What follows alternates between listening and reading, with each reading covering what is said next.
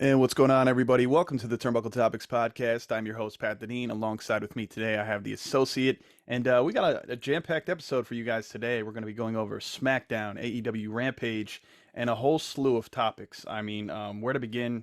Kev, I don't really know. We're going to talk about William Regal, Sasha Banks, Matt Riddle, Mandy Rose, Vince McMahon, Action Andretti, the return of Ruby Soho even. There's just so much, I don't even know where to begin. But I do want to start the show by mentioning this past Friday, of course, would have been the 43rd birthday of Brody Lee, who passed away December 26th, 2020, at the age of 41. As a matter of fact, it was just 10 days after his 41st birthday he passed away um, from pulmonary fibrosis. He was hospitalized for the better part of 2.5 months. And yeah, no one, AEW was very hush hush about it. Kudos to Tony Khan and company. They kept it very private for the family, and we were all shocked when the day after Christmas came 2 years ago, and we found out the horrible news. So of course, R.I.P. to Brody Lee, formerly known as Luke Harper in WWE. His actual name is John Huber. And anything you'd like to chime in about that, Kev? I mean, I kind of remember that day vividly for the most part, just because I definitely was really upset. You know, it's not every day that get a late night text and read that, someone that you love seeing on TV has passed away. It always sucks when you have to, read that kind of news. And you were the one that actually broke the news to me because I was not aware. That's right. What was it? It was like maybe around 10 or 11 at night. I want to say you hit me up and you're like, hey, I don't know if you caught the news. And lo and behold, it was one of those rare days where I took a late night nap from 9 to 11, woke up and, not knowing where I was, looked at my phone and I was like, what, am I reading this right? And I was like, you gotta be kidding me. And yeah, Yeah, it was shocking it, news. it, It it was, really it was was. so shocking just because he's so young, you know? Very young and very unexpected. Of course, like I said, nobody knew except his AEW family and his actual family until that terrible news came about very late on December 26th. I remember I was getting ready for bed, and of course, that's not news you really want to be, hearing or sharing with anybody. But of course, you and a couple other close friends in the wrestling community, I let them know as well. I think I found out through Twitter or something. And yeah, it was this very shocking. He was such a big part of professional wrestling, and the Wyatt family, obviously, through the ranks of Mhm. NXT and on the WWE main roster, and of course the Bludgeon Brothers with Eric Rowan from the Wyatt family, and then of course he made his way over to AEW for he wasn't even there a year. He was the leader of the Dark Order, TNT champion, defeating Cody Rhodes, right, to win that championship. And then, lo and behold, unfortunately, he never got to perform in front of an actual live AEW crowd. He was only there during during the Jacksonville days, during Corona and stuff. So, yeah, just Yeah. wanted to make mention of Brody Lee, of course. Be remiss if I did not. So again, R.I.P. He's not forgotten. That's for sure. Right. So, how you been, brother? What's new? I'm good, getting over the sniffles or whatever that's going around, but other than that, I'm all right, living life. It's almost holiday season, so getting ready for Yeah, that. we got Christmas in a week, man. You got anything on your list? Have you been naughty or nice? Anything you're looking to I you can can answer that? I can never. I was gonna say I can never say for sure if I'm naughty or nice. You know, good 1 minute, bad the other. All I could say is I hope I get something nice. Are you Realistically, I are you think deserving of a trip from Santa Claus on Christmas? uh, fingers crossed. That's all I can really say. You sound guilty. You sound guilty. I I'm just sound gonna guilty because I yeah. probably am. You are. I, You'll be lucky to get cold this year. That's for sure. I would say I'm not an angel and I'm not a devil. I walk that line. All right, the light and the dark. I get it. I could appreciate and respect that balance. So look, we got a lot to talk about. I'm gonna briefly go over SmackDown and AEW Rampage. I'm not sure how much of either you caught Friday night, and then we're gonna get into all these topics. So many topics, hence Turnbuckle Topics, and we're really going to go through everything today. So people, buckle up, get ready, and enjoy the ride because it's going to be fun. I guarantee you. Another 10-hour episode. Yeah, your head will be spinning. So let me just tell you now. Prepare to listen to this episode in segments, two, three, maybe four. So, Kev, SmackDown this week took place at the Allstate Arena, Chicago, Illinois. Start off the show Hmm. with a WWE Women's Tag Team Championship match. Of course, Damage Control came out. Io Sky, Hmm. formerly known as Io Shirai, and Dakota Kai coming out against Liv Morgan and the returning Tegan Knox, who returned a few weeks ago to help Liv Morgan. It's been great to see Tegan Knox back on WWE TV. Have you seen her since her return? I saw the only thing I really saw was that I guess that week that she returned. I just Hmm. caught like a little glimpse of that clip, and it was good seeing her. She really is a great wrestler in the ring. Just someone who has had the misfortune of bad luck. She's injury Uh, prone, and I know it's a very it's a stigma with the word, right? It's like, oh man, they're yeah, injury prone. Why would you sign him or her? But I love her, but she got hurt back to back yeah. years in the Mae Young Classic, right? The I guess maybe, yeah, absolutely. You're right about that. The maybe, and this might come off a little bit weird, but for me, like for instance, a lot of people might say that Samoa Joe is injury prone, and WWE he didn't have the best of luck, but you know that he's a great talent in the ring, right? And that's how I view her as well. Is that she's a great talent. Yeah, I know. Like I said, she's got a string of like bad luck with these like leg injuries and all that. Her knees. But yeah, but fingers crossed that if everything goes accordingly, maybe she'll be fine for the rest of her career, and Yeah. you know, I hope for she, the she'll best, man. get I a lot of hope fans. I hope this run works out for her. She had a decent run Yeah. in NXT the past year or so prior to being released. She was with Shotzi in the tag team realm, and then she got split up, went to Raw. We never saw her again. Got released, and now she's back. So she's with Liv for the time being. This was a fun match to open up the show. Unfortunately, it ended up with the moonsault from Io Sky onto Tegan Knox, and Io Sky and Damage Control got the win and retained their tag titles. But that was because when Tegan Knox was on the outside taking care of business, even having to deal with Bailey causing interference, of course, someone in a black hoodie came out and attacked Tegan Knox, gave her a kick right over the guardrail. So we later found out during the show that it was Xia Li. I'm sure you remember her from NXT as Yeah. well. So I guess that's going to be her first singles feud, and I think that'll be fun. Good to see Xia Li finally back on television. It's been kind of wonky with her the last year. They've had her on and off screen, and going up against Tegan Knox. Gotcha. Now I might sound a little ignorant for asking this, but when did she move to the main roster? Was it just now? About no, about a year ago. About a Okay. year ago. Yeah, they brought her on as a because the last year or so when she was with NXT, she was a heel. Then they brought Mm. her to SmackDown as a babyface. She was called the Protector, Xia Li. She was coming out and helping all the baby faces, namely Naomi, when she was dealing with Sonya Deville last year and a few others. And she's been very back and forth, Yeah. babyface heels, kind of like Shotzi's honestly been on the main roster. Right. So anyway, we got heel Xia Li going up against babyface Tegan Knox, and maybe they'll have a match coming up in the near future. So that was that. That was that match. Following that, we had a brief segment. We've seen LA Knight and Bray Wyatt going back and forth for weeks now. So this was fun. Bray Wyatt, speaking of Brody Lee, Bray Wyatt kind of had a shout out to Brody Lee on his birthday. You know how when he was Luke Harper, he would do that, yeah, he would do like that really Yeah. odd, and he would turn his head Right. sideways. Very odd, people. If you don't know what we're talking about, check it out. But he kind of did that when he came out before he even started the segment with LA Knight. So that was cool.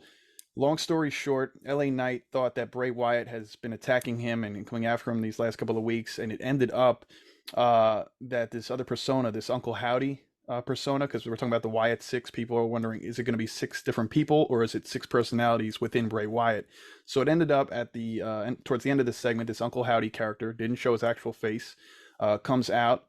Just a little bit, just barely a few feet out, just enough so you could see him, and he starts laughing for a couple of minutes. So I don't know what to think of this. They've really been slow playing this whole Bray Wyatt return. It's been 2.5 months now. Right. So I love Bray Wyatt just like you do, but it's kind of like, all right, let's, I'm all about storytelling and being patient, but it's kind of like, all right, let's get the ball rolling here as far as where we're going with this.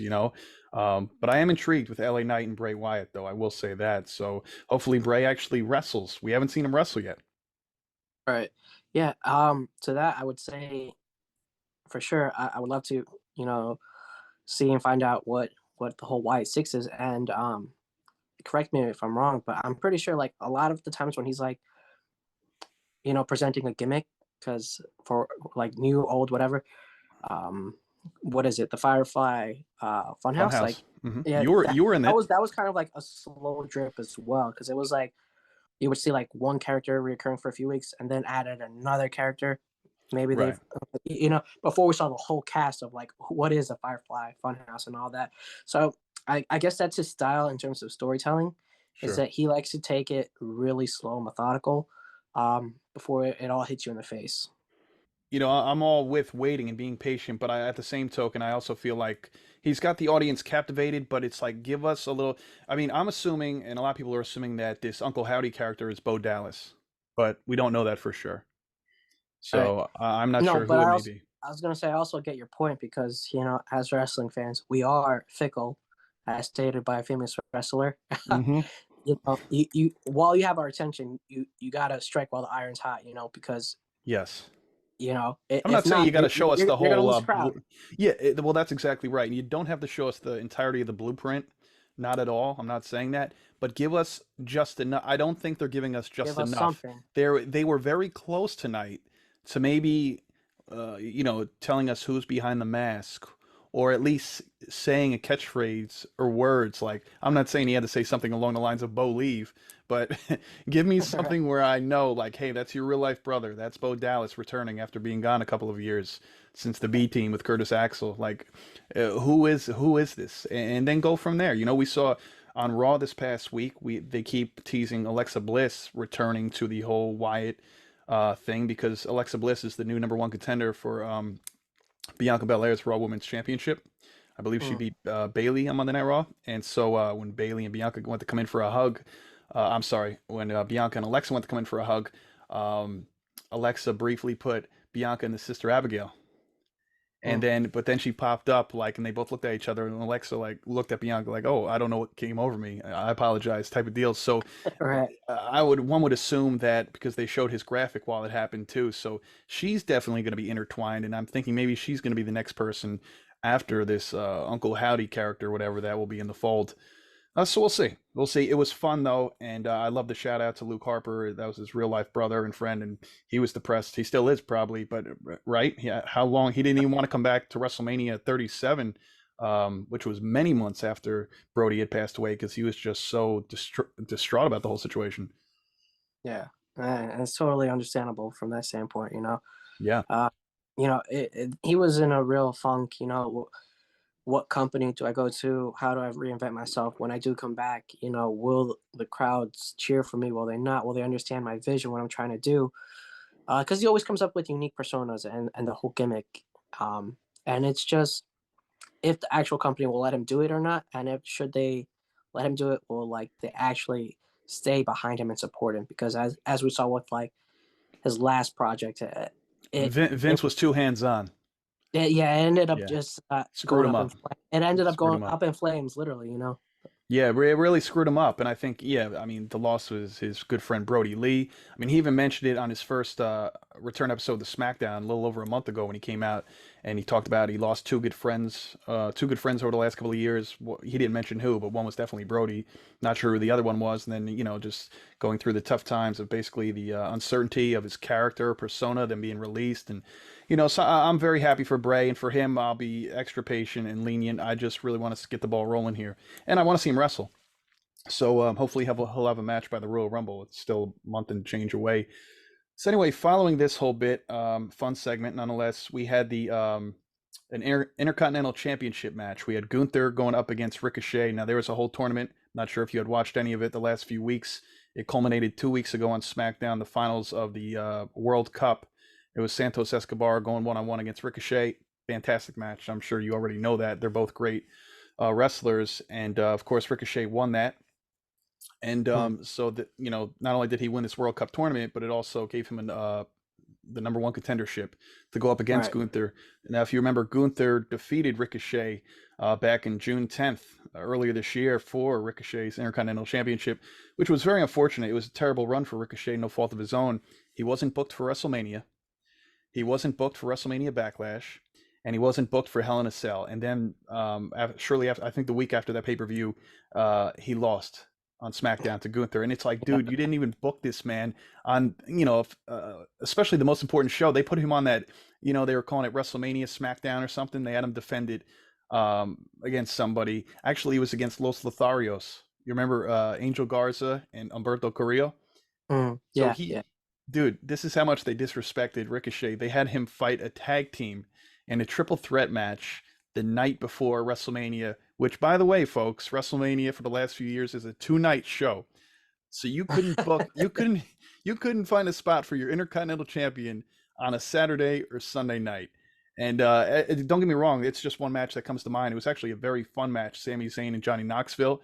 But like you got that on WrestleMania, but you don't have the Intercontinental Championship, and that's where I don't get it. It's WrestleMania is supposed to be a fun event, which it is, but you got to have some of your best titles on those shows 2 nights. Come on. Yeah, it sucks because that's WWE's kind of way of like, shafting the intercontinental title itself and the Yeah. talent. This is like saying, hey, you're good enough to be our champion, but you're not good enough to be on our important shows, the pay-per-view cards or whatever. And it's just a bad look. But at the same time, the only like standpoint that I can understand where they're coming from is that he's such a great performer in the ring. It's just like he has no presence on the mic. That's really his only drawback. That's his But Achilles heel. regardless, Yeah. if I was management, I would say no. He still needs to be on said card. I agree. No, no, I agree with you with that, Ricochet. That's the only thing, his mic presence. But I will Mm-hmm. say though, he's gotten better, and I think he's gotten better in the last 4 to 5 months because he's confident again. He's got his I'll say this, his NXT confidence back again because Triple H is in charge, and now he Right. knows he has that boat of confidence. Like, hey, go get him, kid, whether he has a title or not. Because under Vince, it's like I don't know how I'm walking on eggshells. Am I running Yeah. for the 24/7 title next week if I say the wrong thing? Like now he's like I know I'm going to go in there. I just want a tournament. I'm going to have a banger of a match against Gunther. Phenomenal match Friday night. It was as you would expect. It was very physical. Of course, Gunther came out with the victory. He hit his new finisher. It's like a power slam. The last symphony for the 1, 2, 3. 188 days he's been champion, and but I will say this though, prior to that, Gunther hit Ricochet with a power bomb and he kicked out of it, which I was very surprised. So Ricochet didn't back down. It was a fun match. If you didn't see it, I definitely suggest to check it out on YouTube or wherever they have it on their website. But yeah, and while we're on the topic, World Cup Sunday morning, who do you got? Argentina or you got France? I'm gonna go. Is France gonna do it again? I'm actually gonna say Argentina. I know a lot of people are like, you know, they want Messi to win. They want Argentina to win. They're one of the powerhouses in the world when it comes to soccer. Yeah. Yes, very true. But at the same time, it's like, yeah, they usually get somewhere in like the like in the quarterfinals, close to there. But then they haven't won the big one in so long. I don't know how many years, but I want to say maybe 20 plus years. Really, been that long? But yeah, but no matter what, like I'm trying to think of like a good team, like per se. I hate throwing this because I'm not a fan of theirs, but it would be like saying like how the Patriots are always contenders. That's how I think of Argentina when it comes to like the World Cup. Is that they're always contenders. They may not necessarily win it every World Cup, but they're They're always they're in the hunt. contenders. And France has really stepped up since I want to say maybe like 2006 when they were facing Italy and Italy won. Ever since then, they've really been showing their talents. They won the last World Cup, but for me, I don't like personally picking repeat champions. Even like my own personal teams that I cheer for, like if they were to win said championship of a league or whatever, I don't see them winning So the you following rather year. not? Okay, Yeah. that's fair. So for me, I'm gonna definitely scratch France on this one and go with Argentina. Yeah, I'm with you. I'm going with Argentina as well. Final answer.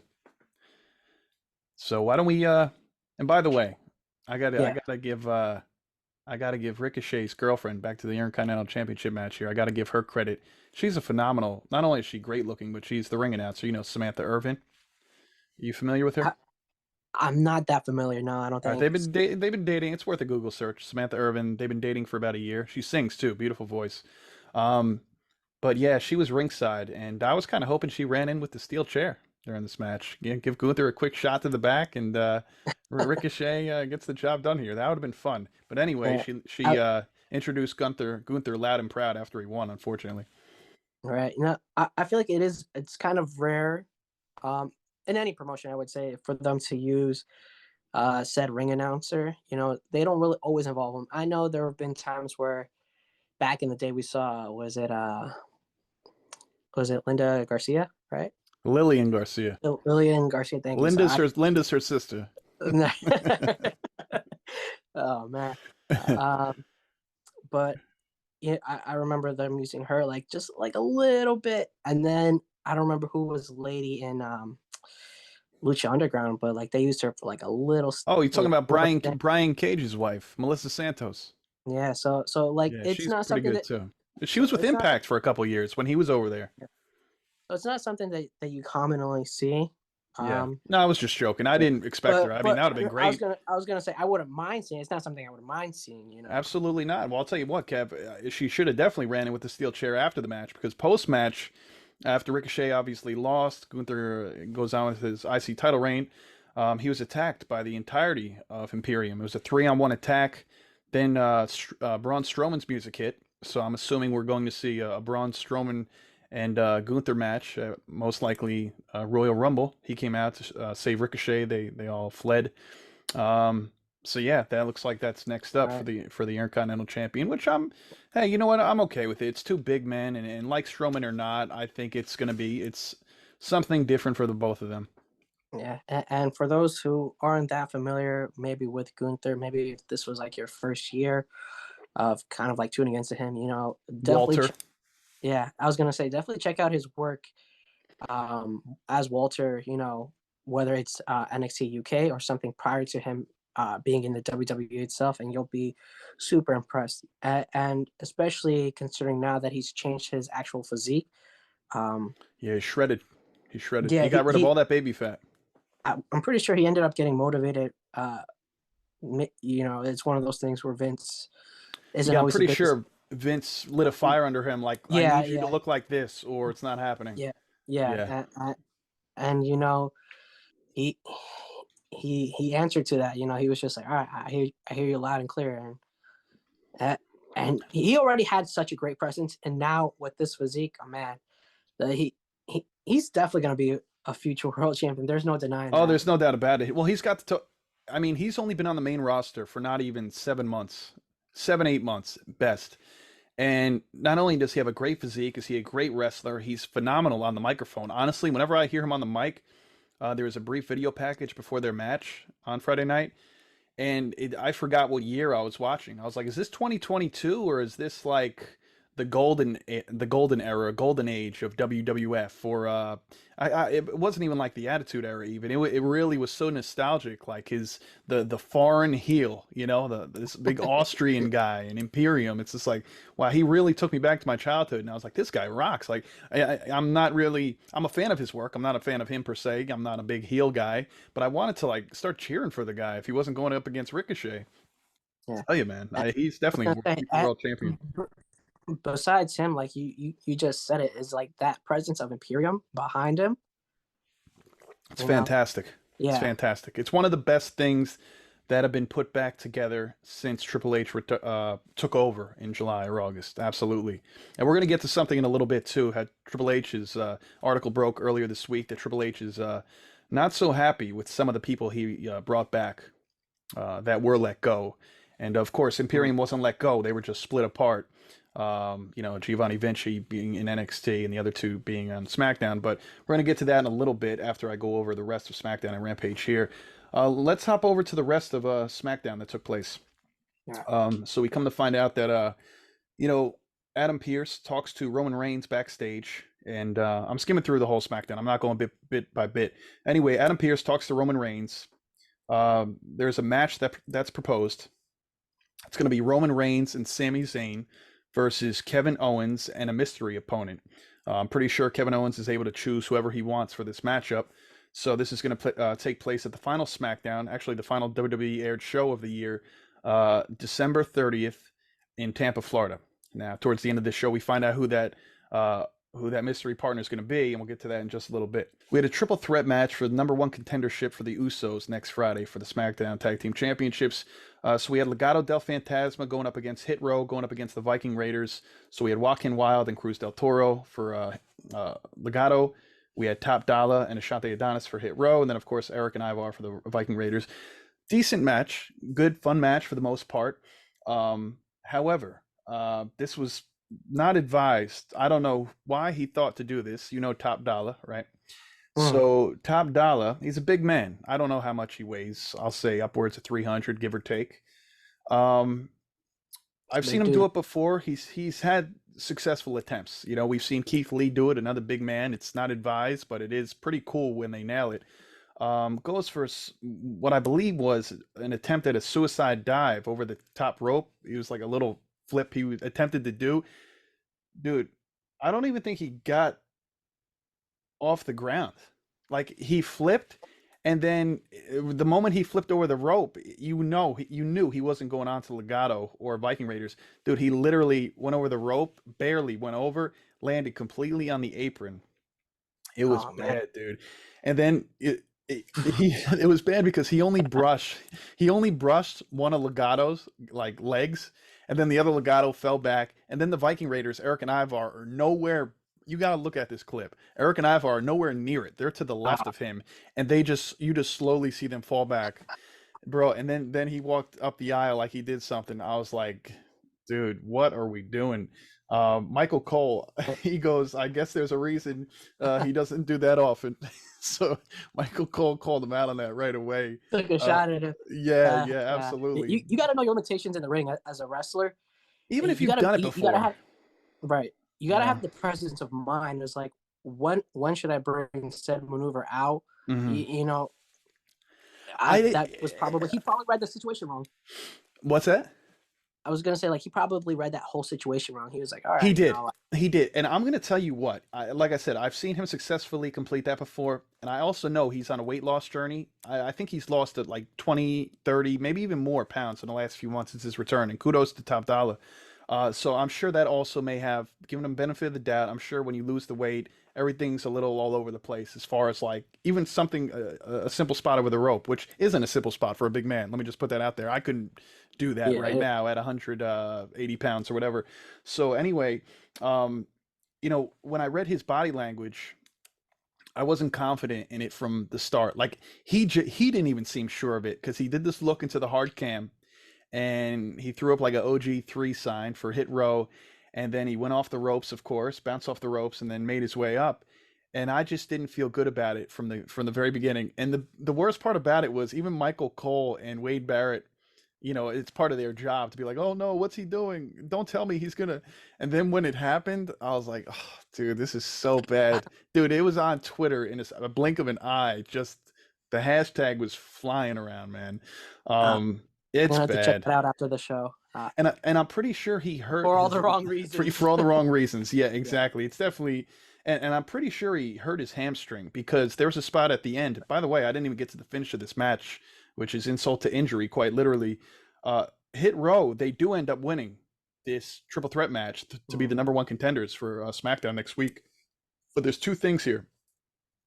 Towards the end of that match, Top Dollar was holding up one of the members of Legado to wrap the match up. I want to say it was Cruz del Toro, not important.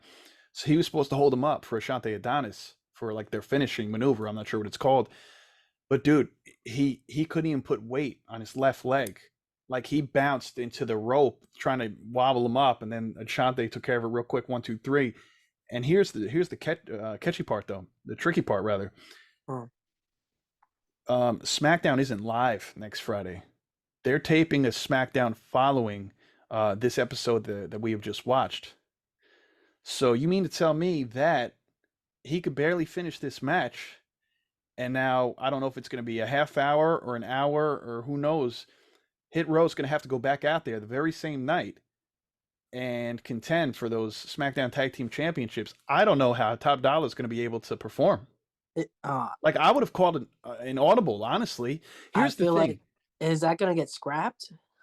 I don't know because dude, I legitimately, from the looks of it, and he's a big man. I don't see how he could, and it's not like they're going up against any other tag team. They're going up against the Usos for a tag title opportunity. I don't know how they're going to get through that match, or if they were able to, because the problem here was Legato is still kind of heels, right? And Yeah, Viking Raiders are definitely heels. Hit Row is babyface, pretty much, and Usos, even though the crowd loves the Bloodline, they're heels. So I guess they went with Hit Row because they're the babyface tag team. But I would have called it an audible. Once I saw that injury, I'd have been like, "Yo, we gotta get one of the." I would have put Legato or you know. yeah. So I'm so curious because it's like it Oh, sucks. He man. doesn't even have a week to rest up and recover. He's got to hop right back in there and perform again in front of that same crowd. Yeah, depending on the severity of said injury, it's one of those things where you could be like, a match in 2 weeks or something. That would be like the best case scenario, but Yeah. I don't know what Triple H would have in mind if he's like, no, you just gotta put some ice in. I'll see you in an hour. You got to go do another match. Like I don't even know how to. I don't even know from the looks of how he looked. I don't even know how he would be able to wing it. You know what I mean? Right. Even if it was a semi squash, it's Well, just I guess we'll find out next week. find out soon enough. Yeah, I guess. Or if somebody who was there, has social media is somehow taped it or recorded it or let us know following this show, Well, of course, if it took well, I place know. or I not. was gonna say another thing. I feel like that is kind of common in wrestling when like someone from a tag team gets injured is that they just have the healthy partners. Well, in this case, the other tag teams are fine, but they have the healthy member do like a singles match. They Kind of could just do like that. like a one off. It's like, oh, they are gonna have a title defense following whatever in a few weeks. Down the road.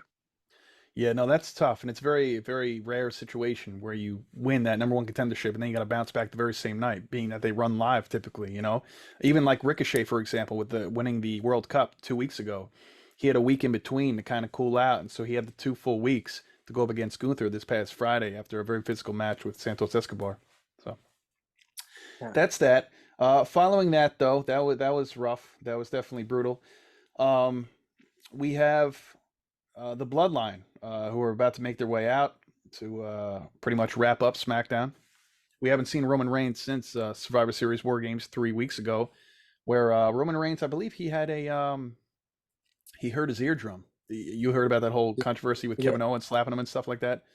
Yeah. Yeah. Yeah. So yeah, he was back. He wasn't wrestling, of course, but 840 days as champion came out with the whole. Sami Zayn was wearing a man bun. You got to check that out if you didn't see that. Have not. Yeah, he cleaned up nice because he was supposed to be an official member of the official USO, no longer honorary US anymore. And then, of course, the Usos, they're 518 days or so as tag champs. So there comes a point that they're talking about Kevin Owens. And, Jimmy Uso, who has typically been on Sammy's side this whole time, usually Jay wasn't on his side. And long story short Mhm. here, they're talking about Kevin Owens, and Sammy chimes in to Roman and he goes, I am his only friend. And they're all looking at him sideways, like, what do you mean you're his only friend? What do you mean you guys are still friends? He goes, wait, I was his only friend. And so lo and behold, before they're able to even respond to that, we look up to the Titantron, and it's John Cena. And John Cena talks about how KO reached out to him recently and said, John, you've been wrestling at least one match every year for the past 20 years, and if you don't wrestle in the coming weeks, this will be the first year in 2 decades that you didn't wrestle, because he hasn't had a match since what, SummerSlam 21 against Roman. So he Right. says he extended the olive branch, and he said, I'd love for you to be my tag partner on December 30th against Roman and Sammy. So John Cena accepted. He said Cena Claus is coming to town on December 30th in Tampa, Florida, and we're gonna get John Cena and KO versus Roman and Sammy. I think that's gonna be a lot of fun. Um, Yeah. Yeah. Right by the skin of his teeth. He's gonna make it. what's that? saying by the skin of his teeth he's gonna make it. I know, how crazy is that? Like literally the night before New Year's Eve, final. That's going to be the final aired show of WWE this year, and so that's going to be fun, man. It's going to be good to see Cena and Roman and Sammy and KO. There's just so much going on there, and that was pretty much SmackDown for the most part. It was a Uh, pretty solid show. All right, associates, so we're going to hop into AEW Rampage here. Before I start that, I want to go over. Actually, I want you to tell me who you think in your mind in 2022 was the best signing by AEW and the worst signing. Okay, oh, we're before we go on catching the me off rampage. guard. Yeah, well, that's what we do here on Turnbuckle Topics. We keep you thinking. You never know where we're headed next.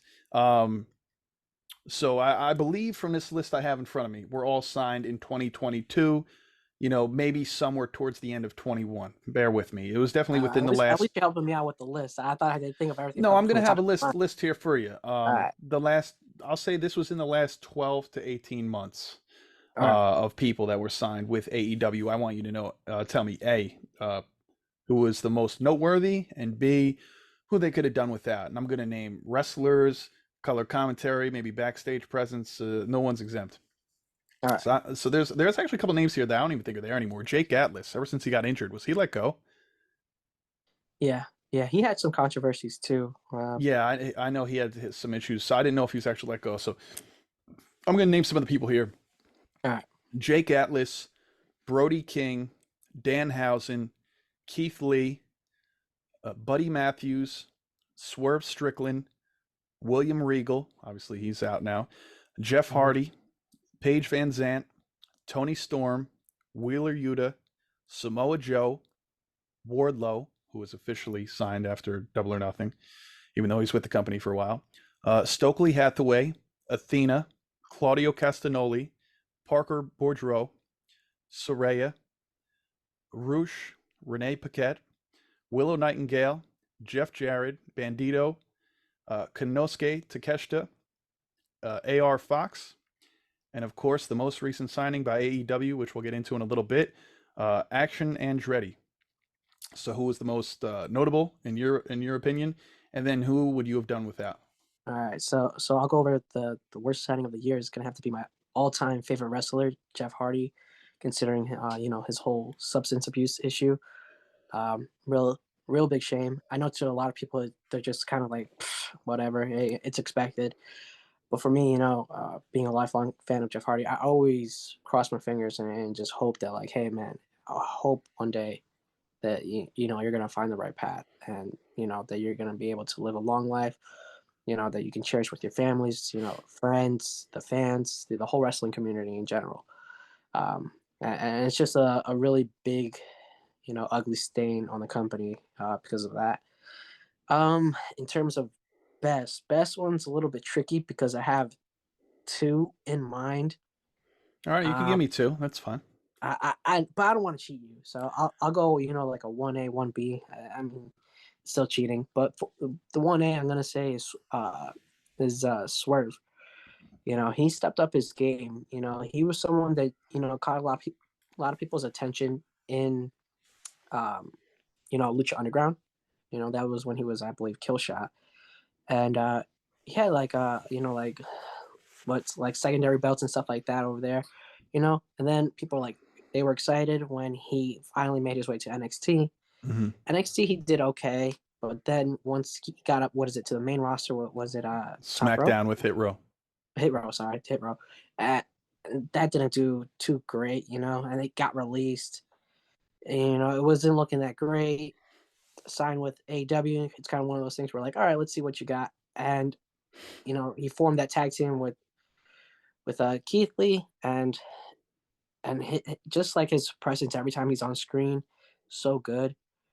We know that he's like a master in the ring, but I think he really stepped it up, just showing like his charisma as like Hmm. kind of he can play up the baby face, he can play up the role as like a heel.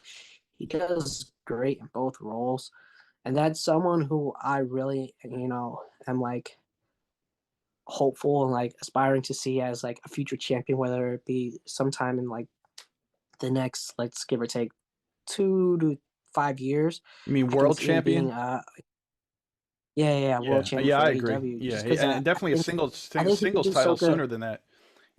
Whether it's Yeah, TNT or Ring of Honor title, he'll definitely be a singles champ very soon. But world champ, yeah, I'd say a year or a two. world champion. I'd see like in maybe the next two 2 to 5 years, depending on how they play with different storylines and how things go. But I think he's on the right path to being considered one of the all stars for AEW, just being eventually one of the faces for that company. I gotta say, and then I want to hear your 1B, who was up there as well with him. He's one of the very few people that will release from WWE that it actually worked out for better in the long run. Yes, yeah, Whether he makes his way back to WWE at some point in time or not is not important right now because him needing to separate himself, not just from WWE, but where he was headed with Hit Row, is a big deal. Yeah, it seemed cool, the whole gimmick and stuff, but Hit Row obviously needed him. He did not need yeah, Hit Row because, yeah, even though they're being booked for matches and stuff on SmackDown and stuff lately, and finally found themselves in a winning effort Friday night. Usually they've been taking some L's, Hit Row, right? Um, but yeah, Swerve doing his whole thing with Keith Lee the last few months, slowly working his way into a singles realm is very important, and I think it's only gonna raise his stock going forward, just like it's going to do the same for Sasha Banks. We're going to get to later on in the show as well when yeah. she goes and does her thing outside of WWE as well. Hmm. Yeah. So who was your 1B? The 1B is going to be Wheeler Yuta. Now, I will admit that prior to his AEW run, I wasn't familiar with his work, you know. Hmm. Um, but getting to see him, come on, I was kind of like, all right, this newcomer looks very promising in like his first few matches, and I was just like, all right, I got some good expectations, but I didn't know really where the ceiling was for him, you know. And then seeing him, kind of get together with Blackpool Combat Club at the time, it was like, all right, they're kind of, you could see like that they're, him being included in that faction, that staple. It's like, all right, they're seeing a lot of potential, in this individual, and and since then, his introduction to that group, we've got into, and we've talked about this, seeing like a more like fierce side from him, because when he was with best friends or whatever, that whole group, I don't want to say he was a jobber, but he was definitely like the least important person of that group, and he racked up like a lot of losses under like that stable. I know at the time Trent wasn't around, so he was kind of like fulfilling that role a little bit. Right. But once he got separated from there, you got to see him step up. You get to see his real talents in the ring. I know we talked about his actual like I don't know if you want to call it like not a physique problem, but like A presentation. like a That's what we talked presentation. about. Yeah, Yeah, we talked about like his back, actual back in September. presentation. Yeah. Yeah, well, we're just like we gotta want to see maybe something a little bit more He different. hasn't shaved his head yet. I know we spoke about that Yeah, 3 months ago, but hey, whether he's doing whether he, great. whether he shaves his head, he grows out his beard, he grows out his hair. Yeah. I don't know. Just Whether he but decides to but manscape or what. But we noted that like at least he started wearing like darker tights because like that transition it showed like a more serious side. It's such little things in wrestling, yeah, little little things like, tweaks. Yeah. you know. Not to say that there's anything wrong with like wearing colorful tights or pants, whatever, but it's kind of got to reflect your gimmick. And at the time, his gimmick, like he was a good wrestler, but like there was nothing to It him. wasn't matching up. It didn't Yeah. make sense. So the Yeah. fact that he got together with the Blackpool Combat Club, he got to wear the darker tones, and we got to see like that more vicious side from him, and it's really working out well. Good And choices. right, and I feel like I don't know if I should like I don't want to like kind of step on my own toes because I previously mentioned someone else who has done really good. Ricky Starks is that if had Ricky Starks not came in, then I kind of feel like um that Wheeler kind of could have taken that place of like that fifth person of like you can see being a stable in the company of Yeah, like I next to see the what you're four saying there. pillars. Yeah, I see what you're You know? saying there. But hey, look, I like Wheeler Yuta too. But let's both be honest here, as you well know, Wheeler Yuta is nowhere remotely near the caliber of mic presence that Ricky Starks has. Because No, no. Ricky Starks 2 weeks ago on Dynamite was the first Uh, person in not just recent memory, in any time watching AEW, in my opinion, that gave MJF a true run for his money during that segment where MJF really went in on Ricky Starks, calling him the Pebble, and Ricky Starks gave it to him. What, didn't he have something that was remotely scripted he was going to come out and say, and he completely went off the cusp, was in the heat of the moment and delivered beyond anybody's wildest imagination. Yeah, and I remember texting you right afterwards. I was like, for me, that was very reminiscent of something along the lines of like Triple H and The a Rock. Triple H and The Yep. Rock, promo segment where it's just going back and forth on the mic, whether one person's on top of the ramp and the other person's in the ring, and they're just kind of shouting Hmm. at each other. That was It was, awesome. yeah. That made me proud to be a wrestling fan, Hmm. a lifelong wrestling fan. But even at 36 today, here with you now, I say it loud and proud. When I see stuff like that, yeah, it's always good to see a nice classic wrestling match, which they had this past week on Dynamite, which was a fun one. Yeah. With of course MJF coming out victorious, cheating, of course, the typical heel he is, but we knew he would win the Dynamite Diamond Ring for the fourth consecutive year and leave with his what is it, his Burberry AEW World Championship. And I loved how Ricky Starks came out in the Louis Vuitton vest. That was really cool with the RS on the left side. But yeah, Ricky Starks, man, I'll tell you what, in the last 2 or 3 weeks, he has really, I know he's been a guy of yours for quite some time. I Mm. always knew he was good in the ring, but he has really shown me like, wow, like you can go just as good as you are in the ring. His mic work is flawless, and I feel like, especially, um, being around an MJF, top tier guy in the company, being around MJF, being in this brief feud they had, everything was, he crossed his T's and dotted his I's when he was, cutting these backstage promos or in ring segments with MJF. Like everything was flawless in my opinion.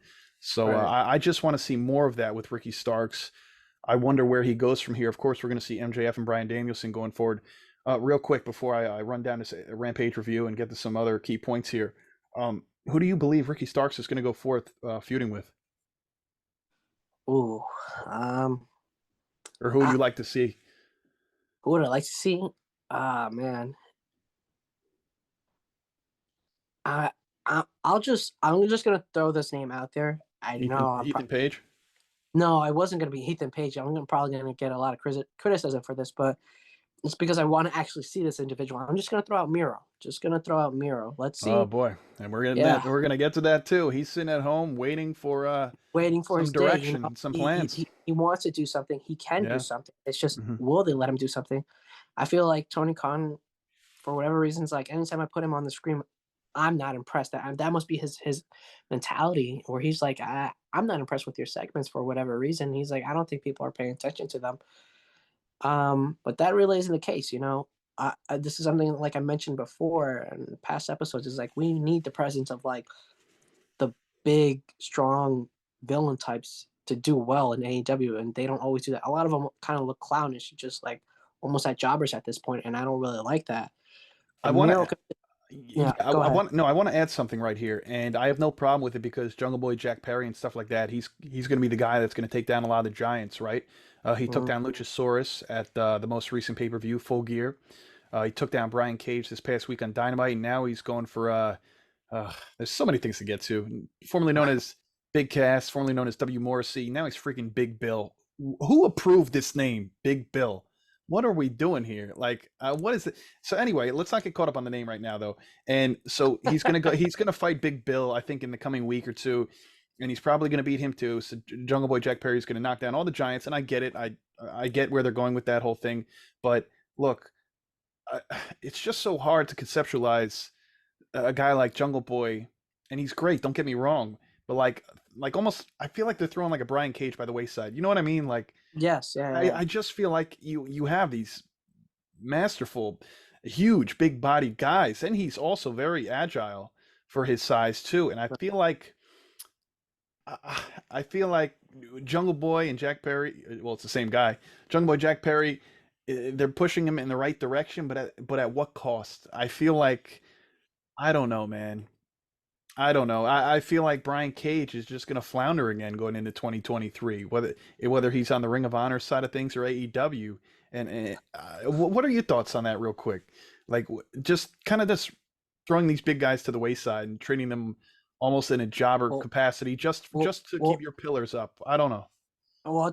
it doesn't bother me for the pillars standpoint. It just bothers me for like the whole roster, like the whole company. That Hmm. standpoint is like that they don't feel like, and I'm gonna put this in the terms of like video games. They don't feel like the big bosses that you face. They feel like not even mini bosses. They feel like little, I don't know, little characters that you just have to beat up on. And it's like to get to another boss. And it's like, why do you have these big presence? Yeah. They proven themselves in the ring. They're Hmm. good. They can talk on the mic.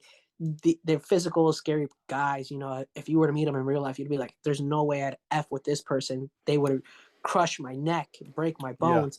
Yet they get thrown to the wayside, and it's just like, come on, like you got to do something with them.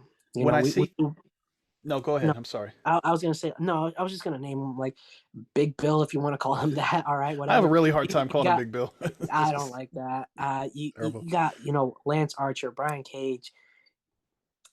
Who else? Well, Miro. The only people that they kind of like shine a light on is right now. I would say is maybe um, Hobbs. Hobbs gets some spotlight, which I love, but I think he deserves more in that heel, like in that heel kind of light, and then Yeah. on that heelish side, and then also Samoa Joe. But that's really more from like an ROH standpoint. Yeah. Even though they're trying to make it like an AEW thing, it's he's got the ROH belt. You know, well he has both, I guess. But When I see a lot of these homegrown talents, like the pillars we were talking about, and I have no problem with them pushing Sammy Guevara's and Jungle Boy Jack Perry getting some momentum behind him, and Darby Allin, and MJF's the champion, and Ricky Stark's in the mix, and Wheeler Yuta doing his thing. I like seeing all these guys do well, but what do they all have in common? They are very smaller size and stature, and I think that's okay. We've talked about this before. Size and stature, it shouldn't really define who you are as a wrestler, right? mhm. You could still be a world champion regardless, even if you're 150 pounds or 60 pounds. You don't have to be a 350-pound brute. But when I see this happen, and I see a lot of these big guys get thrown to the wayside, it's like, all right, you're focusing on all these smaller guys, and then what are you doing with all these big men? And it kind of makes me want to see weight classes almost, or certain titles for certain weights, because then this way nobody's at a certain disposal. You know what I mean? Like WWF used to have the light heavyweight championship, and obviously cruiserweights and stuff like that. And I don't feel like the smaller guys should be restricted to that, but I do think that it's a great way to save face for a lot of these big guys that have potential. They're not just a bunch of big goofs. These Right. guys, they're actually really skilled. Like you said, Lance Archer, a Big Bill. This is really. I'm just going to call him Morrissey. I can't. Yeah. I'd rather call him Big Cass. Um, and Brian Cage, etc. Powerhouse Hobbs, and all these guys. I just want to see them have a bright future. You want to keep a lot of them around too, right? As your company goes on and grows throughout the years. You don't want to just have across the board. And again, I'm not saying this in a negative light, but it's just the fact of the matter of how they're booking. I don't want to see a bunch of guys that weigh 165 pounds with the titles. It's like you don't have, where is the meat and potatoes of like literally your big guys? Like, I'm Yeah. okay with seeing different, heights and sizes and weights and all that. But why do all of your champions look the same? Like, I don't want to see Orange Cassidy and Jungle Boy and then Sammy Guevara. I want to see these big guys in the mix of things. Like, there's no reason, like you said, how is Miro sitting at home for 4 or 5 months without any plans in place? Yeah. So, Uh, it, it it all goes back to Tony Khan and whatever his vision is for AEW, hmm. and whatever his said vision is. I t- I just want to like scrap it. I'm just gonna say like, hey, whatever you're thinking for 2023, just Hmm. scratch it, like just cross it out because we could already see that it's not gonna work. Like you're gonna end up, I feel like, losing more fans than gaining fans. I feel That's like he needs to be more open-minded, and that's all I'm going to say about that. Um, because honestly, AEW programming lately, the last couple of weeks, has been very good, following um, following Full Gear. I would honestly say that this past week of AEW Dynamite was fantastic. Probably one of the better Dynamites of the whole entire calendar year, the um, this without a last question. quarter. As you're saying that, yeah, it has been good. Hasn't been great. Has been good, but it doesn't make up for the rest of the year that has been poorly booked, or Right. just poor decisions. It doesn't make up for the other three quarters, Very sadly. true. And although they did get hit with the injury bug, we've given them benefit of the doubt because it hit a lot of their mainstays, right? Adam Cole's still out. A lot of their guys, obviously the whole CM Punk situation, and a lot of the people they heavily relied upon had to be on the sideline for quite a while. So Yeah. anyway, we finally get into this AEW Rampage 20 minutes later, right? Sammy Guevara versus John Moxley. This was a pretty wild match. First of all, I didn't really see how John Moxley did, cut his ear open. His left ear was bleeding quite a bit. And Ty Mello was there ringside with her husband, Sammy Guevara. Anyway, this kind of threw me off. I don't know if you saw this bit, but Sammy Guevara at one point had Moxley's blood around his mouth and tongue area because he was gnawing on his ear. I don't know if he was trying to be the second coming of Tyson versus Holyfield. If he was trying to turn him into Van Gogh.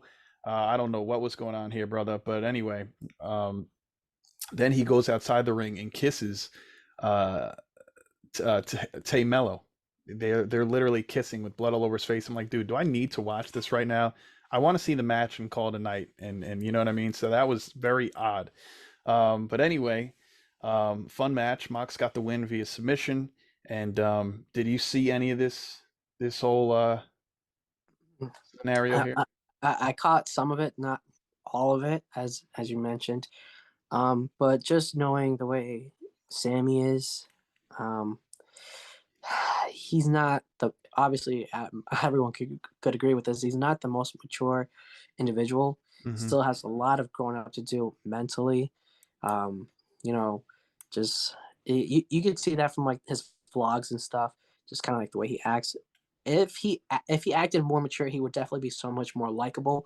But because he's not, a lot of people don't want to give him the time of day. They're just like, you suck, f you, whatever. Yeah. Just like they don't appreciate his talents. He is a good wrestler in the ring. He actually is good on the mic when he's not doing the whole bit with the cards, because I don't like that during the whole commercial breaks that he would do. Does he still do that? I felt like he still did it at some point this year, and it wasn't. I'm just like, dude, that never worked. Like, just get rid of it. It's something they tried during that whole Jacksonville era, whatever they was What was talking the about. point of that? Why did he have those cue cards? What was that? It What was that for?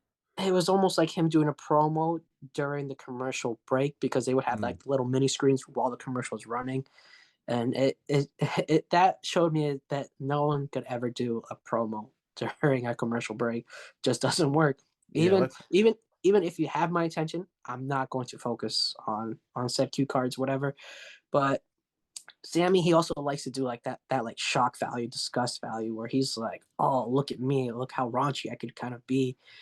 He's over and, the and top for he, no he reason. plays it over the top too Yeah. much. And don't get me wrong, I know that's something that maybe, like, let's say, I'll throw this name out there, a Randy Orton absolutely would have done 20 years ago. He was the same way. He reminds me a lot of like a younger I know you Randy said that Orton. last episode, but Randy Like, was also cooler though.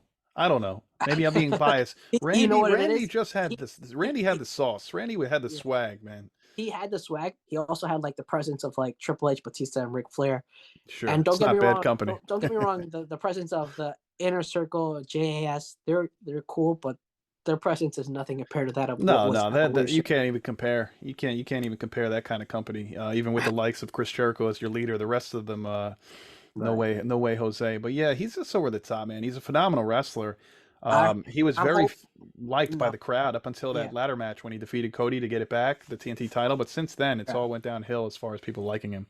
I'm hoping in the next, and this is fingers crossed, in the next maybe like 5 to 10 years, we can talk differently about Sammy. Just like, hey, you remember when he was a punk? Now he's the best. He is the it factor of like AW. He's so good. Oh, he's talented as hell. I agree. Well, like where he's like a reliable champion or something, where we could be like, oh man, Sammy's got the title or something. But right now, it's far from that, because that vision, I should say, just because like no one really sees him in a good light.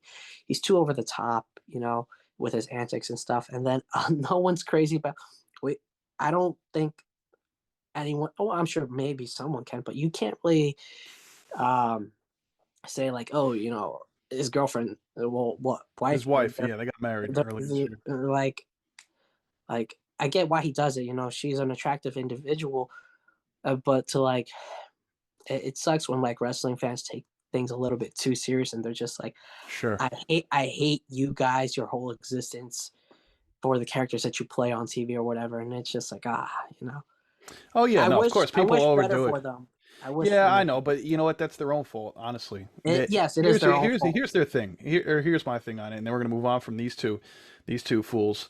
The fact of the matter is, they're both younger. They're both in their. He's in his what, approaching his late 20s. She's only like 26, 27. They're young. They're married. They're having fun. They're trying to, deal with, and it's not easy when you're a celebrity, even if you're a B, C list celebrity. We would know, right, Kev? Right. You're dealing with all the hecklers on social media, and it's a very toxic environment. Even if you are a baby face best person in the world, you're still going to get hit with a lot of Yeah. toxicity. But I guess they just need to channel it better. Even if you're a Right. heel, like Yeah. I think their counter is just be more over the top and obnoxious.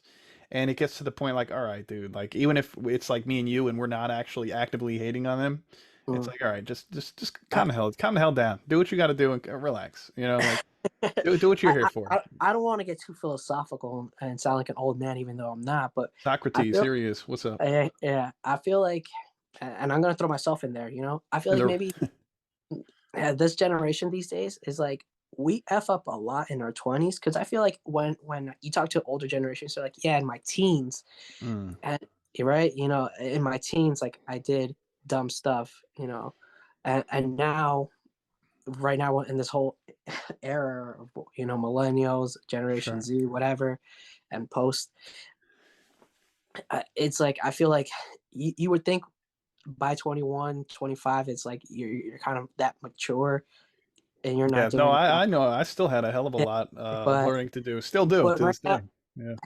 right now it feels like the whole era of like 20 to 30 is like your f up stage, So Kev, if my math is correct, you have a little under 2 months to get it together. Uh, yeah, basically. till Kevin turns the big 3-0 in February, guys. Um, yeah, so you got a little less than 2 months, bro. You better get it together, man. You better Yeah, mature, all right? yeah, Uh, I want Santa Claus to visit me next year. All right. don't be sending any more inappropriate memes or text messages. Um, so yeah, maybe you'll make the nice list next year. So after Yeah. that, we had a brief encounter with John Moxley and Hangman in the ring, going after one another. Hangman actually gave a buckshot lariat to a member of the security team, I believe, in an attempt to get to John Moxley. So yeah, I think this is going to be a really fun feud. I don't know if they have a match that's actually scheduled or lined up. I know we have the Holiday Bash next Wednesday, followed by the New Year's Bash the following Wednesday. I believe that's the 28th, if I'm not mistaken. Um, Mm. so I know a few matches we do have lined up to look forward to this coming Wednesday on AEW Dynamite. We have match number 5. It is a weapons and a no disqualification match between Death Triangle and the Elite. Death Triangle is up 3 matches to 1. So if they win, obviously the next match they win would be the series, correct? Mm. So we could fully anticipate that this is going to go 7, right? Taking Yeah, us all the way till January 11th, I believe. Um, at the Kia Forum in Los Angeles. So we have that match. We have FTR going up against the Guns. They lost the Ring of Honor tag titles last weekend to the Briscoes, though they still have 2 other tag titles, the AAA tag titles of right, the Mexico yeah, championships, and then of course the IWGP, right, the New Japan Pro Wrestling Tag Team Champs. So they got some titles to defend still, and then another match that was scheduled for Holiday Bash is Jamie Hayter, the AEW Women's World Champion, going up against former AEW Women's World Champion Hikaru Shida. So, there was a match between Britt Baker and Sky Blue. I did miss this match. I believe Britt Baker won, I'm assuming. It's just crazy, though. I mean, don't get me wrong, Britt Baker does have that star presence. I get it. I love her entrance. I love her theme music. She's a beautiful woman. Much so is Jamie Hayter. Just everything about her presentation is just on point. But Jamie Hayter came out with her, of course, the AEW Women's World Champion. And, dude, I think you know where I'm going with this. Jamie Hayter just still seems like such an afterthought. Like, you are the Women's World Champion of the company, and you still look like you're just alongside for the like. And look, like I said, Britt Baker just has a great presentation. I take nothing away from her, but man, Jamie just seems like an afterthought, dude. I don't know. I thought we were going to see that separation. It's been a few weeks now, but almost a month now, and she just kind of seems like she's there.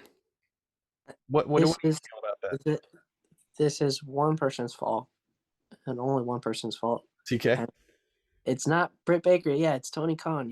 Correct. Yeah. He his thing is that he either pulls the trigger way too soon or way too late, and in most often cases, it's like way too late. Hmm. Um, you know, he missed like making what is it FTR champions this year. Yeah. Just other dumb decisions and breaking up. Britt Baker and Jamie Hayter, that should have happened a while ago, as you kind of just mentioned that. And it's like, why? Why? She's Why? already the champion. Yeah, she should be Like distinguishing her own just self. split, Even if just they weren't, split. Like, even if they weren't beefing yet, and they're gonna cross paths sometime in 2023, at least let that tension linger for a later date, and let Jamie be her own woman. Why the hell is she still coming out to with Britt Baker for a match against Sky Blue?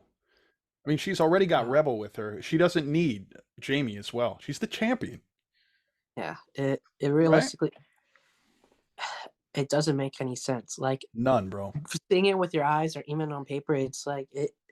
At this point, your champion shouldn't be playing second fiddle. You know. Yeah, and here's the thing. All she did was come out with her and no more no less.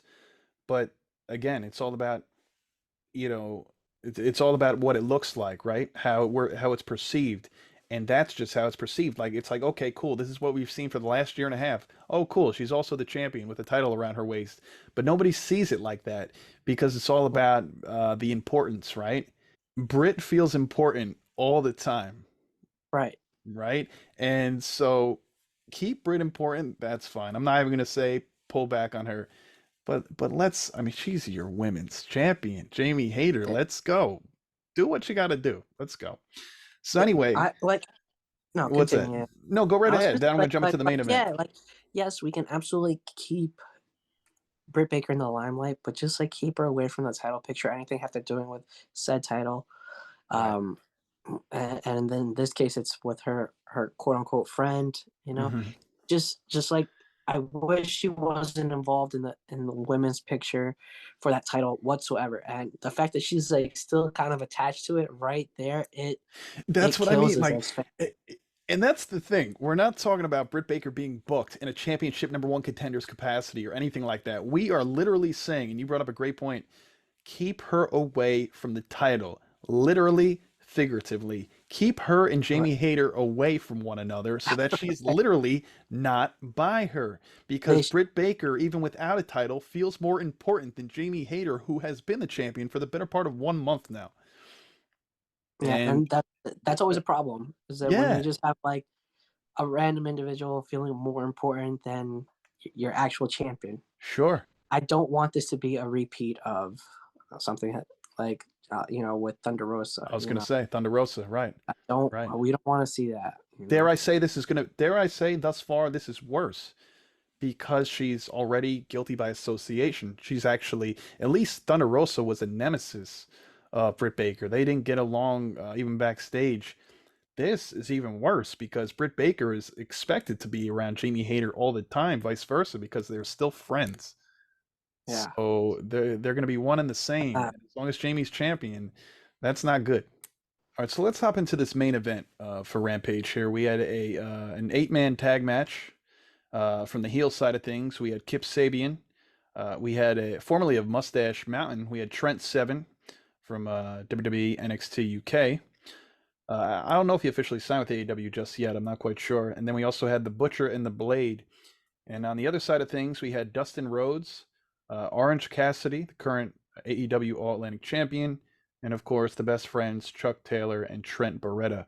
So we had a Trent on both sides. We knew that a Trent was going to come out victorious on this very night, right. and this was a fun match. It was really good.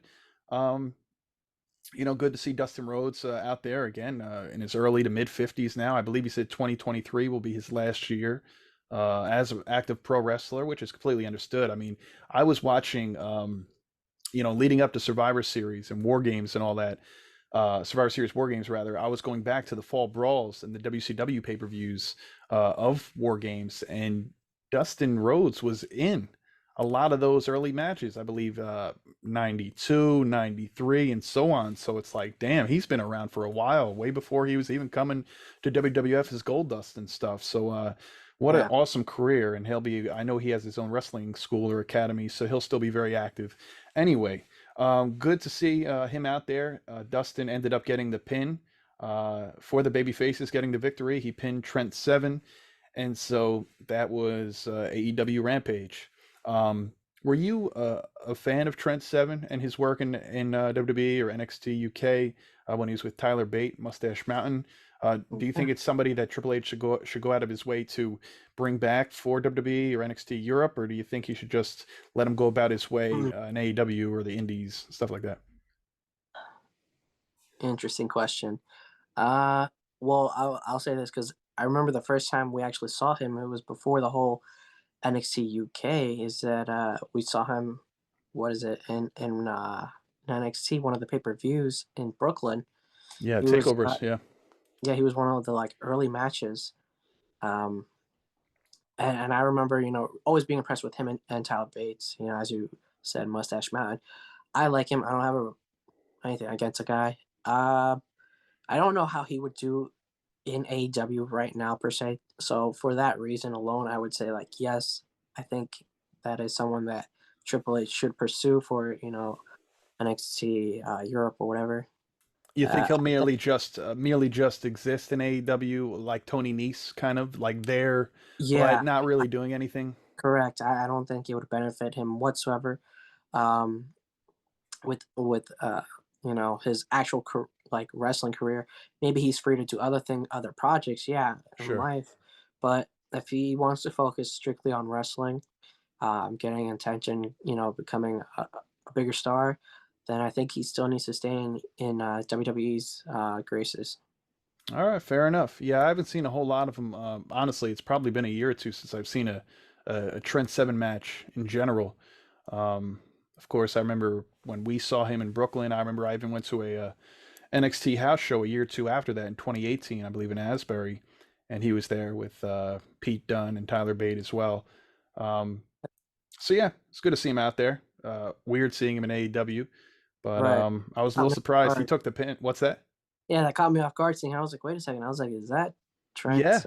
yeah, Yeah. he's been. I know it's been a couple weeks now. I think he's been on Dark and so on and No, Elevation. I wasn't aware of that to be honest. But Yeah, yeah. once I've I was just like, I was just like, I don't want this guy to get lost. Like, don't get me wrong, he may not be said champion in NXT, but I Sure. think he could still do good stuff over there, helping up the European brand. No, you're right about that. And I got to say, I was surprised. It's not the end of the world. It's just the main event on AEW Rampage. But I was surprised that Trent Seven was the one who took the pin to Dustin Rhodes. I thought it was going to be the Butcher of the Blade. Honestly, if Right, they were going to right. win. And if anything, that might be a telling sign that like, hey, he did an appearance for us, but maybe he's not signing because we've seen that with AEW and there's other companies that do that where you see a big name or semi big name for like a one off and then they're kind of gone. It's just maybe Speaking of like which, one comes to mind as you said it. I want to say before it slips my mind. Earlier this year, we saw Johnny Elite. What's going on with John Morrison? Is he exclusive to any company? not that I know of. I don't know when's the last time I read any news about him. It must have been over the summer, but I don't really know what's going on with him. Okay. And was there a reason why he got cut from WWE? Was there like an actual like, He was or, just part of or the was it just part of the the money? mass releases. He was part John Morrison was part of the mass releases, and I will say when his wife was released from the company a month or two prior to that, Frankie Monet, obviously Taya Valkyrie, it was said that as soon as she was released, he wanted out too. He's like, if my wife can't be here, I don't want to be here either. So Yeah, maybe that may have pushed them to put him on the chopping block as well last spring or whatever, or earlier this year, this past spring. Um, so maybe, but I don't know how old he is, but I know he's got to have a couple good years ahead of him still. I'm sure, right?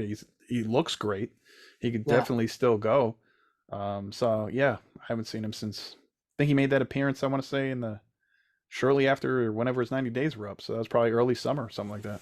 So he hasn't like signed with Impact or anything. You don't know? No, and I actually tuned in to Impact recently, and I haven't seen him on there or anything like that. Matter of fact, the newest signee of Impact Wrestling. I don't know if you heard, Jonathan Gresham. Yes, I did see that.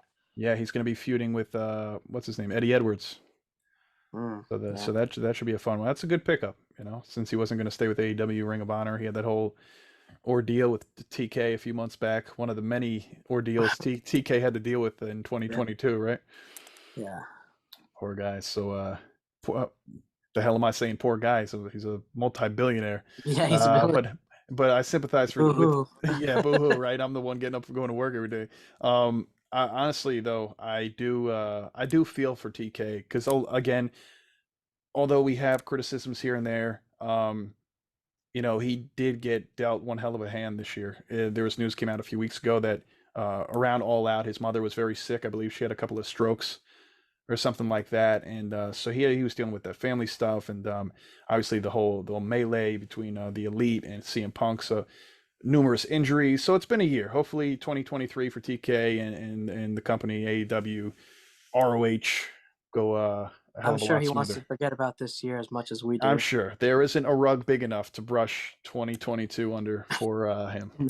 At, from a wrestling standpoint, just purely wrestling standpoint, because Yeah. obviously, but it feels like 2020 was better for wrestling compared to 2022. I will just say that AEW specific, or you mean overall? WWE, everything. overall. Overall, okay, it's Yeah. fair assessment. Even though they were in the Thunderdome and AEW was in Daly's place in Jacksonville, right? At that time I was watching both companies and I enjoyed Yeah, both products.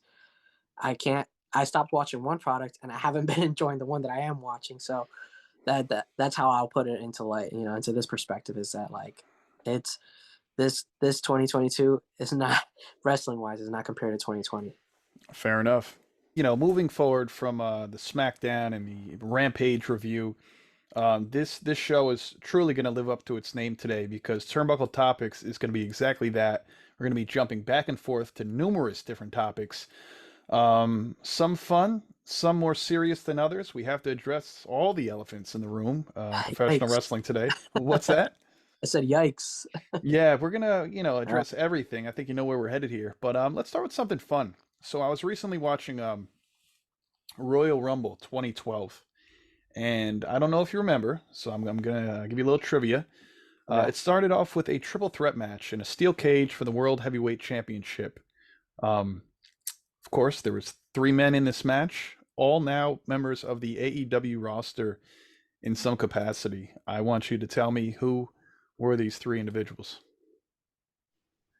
Oh man. I Just give have. me three guesses, and let's see if you're right on any of them. Oh man, I feel like I'm playing like virtual hangman or something because I don't really have a good guess, and I could throw out any names, and I feel like I'm gonna get three strikes immediately. I don't know. You threw a curveball at me just now. It's all right. I'll throw out the name Chris Jericho. No. Oh, see, that's one X right All right, you there. got two more chances. It's all right. Strike Uh, one. you said this is what the for what title was it? This was for the WWE World Heavyweight Championship. Of course, one of these three men were already championship defending it in a steel cage. Uh, I'll tell you what. Every time you answer a wrong one, I'll let you know one of the people that were in it. So you said Chris Jericho? No. So Mark Henry is one of the three individuals in this match. And no, he was not the champion at the time. right. I'm gonna see the name that I want to say. But you said everyone's in AEW. I would have said John Cena, but that's obviously not an Yeah, option. that's definitely not. He'll be on That, SmackDown next that's week. not going to count against me. Uh, I'll just throw out the name Big Show. I don't know. Yeah, Paul White, now known as well, it used to be Big Show, now in AEW. His Oh, T-shirt says "No more BS." So Paul White, yeah, he was another challenger, and who was the World Heavyweight Champion in this match? Not bad, not bad. man. You know it, man. I'll give you I this. feel like He is an active wrestler in AEW, yeah. I feel like I have a name, but I feel like it's wrong. and the year was 2012, and John Moxley, aka Dean Ambrose, didn't debut for another 10 months, 11 Right. months, so he's out. The Shield didn't debut till Survivor Series. This is Royal Rumble. I feel like taking myself right now. I just want to throw out the name Go for it. Brian DB, Brian Yeah, DB. yeah. All right. Look, man, look, well, you got to stop doubting yourself over there. You were 2 out of 3. That's good. Yeah, Daniel Bryan was the world heavyweight champion. 66.6%. It's really good. Yeah, and so of course Daniel Bryan ended up winning this match, making his way out of the steel cage. Big Show almost got to him. I think he had him by the hand, then ended up slipping off, and Bryan fell to the outside for the victory. But that was pretty fun as well. Now in that Royal Rumble match, of course they only had the men's Royal Rumble in 2012. Booker T was in that match. He ended up going in at number 17. Mm. That was the year that all 3 members of commentary went in the match. First it was Lawler, then it was Booker T, then Michael Cole. Do you remember that? I don't, but that it's funny that you mentioned that, because in my you know it's not a concept that I'm crazy about. You know how you were just previously mentioning like a ring announcer being involved in a storyline. Yeah. I don't mind if like commentary is part of a storyline, but I'm not the biggest proponent of them taking a spot instead of Royal Rumble. No, I get that, especially all Yeah, 3, right? You can yeah, deal with especially one. all 3, one at most. So anyway, speaking of Booker T, he's made it known. I'll get to the actual article in a little bit, but he made it known that he would not be opposed to being in this year's Royal Rumble. I think that was the last Royal Rumble he was involved in, right? 2012. I know he was in 2011 and 2012. I don't think he's been in one since. Realistically, he's Tough been to say. commentary since then. I feel like I would have to look at a list of everyone. I feel like I've seen him in one other one. Yeah, since 2012, there was one. Not one Yeah. comes to mind for me. I know I've seen 2013. I don't think I saw Was he like in like live. 2016 or 2017 or something?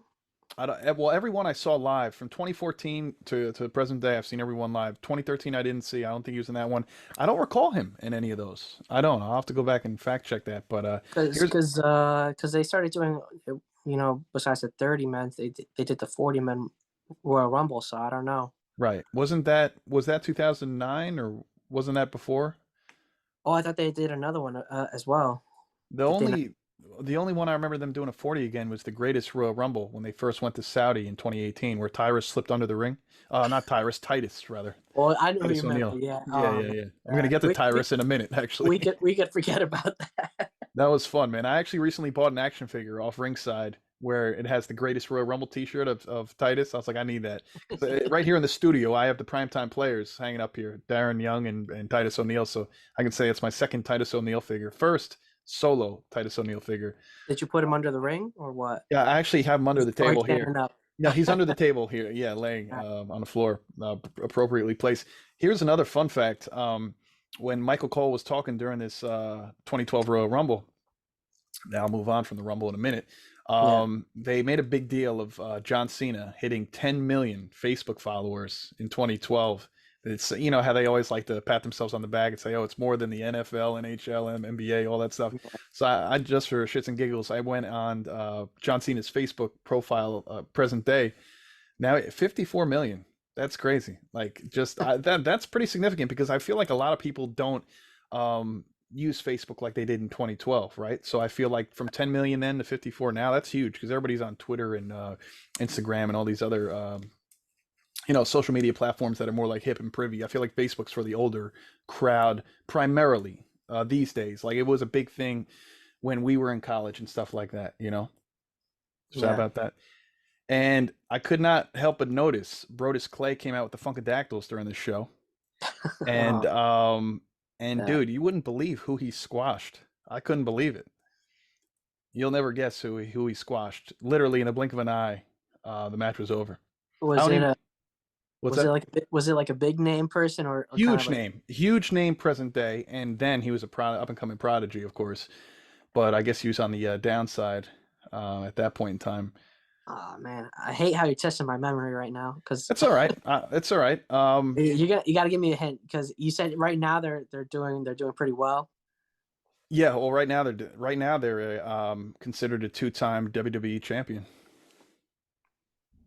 Still with WWE, you're saying? Correct. Oh boy. Don't doubt yourself, Kev. You went 2 out of 3 just before. Come on, No, man. this one I have nothing. You have nothing? I'm grabbing at straws. All right, well, it's the Scottish Warrior, Drew McIntyre. Dude, he came out and squashed Drew McIntyre, bro. Wow. I couldn't believe it. I know he couldn't either. Well, at the time, he obviously wasn't doing well. I thought you were gonna say something. I thought you were gonna say something along the lines of like Sheamus, but No. close, close. Yeah. But that came to I was shocked at that. Yeah. Well, it makes more sense then than now, because now it would be like reversed. Well, look, even though everybody looks at NWA as a joke now, the National Wrestling Alliance, formerly known as Brodus Clay, now Tyrus, he's the NWA's World's Heavyweight Champion as of my daughter's birthday. November 12th, he defeated Trevor Murdoch, right? Mm, At NWA Hard Times 3. That is his name, right? Yeah, Trevor Murdoch, who had took it off of Nick Aldis the year prior. Um, and everybody's like, "Yo, how are you putting the title on Tyrus?" I don't know if you've seen any of his matches recently, but dude, he was barely passable as Brodus Clay, and now Tyrus winning yeah. that prestigious title. I can Oh see why boy. Nick Aldis wants nothing to do with that company anymore. Speaking of Nick Aldis, two-time NWA champion, that is a guy I would actually love to see um, show up in the Royal Rumble this year as a surprise entrant. It's Yeah. not that far-fetched because I'll be honest, if you remember, his wife last year was in that very Women's Royal Rumble in that very match as the Impact Knockouts Women's Champion. Nobody Right. could believe Mickey James showed up as a champion from another company. It was a one-off, but I would love to see Nick in WWE or honestly even signed to an AEW. That's something I really would love to see more from WWE itself. And I know you were kind of just like focusing on Nick himself, Hmm. but I just want to like slightly move the conversation over. Like, I wish that's something that we could really see. Just bring a random champion from another company, bring spotlight to it. It helps that company, but it also showcases the talent. It helps both people out. You know, the Yeah, individuals, the companies, whatever. it's a That win-win. It really Yeah, is. it really yeah. They obviously don't have to win on WWE, like if it's a Royal Rumble match per se. But that's something that I would love to see a lot more in terms of Nick Aldis. Yeah, for sure. You know, he could still go. He could still wrestle. You know, Great wrestler, and he's got a great physique. how old is he? Because Well, I just texted you that the other night. Remember? I said I can't oh, believe. that's Oh, right. that's when I was writing up my Third notes for this episode. I said I cannot in the third. believe that I am 4 months older than Nick Aldis. He's November of '86. I'm obviously July. I was like, I thought he was at least 39, dude. Even though he looks great, physique, can wrestle his ass off still. I was like, are you I kidding thought me? I thought he was pushing 40, but yeah, that's Yeah, because I'm pretty sure Mickey, and it doesn't matter, of course, but Mickey's in her early 40s, correct? yeah, that's why I thought Mickey that James, yeah. they're a little bit closer in age. That's why I was Hey, thinking. look, I I was like, guess me and Nick got something in common. We like our women a little older, you know. Don't tell no, Simone. nothing wrong with that. But yeah, nothing wrong with Um, that at all, man. But that's, that's somebody I would like to see in the Rumble or sign to a WWE, AEW. I just want to see him in more televised matches while he's still, actively in good shape and stuff like that. So anyway, Kev, you a fan of beef jerky? I know I'm not, but I'm gonna go over this real quick anyway. You like uh, beef jerky? I'll say sometimes. you know, Okay. All yeah, right. yeah. Well, you'll be happy to hear that Brock Lesnar has his own line of beef jerky now. It's called the Bearded Butcher Brock Lesnar Beef Bites. No, Say that 5 times fast. I won't. All right, I'm not going to make you do it. Apparently, Triple H is a fan. Um, Mm, so that's pretty good. For the small price of $9.99, you could get oh, a 4 ounce bag of beef jerky. So yeah, it's yeah. perfect stocking stuffer. I was gonna say, well, yeah, yeah, beef jerky, stocking stuffers. Yeah, what a lovely Well, image. when you say it like that, I Uh, mean, man, hey, you're the one that brought it up, but no, beef jerky is a good snack every once in a while. Sometimes it can be pretty expensive, I never so got into it, man. I know, Simone liked it once in a while, or she liked a nice Slim Jim once in a while. I'll do a Slim Jim. That's about it. you know, for me, I don't really care for said company, whether it's like, I know Slim Jim is kind of like the downgraded. It's not like real beef jerky, but it's still good. Sure. I know they're higher end. They're like real quality, like or only grass fed beef or whatever. Right. Some of those packs get expensive though. They be getting closer to like the $20 range, and then it's like, oh man. At that point, you just go and order a steak. You don't even go and At eat that beef point, you jerky. just get some candy instead. In Kevin's case, he'll get a whole box of Reese's, right, Kev? Yeah. So, You remember Dominic Dijakovic, right? Hmm. Yeah. Now he's now back in NXT as a heel, of course, as Dijak. So I'm glad to see him. He was formerly T-Bar Retribution. Recently tweeted Elon Musk earlier this month. He goes, "Hey Elon, if I pay your stupid $8 fee, because now apparently there's an $8 fee that comes with either changing the name or getting your official blue check mark, whatever." He says, "If you would Oh boy. $8 Yeah. fee, that would mean I can finally change my godforsaken name officially to Dijak, because the last thing on this planet that I want to be is T-Bar. Thank you." So I recently checked. His handle is unfortunately still T-Bar Retribution. So I guess Elon's just ignored our buddy there. But nonetheless, I'm glad to see that he's finally back to his self, I guess. Hmm. Were you ever a Dijakovic fan, or were Yeah. you different? I really liked what I saw from him prior to his injury and prior to his stint as with like the whole retribution gimmick.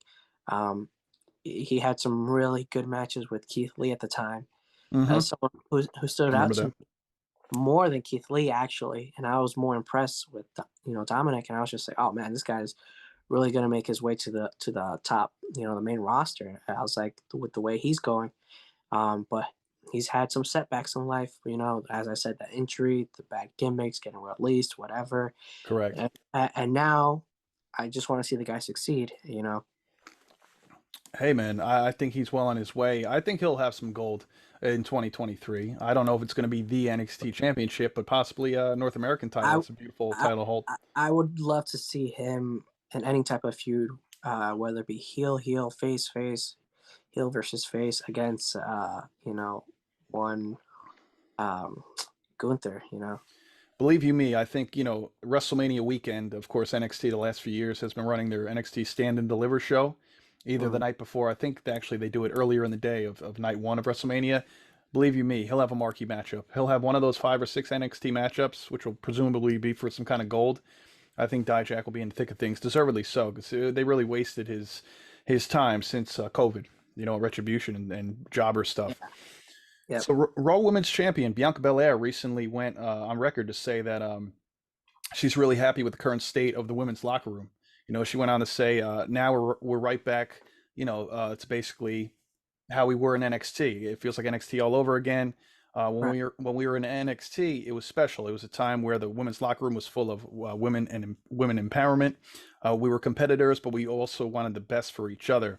Again, we're right back to that. What's amazing is 3, 4, 5 years later, it's those same women, and we've all gotten better. We evolved. It's exciting to see where things are going and how much better it could possibly get. Now, on the Monday Night Raw side of things, where Bianca Belair resides as champion, you take a look at Candice LeRae, who came back a couple months ago. Triple H brought back Dakota Kai, Io Sky, Mia Yim. Of course, Rhea Ripley is the only name that's been there with Bianca the last year. Look on the Yeah. SmackDown side of things. Raquel Rodriguez, formerly known as Raquel Gonzalez, was brought up earlier this year. Shotzi is being propelled a little more now. Just brought back Tegan Knox. Xia Lee's in the thick of things. Aaliyah's out with an injury. Of course, Shayna Baszler. So you look at all these names, Kev, and obviously you once upon a time, especially when these women were wrestling, you watched NXT pretty closely. So Hmm. you know, although WWE may not be getting a Sasha Banks back, I think overall they're in very good hands um, with who some of these names I just mentioned on either side. Would you agree with Bianca uh, and all that? Yeah, 1000%. I would say for me personally that that locker room when it was in NXT was my favorite group more than when you had the four horsewomen in NXT at the time of like prior to 2016 during like 2015 2014 when it was really building up at that time, Right. um because at that time we saw what women's wrestling could be, right?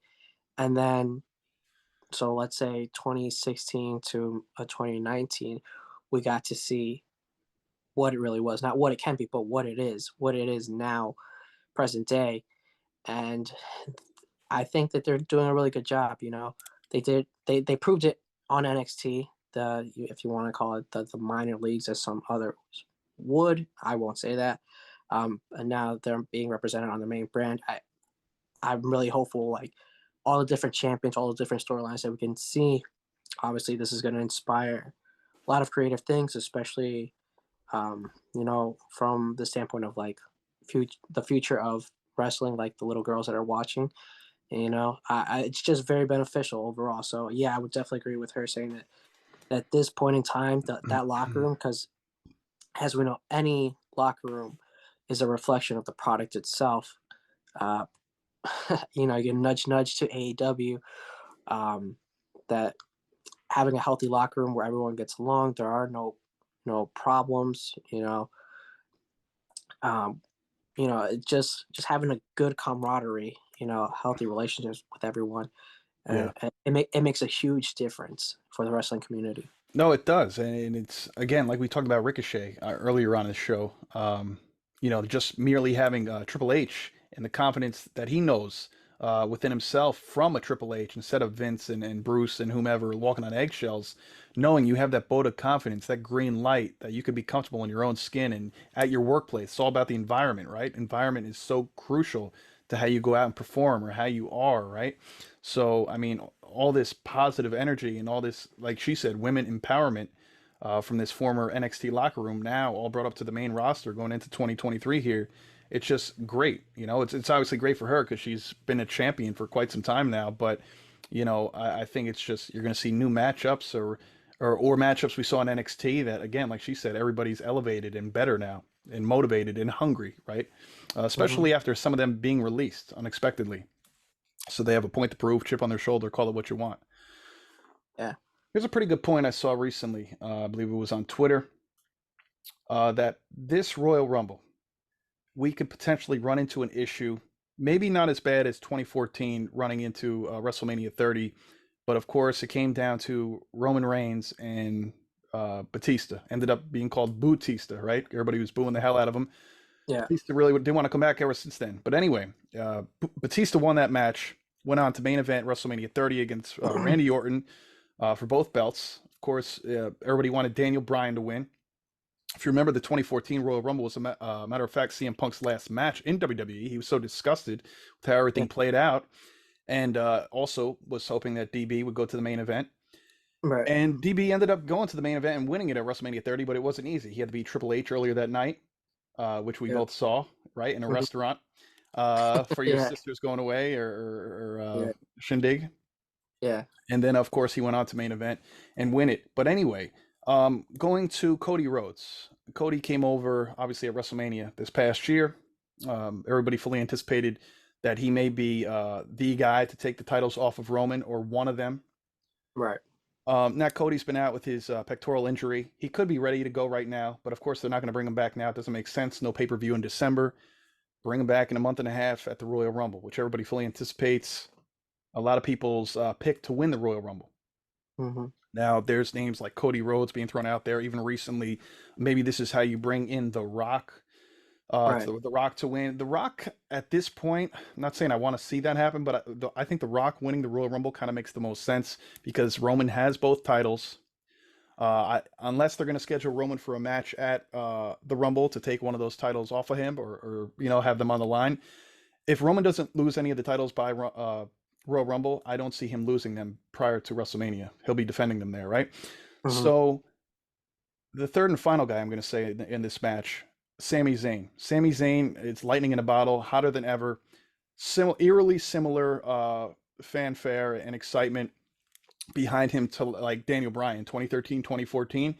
Everybody's pretty much on that Sami Zayn train. I know you've, kept your ear to the ground and read some articles. You don't watch WWE nearly as much as AEW these days, but I can vouch and tell you that if there were ever a time to put Sami Zayn in a main event match or a major Mania match or to put a title on him, he's made it very clear on Stone Cold's podcast earlier this year, Broken Skull Session. The one thing he Hmm. wants to do, he wants to become a WWE champion. I mean, who wouldn't, right? That's why Cody came back too. He wants to be WWE champion. Cody, I Right. feel like you could get back to at some point in time. I think right now, man, I would love to see Sammy win the Rumble, and I would love to see at minimum at least him get a title opportunity at WrestleMania. If he wins, that's the cherry on top of the Sunday. But I Right. think, man, the crowd would go crazy. Out of those three names, though, uh, you know, I don't think people would necessarily boo The Rock, but say Cody wins the Rumble, right? Comes back and wins the Rumble. Do you think there? I don't feel like they'll treat Cody as bad as they treated Batista, right? Because Cody is a full timer when he's healthy. Batista just Yeah, came yeah. back after being out for years. But could you see the crowd turning on a Cody Rhodes if he came back and won, and it wasn't Sami Zayn that won,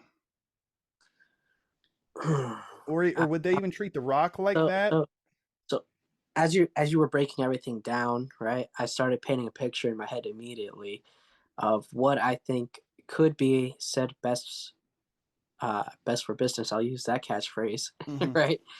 Um, Sure.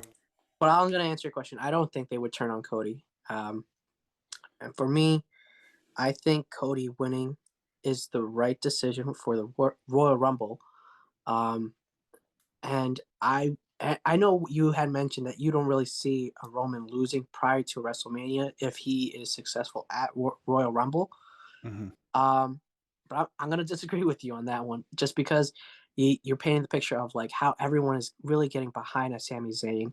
You have that, you have that in like one corner. You have um, Cody in another corner, and then of course you got The Rock in another corner. Hmm. The other corner will leave empty. You can draw an imaginary Brock Lesnar if you want in there, just because for whatever reason. At any time you throw out a WrestleMania and Roman, there's always a Brock Lesnar involved. Sure. But I don't, I'm gonna ignore that. So for me, the picture that I'm painting in my head is that like have Cody win Royal Rumble. Then at the next pay per view, I'm not sure because they will change up the lineup. Do you know There, what off the top there. of your mind? Yes. So Royal Rumble is Mm-hmm. January 28th, and as far as I checked, there's only one pay-per-view in between the Rumble and Mania. In February, they have Elimination Chamber. Okay, so I would love to see um, what you call it. I would love to see Sami Zayn win the Elimination Chamber. Okay.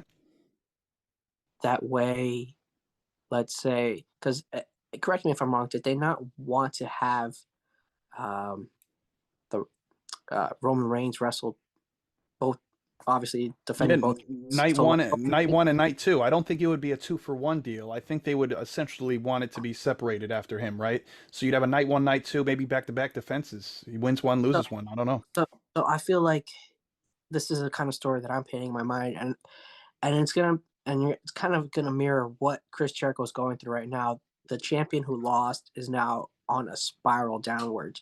I kind of want to see that with Roman Reigns' character, Hmm. where he's gonna go on just a little bit of a downfall, right? Where he loses his first belt at Elimination Chamber to like let's say a Cody, right? So now he's got one belt left at WrestleMania. He's gonna say, I'm never gonna lose his belt."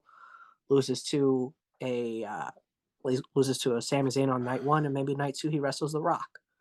That's Mm. if you want to get all those three individuals in 1 year and I like that. I like get that. different champions. I think that's the best way to go about it, because if you just have Cody win at Royal Rumble and then wait all the way to Mania, it feels like it's way too long and it's not a good payoff. And I kind of feel like it's the same way. How long is the crowd going to stay behind Sami Zayn? Because when something's hot, you got to strike while the iron's hot. I agree. Um, You can't pass this up, this opportunity. I wouldn't want to see Sami Zayn like not win at an elimination chamber, or if he does win, then lose at WrestleMania. And if he loses at WrestleMania for a world title, match, it's gonna kill all his momentum again, and then he's got to like start from point zero, And you're going never back. going to get this again, too, because, Right. I mean, you got to remember, he's also been built up through the ranks of being part of the bloodline the last 6 months, the So honorary Oos. yeah, so we had Stone Cold night one, right? Right. This year we should have The Rock on night two, in the main event versus Roman Reigns. It's gonna be like I don't know, I don't know how to really just like I'm not there yet, obviously, and we're not there in the future. I don't know how they would paint it up, write it up where we don't know what the main event's gonna be, but Roman Reigns has something to say, and lo and behold, he gets challenged by his cousin. I do agree with Roman and The Rock. If that is to happen, that should be the final match of the weekend. Yeah, That should be the very last match of the entire weekend. That's a very interesting picture you paint. Sami Zayn potentially winning elimination chamber. Elimination Chamber. Then you would have Cody night one, and then going up against The Rock. night two. That is very, very interesting and intriguing. Um, like you said, that's one way to appease all three of them, right? Yeah. Hmm. Um, man, that's very interesting. Yeah, Sami Zayn, you need to strike at some capacity right now because you're never going to get this organic Right. push again, just like Daniel Bryan and And even Kofi yeah, Mania. and the first thing, yeah, would be I don't really see him foreseeing winning.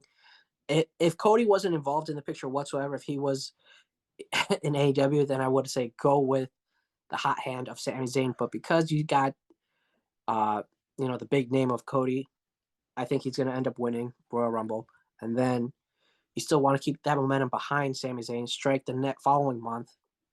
That way, you could have he turns on his what is it, the tribal chief, Yeah, the the big bloodline. the big oos, or like, hey, listen, I gotta do what I gotta do, and I want to face you for the title, Yeah. and that could make for some very interesting storylines. Oh, I'd love to see that in a heartbeat. Now, here's my thing. Even though everybody wants the Cody Rhodes payoff in 2023 for him to become champion, of course, whether it's WWE, Universal, etc. Um, does it need to happen now?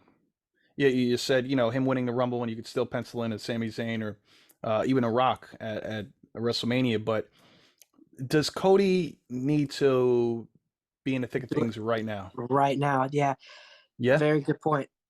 I'll answer this as wholeheartedly as I can. No, he doesn't necessarily need to be, but I believe that's what they want. Because realistically, I don't know how long his contract is. Let's say maybe he signed a 4 or 5 year contract. Um, he could win it at any point at any pay per view in those following years. He could Right. win it in the summer, in the fall, the spring. It doesn't have to be you know WrestleMania itself right there and then of this upcoming year. Sure. It would be a perfect, I get it. It's a year to the day since he returned, right? And surprised the world and beat Seth Rollins in the biggest stage of them all. But realistically, he's been back, since he's been back, he's only back 3 or 4 months prior to the injury. He's had one feud. Although he went 3-0 against Seth Rollins, which is incredibly impressive. Unfortunately, the injury happened to the pectoral muscle, Yeah. but he's only had one feud. So, I was very gung ho about Cody Rhodes throughout the spring, summer, and even early fall, but I feel like it's not as much of as a must right now. And then we're gonna move on to here to the next few. We got numerous topics to pick up on, but I don't know. But that's a very good picture you painted, Elimination Chamber, and then you could fit in Cody and The Rock at WrestleMania. We'll see, but nonetheless, I feel like Sami Zayn needs to be in that picture wherever they piece him.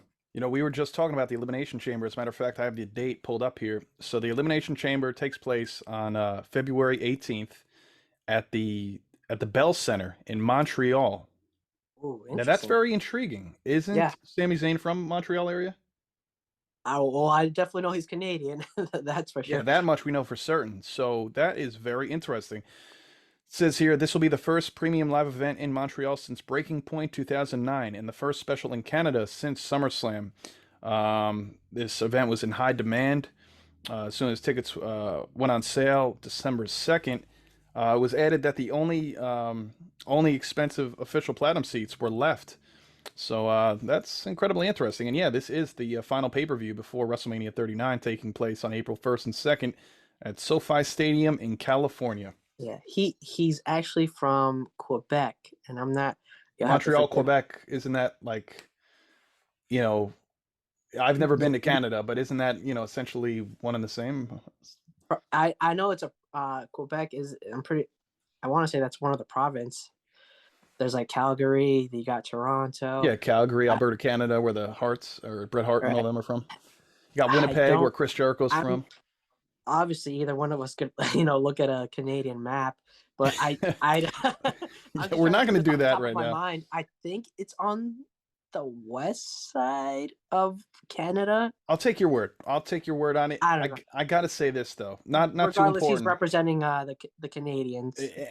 But it goes back to your point though, just a few minutes ago. I mean, Sami Zayn potentially being penciled into an Elimination Chamber match, which makes a whole heck of a lot of sense, where he doesn't have to go necessarily um, one-on-one with the Roman Reigns and wins the title that way, just like last year when Brock Yeah, Lesnar was in that Elimination Chamber match. He ended up winning the title off of Bobby Lashley, not directly through him, but yeah. in that match.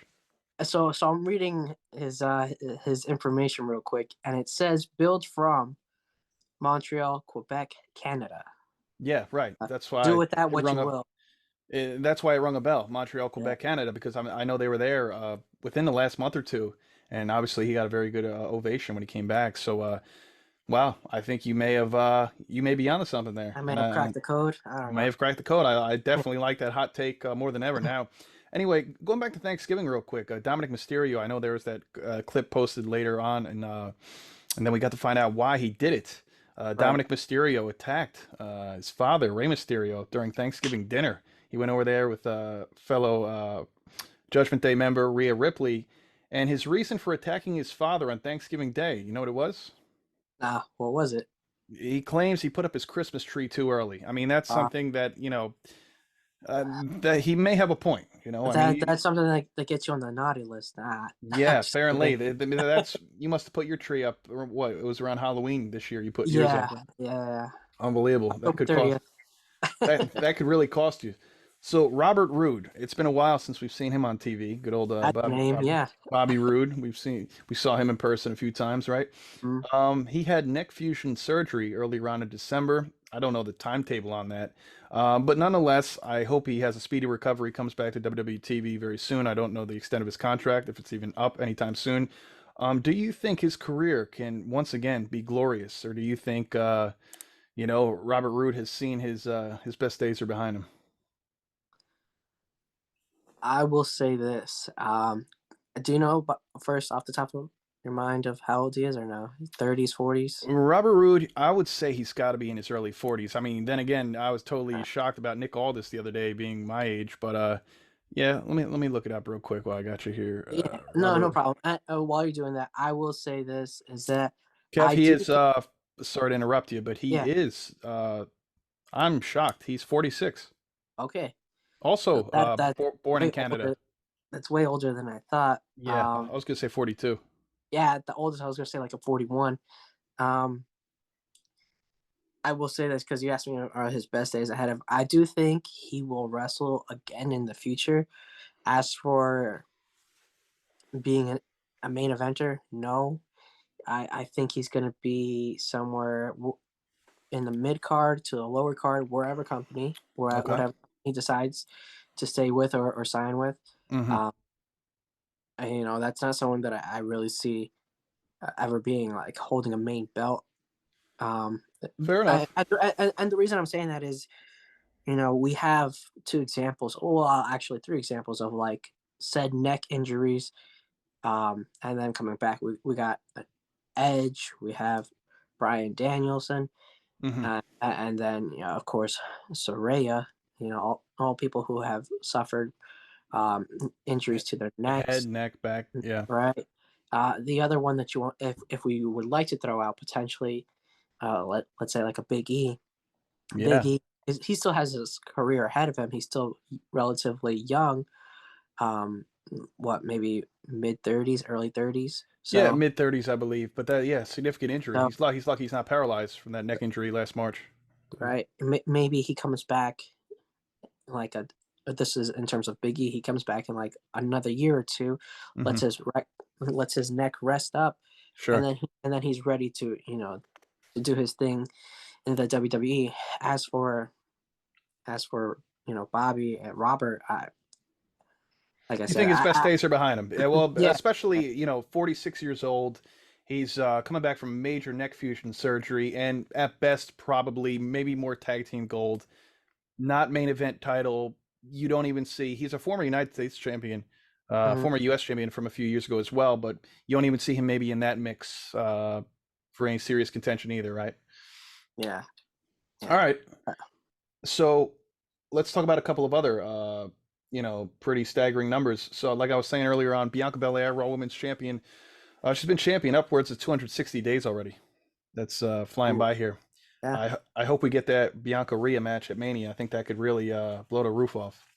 Hmm. And Another pretty staggering number. We have not seen Charlotte Flair on WWE television in 220 plus days.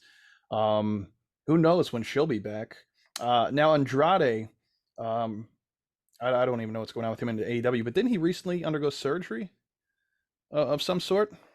I thought I I read think that in the I last few feel like you're days. right about that. He took, I don't know if it's major or minor, besides but being, suspended or whatever. yeah, Yeah, I think he mentioned something I'm so used along. to not seeing him on WWE, AEW TV rather that we wouldn't know either way, right? But Right. well, hopefully we see Charlotte and Andrade back on television sooner than later. But it's a long time. It's a really long time. And this just goes to show that 2022 wasn't a good year for either one of those wrestlers. So hopefully things are up and coming for them in this upcoming year in 2023. I would love to see what Andrade can do back in the WWE, especially with Triple H in command. Yeah, And as for Charlotte, we know that Charlotte's always going to be a great performer. She definitely doesn't need a title anytime soon. yeah, But I think that's for sure. I would love to see what she could do with the rest of the talent that's incoming. Yeah, fair enough. Sami Zayn recently said that there's guys that I've worked with before that I just miss and that I would love to work with again. Now, like a Kenny Omega as an example, I haven't seen him in 10 years. So it's funny, a lot of these guys fought left and right on the indies. And, Right. you talk about Sami Zayn and Kenny Omega. A lot of people might say a dream match, which potentially we may see one day. I think Kenny Omega very well may make his way over to WWE sooner than Sammy would go to AEW, that's for sure. Yeah.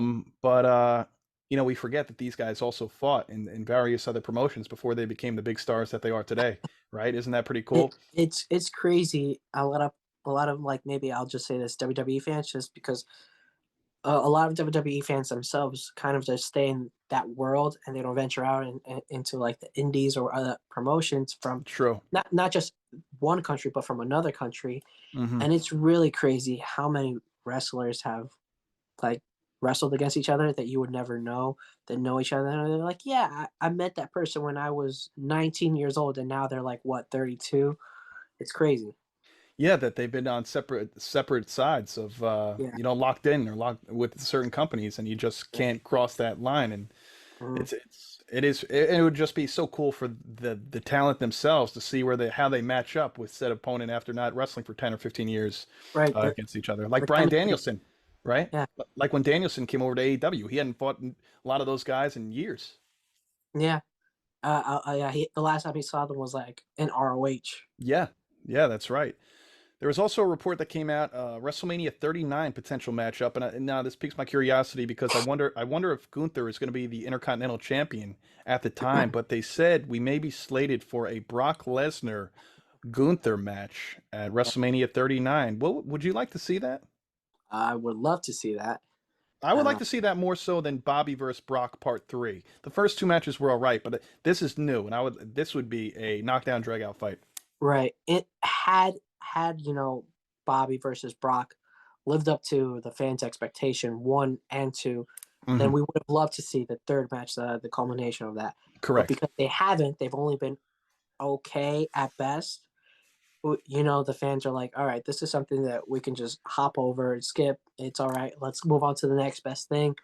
And as we've mentioned before, 3 hours ago, I don't know how long ago, that Gunther is, set to be, I don't want to say megastar, but just a good staple in the WWE brand.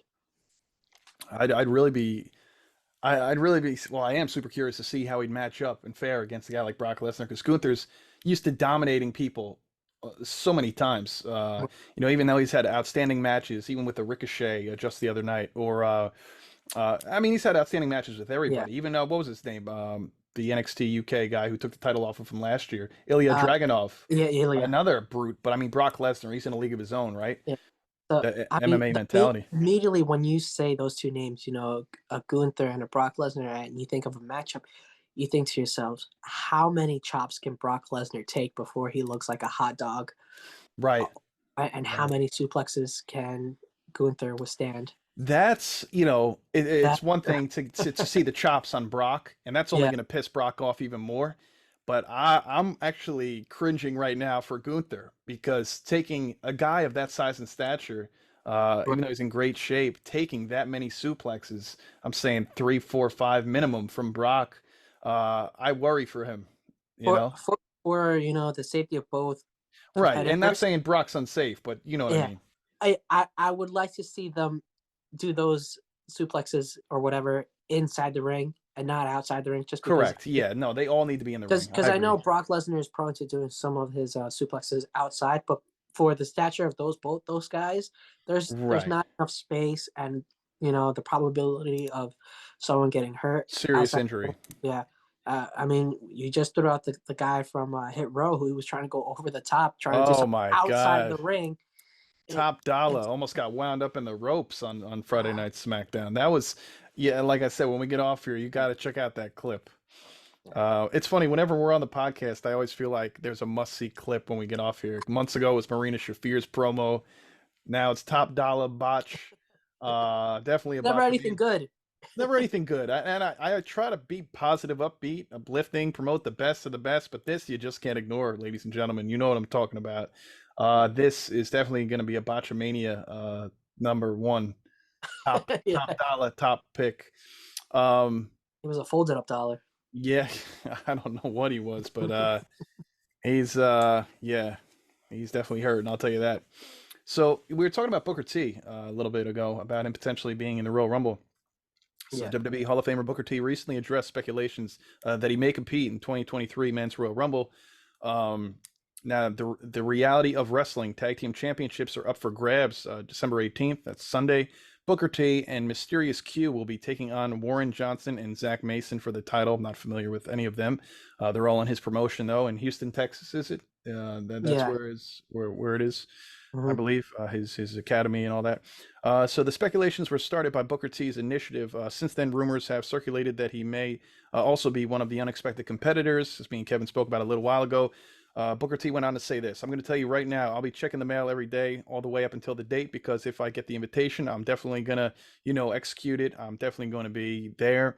I'm going to be in the middle of that ring. I'm going to be prepared to be in the middle of that ring. You know how Booker talks. He gets all amped up and reiterates it. So Yeah, this is a verbatim.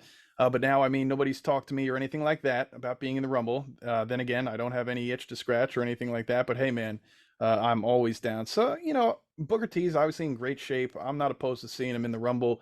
Um, we've seen less talent, if you even want to call it that, be in this match, because I feel like the people that right, should be in the Royal Rumble match should be, and me and Simone talk about this all the time, legitimate competitors that have a shot at potentially winning the championship, or at least having a competitive championship match, right? correct. Um, Yeah, so Booker T, I'm not saying he's going for the world championship at WrestleMania, but he's in great shape. He's a Hall of Famer. He's a multi-time champion, singles and tag, and I wouldn't lose any sleep if he threw his hat in the ring mhm, or was asked to be. I'm really, this is the first Rumble in years that I'm actually excited for, because I cannot wait to see what Triple H has in store for us. right. Yeah, and maybe I I don't know. This will be a really wild and early prediction.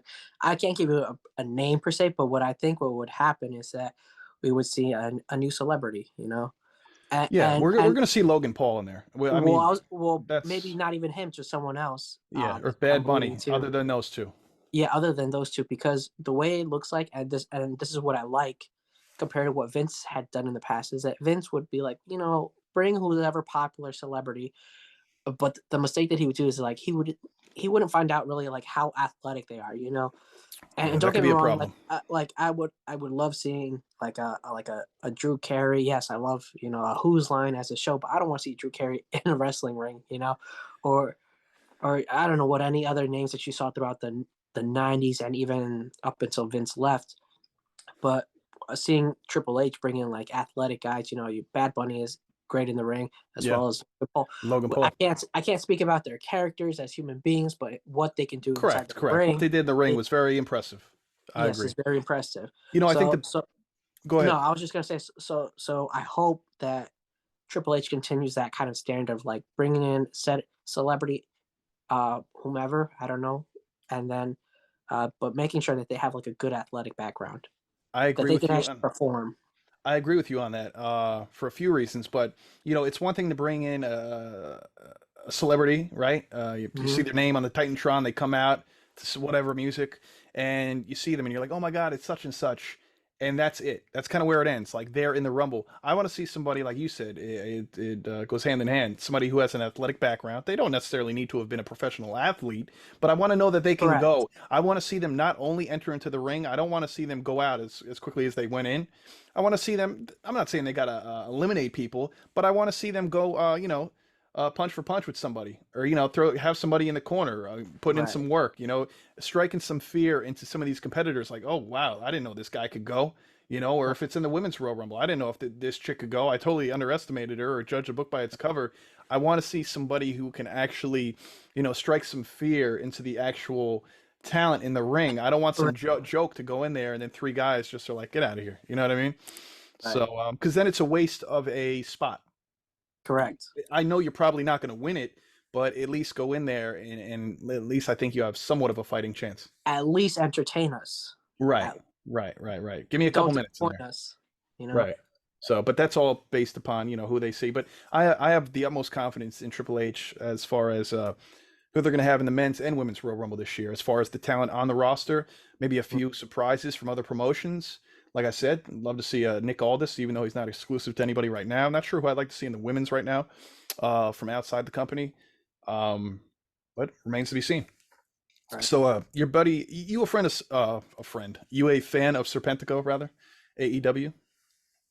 Um, I feel like me. Not that they haven't showcased him. I mean, they haven't really. Oh, they've But showcased him, not I in the best of haven't lights. really. I myself haven't seen too much of his work. I always hear his name. Hmm. Um, but what's up? Why do you bring his name? Well, look, he's mostly on AEW Dark. Yeah. He came on in 2020, um, but he recently set a record, not a good one. Oh boy. So you're hearing his name for all the wrong reasons. Serpentico achieved an unusual milestone in early December on an edition of AEW Dark Elevation, suffering a loss at the hands of Lee Moriarty of the firm. This loss in particular meant that he became the first AEW star to clinch the record of 100 losses. Wow. Yes, so he Do even you, went as far as to acknowledge this latest milestone on Twitter. I'd probably keep a low profile if if that were to have happened to me. I don't know, man. But maybe maybe that's why you haven't been hearing his name in the best of lights. That's a right. rough stat, man. You know Man, you have to get Brian Myers, right? what's that? Uh, didn't he have a really Oh yeah, when he large was in record? Kurt Hawkins in WWE. Yeah, he had this streak where he was losing left and right? Didn't he set a record? I'm pretty sure. I feel like he set He the record set a WWE record. I forget exactly for the. what it was. I don't know if it was 100 losses. He even had a merchandise. He had a I, T-shirt with the I, they were chalking up the maybe losses. it was. I was well over 100. I know that. I want to say it Was was it? like. Oh, Okay. I feel like it was. I'm just gonna throw this number out there, like 151 or something. Damn. So this was like 20 because I know he returned to the company in late summer, early fall of 2016. Because I remember I was at a SmackDown in Philly when he came back. Actually, you know who they brought him in a replacement for at the time? I don't know Hmm. if you remember this. Shelton Benjamin. Uh, Shelton Benjamin was brought back to the company then, and they replaced him with him. all right, I just read the actual facts in case those listening are wondering. Sure. It says he amassed a WWE record of 269 match loss streak, and it Wow. ended at WrestleMania when he won the tag team titles, the Raw tag team titles, that is, with his buddy Zack Ryder. All right, look at that. They won those tag titles on the kickoff show at WrestleMania 35 that you were at, right? Yeah. I remember they wore well, at least Kurt Hawkins wore the Jets green and white because he's a Jet fan. They were at MetLife where they play. Mhm. I do remember that very vividly. That was actually a very good WrestleMania, even though they were all on the kickoff show for the local guys, the New Yorkers. If you remember, not only did Hawkins and Ryder win the tag titles that night, um, what's his name? Tony Nese won the Yeah. Cruiserweight Championship. Did he Yep. Yep. beat, was it Buddy Murphy? I believe at that show. Yeah. Yeah. I think it was Buddy I want Murphy to for say the Cruiserweight like, all the Championship. kind of like the New York guys ended up winning Yeah, like which both. was a But beautiful thing to see. Unfortunately, it was on the kickoff show, but I would have loved to see it on the actual card unto itself. But you were in the mm, building for that. It was a long day, right, Kev? You were it there. The longest And day. we were in MSG the night prior for the Ring of Honor New Japan Pro Wrestling Supercard. So you. How many hours of live pro wrestling did you watch within a little less than 2 days? About upwards of 20. I don't know, cause New Japan started actually around 7 because they had a pre-card as well. They Right. went from what 7 to like 11:30, almost to midnight, Yeah, almost midnight. Yeah, so that's and five then right there. and then the same situation with WWE. They were from kind of basically around 5ish because it wasn't exactly 5 on the dot, but I want to say around 5 something, Hmm. all the way to like 12:30 a.m. Dude, that's rough. Yeah, That's rough. but that's the commitment of a wrestling fan, you know. Yeah, I mean, you got to strike while the iron's hot too. I mean, do I regret not going? I've never been to a WrestleMania yet. Do I regret not going to WrestleMania 35 with you guys? A little bit. I do because it Mm, was right in our backyard here in Jersey. I have another opportunity potentially in 2024 to go to WrestleMania 40 in Philly. Even though I'm not very, I like Philly. We've had some good right. experiences in Philly. The fans, I don't know. I'll keep it up to myself, but the sports fans over there. But yeah, maybe that'll be my first one. We'll see what happens, man. But yeah, I did enjoy it from the comfort of my I own would home. love for you to. I don't even have to go with you. I would just love for you to attend with Yeah, whomever and sure. have those WrestleMania moments yourselves, and then you could talk to that. We could talk about those experiences just all day Sure. long.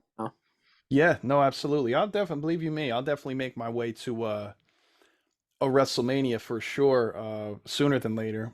It's a big one too. It's 40, right? Uh it's the word I'm looking for here. The big It's four a zero. it's a milestone. Yeah, it's Yeah, it's a milestone. Um and do I want it to be Philly? I mean, it's local. I don't know if I want my first WrestleMania to be in Philly, and I'm nothing against Philly. I don't know. I feel like if I'm not going to be in Jersey, New York area, my backyard, not that yeah. Philly's that much further, I feel like I should maybe be flying somewhere for it, like Miami or Yeah. something like that.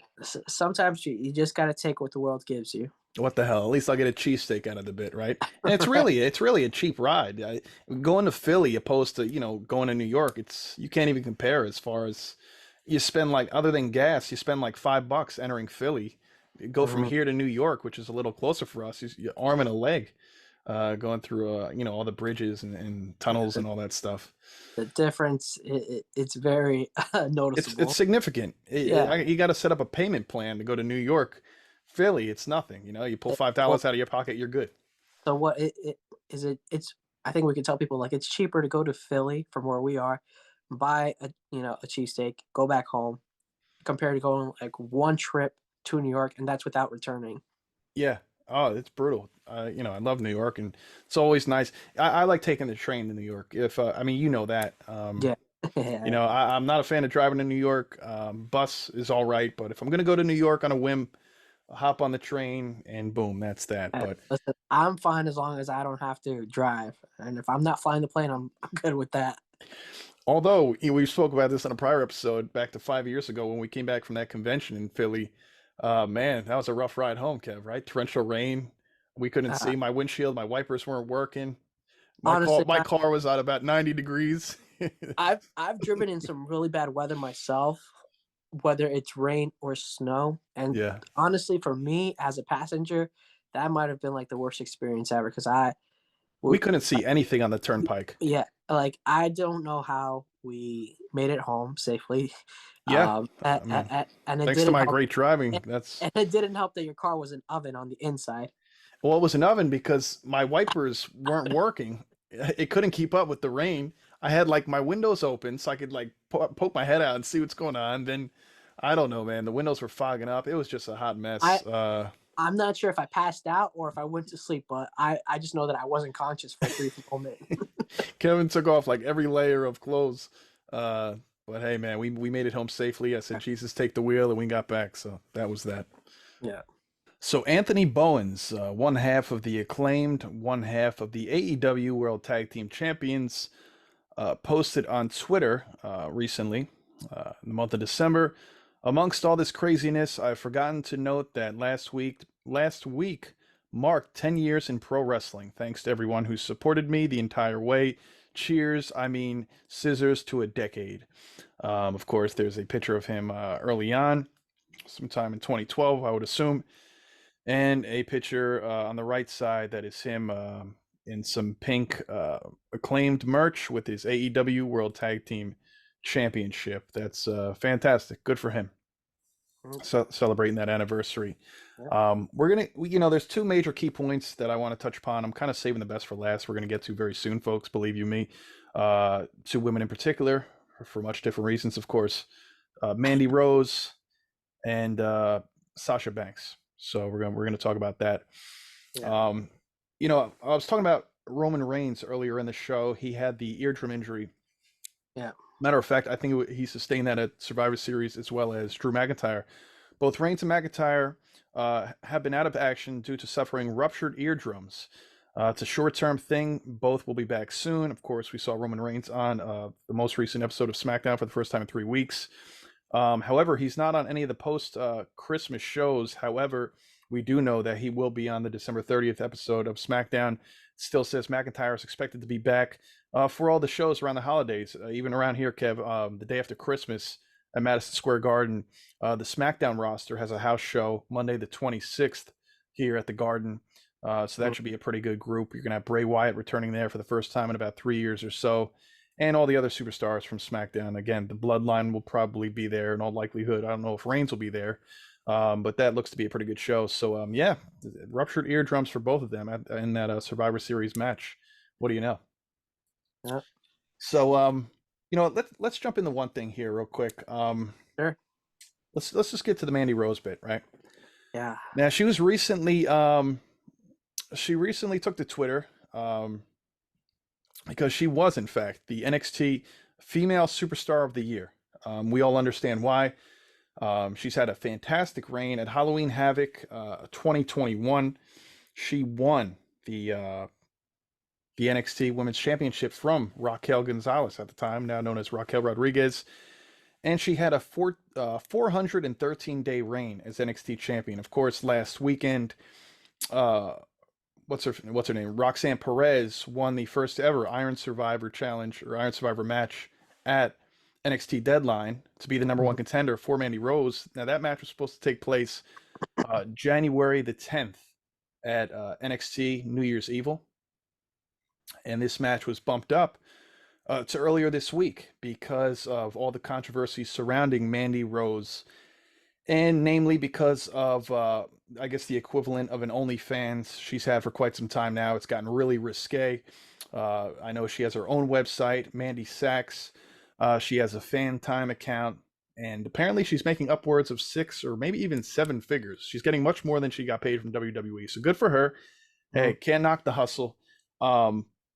So, long story short, that match got bumped up to this past Tuesday. Roxanne Perez won the NXT Women's Championship. Good for her. Only 21.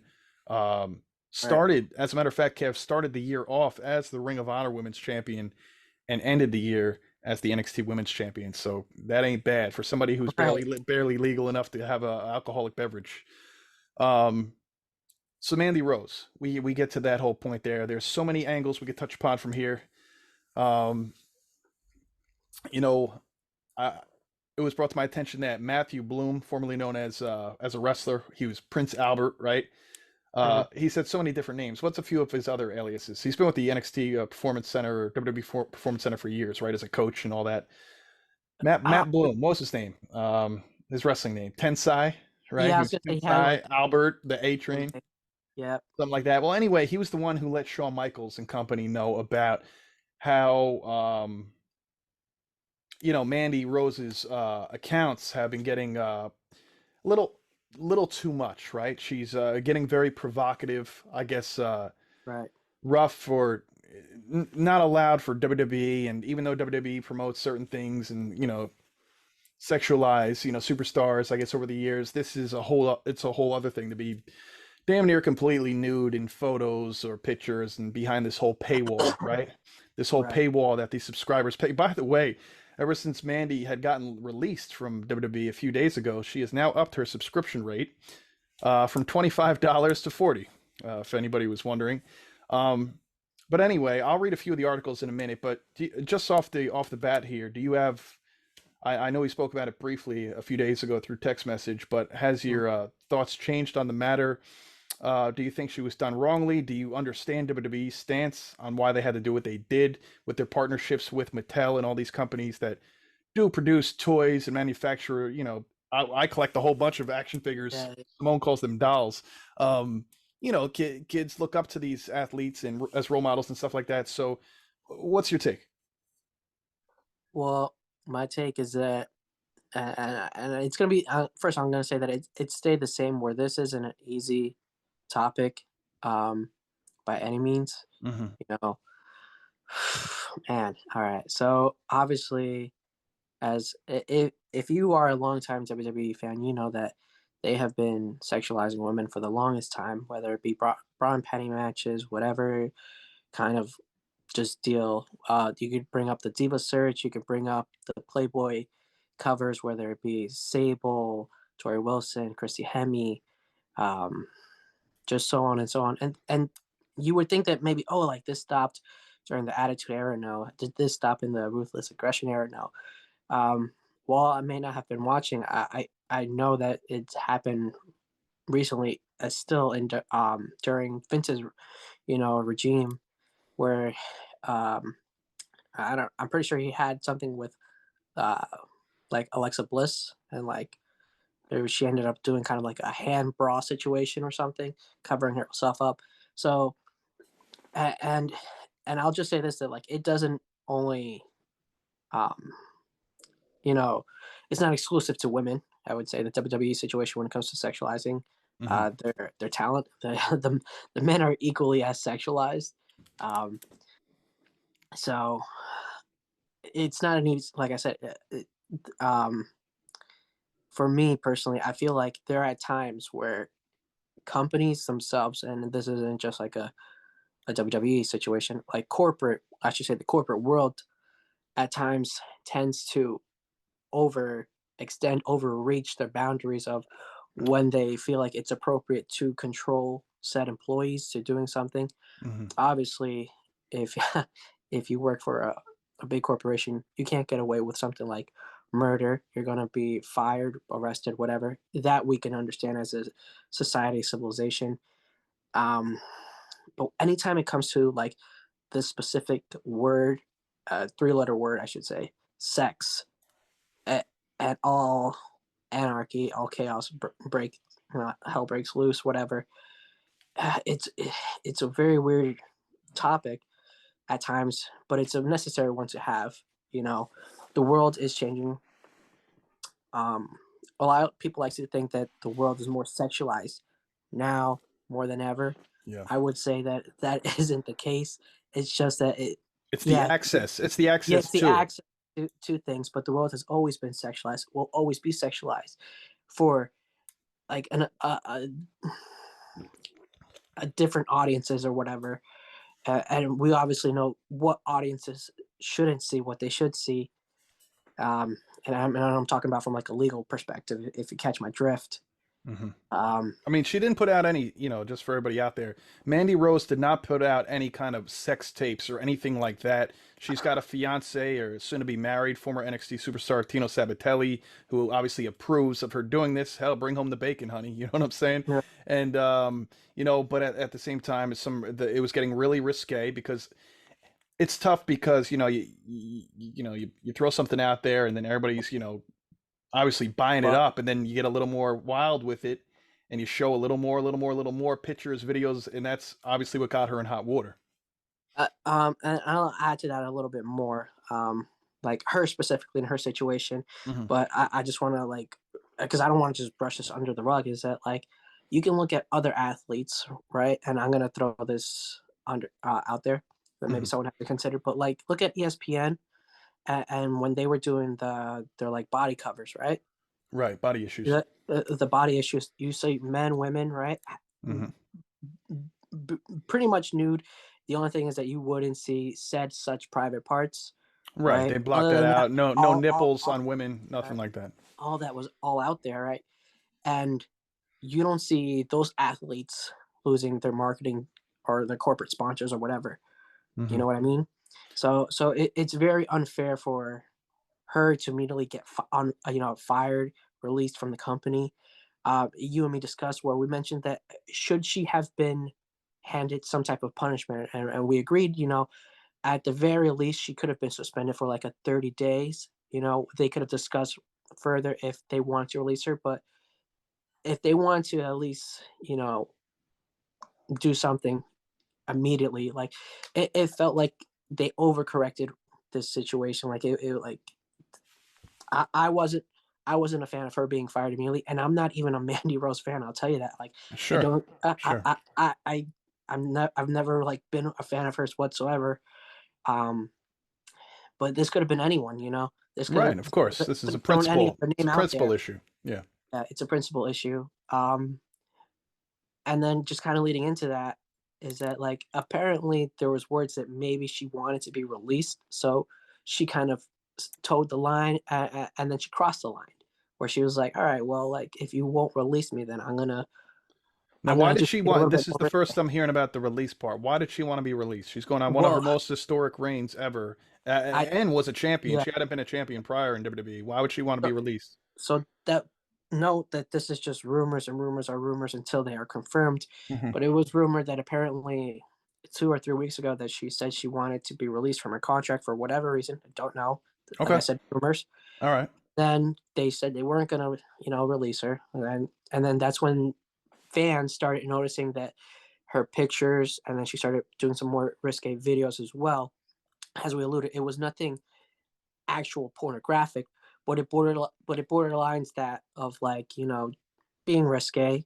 Hmm. Um, and and so like until right now, we don't know if that's true or not. If she wants to be released, but I think a fitting punishment should they really wanted to have thought about this because I'll give the example of the CM Punk situation and the Young Bucks, the Elite, is that we didn't see a reaction immediately. We saw what is it? It was till until like Tuesday, right? Yeah, it was a It was few around days. It Tuesday. was a few days. So Yeah. 2 days. So he had time to actually consider everything, and then he's like, "All right, well, rather than letting go of my talent, I'm going to suspend them for said time.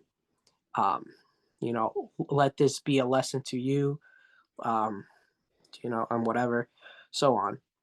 And I felt like that's what they could have or they should have done in Mandy Rose's case. Like, if she didn't want to be fired, if she wanted to still be a part of the company, then hey, we need you to reflect on this time, I'm and take curious some because they knew she had this account for quite some time. So what I'm right. curious about is if they sat her down and talked to her specifically one day, or a collection of women or men, and were like, "Hey, look, this is what you can or cannot do. If you have this account, whatever, posing in swimsuits or whatever you're doing, risque stuff, and you cannot Right. cross said line." I don't know if it was on a specific basis to Mandy Rose, or if it was a general statement of what the company does or does not tolerate.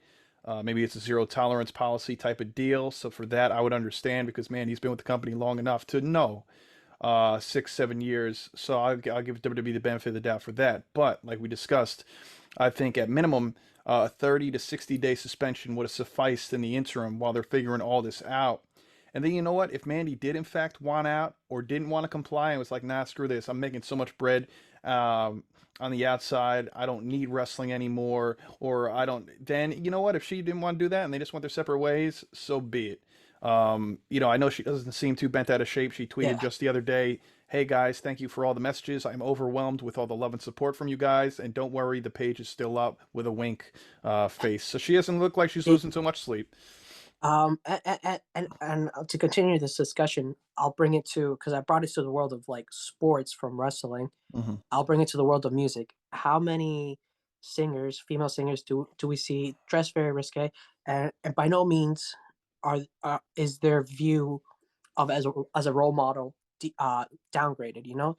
It doesn't matter how they dress; they're still seen as uh, you know up citizens, like models, like to these little girls. And I haven't really heard any controversies like that where you hear like, oh, because she dresses some way, she's no longer you shouldn't consider her a role model. But that isn't. But the way you dress or something, or that doesn't really mean anything. No, It, sure. The thing is, Mandy wasn't dressed. she's but That she's yeah, she was wearing her but birthday suit. what I'm But no, saying is like you can see like at any kind of award ceremony or certain fashion shows or whatever, sure. they dress a certain way, right?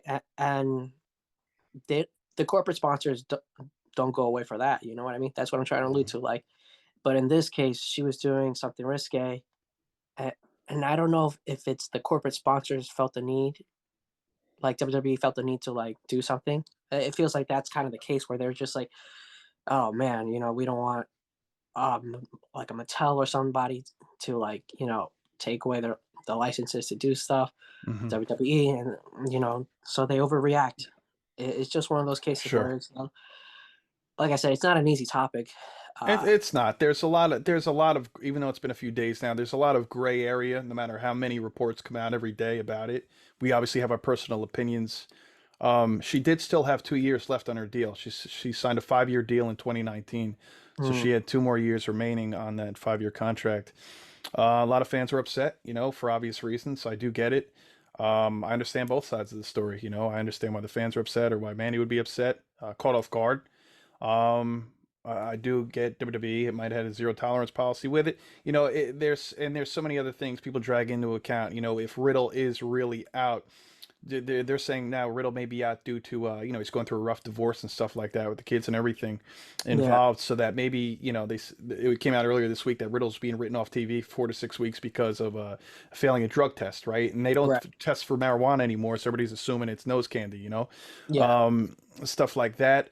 Why does he get a second chance? Or why did the Usos not only get second chances but then win tag titles a couple weeks later after numerous DUIs? And so it gets really, unfortunately, a sticky situation, right? Um, but Hey, it's almost well, apples and oranges, though. It is, and yeah, I'm not saying one's better than the other. yeah. I get that, or men No, and men and and women. and I'll bring up another kind of old thing, but you just kind of like refresh my memories that yeah, like these women are on really short leashes, and it sucks, and it shouldn't be that way. The guys will get like 10 chances for failing a drug test or DUI or whatever. The Sure. women make one mistake, and it's like they get cut. For instance, what is it? Uh, um, I can't say her name. Emma. The the uh, the whole Tennille, dance what's that? when she was with Santino Morello. Yeah, Tennille Dashwood. Emma, you're right, right, right. Yeah. Uh, what is it? She the whole thing with like the stupid shoplifting, and then like she got immediately cut, and it was like, really, like you couldn't have like fined her, suspended her, or something. Like if that was a Right, I guy, remember that. I forgot about that. Yeah, if that was a guy, I don't think they would have done anything. I feel like they would have been like, they maybe would have made a statement of like, we apologize on behalf of our company and blah blah blah. Doesn't reflect our talent or whatever. But I don't think they would have even punished someone like if it was a male talent. So yeah, well, the good news for Mandy Rose is, and look, I know after coming off a historic reign in NXT the last year, good for her. Toxic Attraction, GG and JC, they had a great run. Um, Tommy Dreamer went on record on Busted Open Radio the other day and said, "Hey, look, if AEW, this is if Mandy still wants to wrestle. Obviously, financially, she's doing very well for those reasons. But if AEW, he said, doesn't pick up a Mandy Rose, Tommy Dreamer said he would make sure that Impact Wrestling, because he has major pull there, mhm, and he Impact Wrestling for what it's worth. Impact is certainly no WWE or even an AEW, but he said right. he would make sure she has a job in professional wrestling still. So I thought that was a very nice gesture on behalf of Tommy Dreamer. He says, you could call me, text me, DM me, whatever. So that was cool on his That's behalf. really good on his part. And Yeah, like we all we you always mentioned, like Tommy Dreamer here. yeah. As we mentioned before, like I don't think she's going to be suffering monetarily anytime soon. And No. doesn't she? Correct me if I'm wrong, but doesn't she also have like a donut business or something? So Well, her and Sonya Deville, they had like yeah, a whole channel, right? I don't know if they have merchandise or whatever. I know Demandy's Donuts, I think, because Sonya's real name is what? Daria, or not Daria like the cartoon, yeah, but Danya, Daria, something like that, and then Mandy. yeah, So it's like Demandy's Donuts. So I know they've been doing that for some years yeah. now. So she does have an influx of cash or Yeah, whatever income. absolutely, Um, absolutely. but if she wants to stay in professional wrestling for the love of professional wrestling, then yeah, by all means, hit up Tommy Dreamer, go somewhere else, and if not, she can do something else. Whether I don't know as to what, um, maybe just be something like modeling or whatever. hey, Hmm. by all means, to do what makes you happy and make that money. Hey, brother, absolutely. But hey, we wish Mandy Rose the best. Mhm. Obviously, she's doing, on a complete side note, she's doing well financially for herself. And even though me and you weren't the, biggest fans of Mandy Rose as far as like a must see in the ring, right? Right, Certainly not, it certainly is easy on the eyes.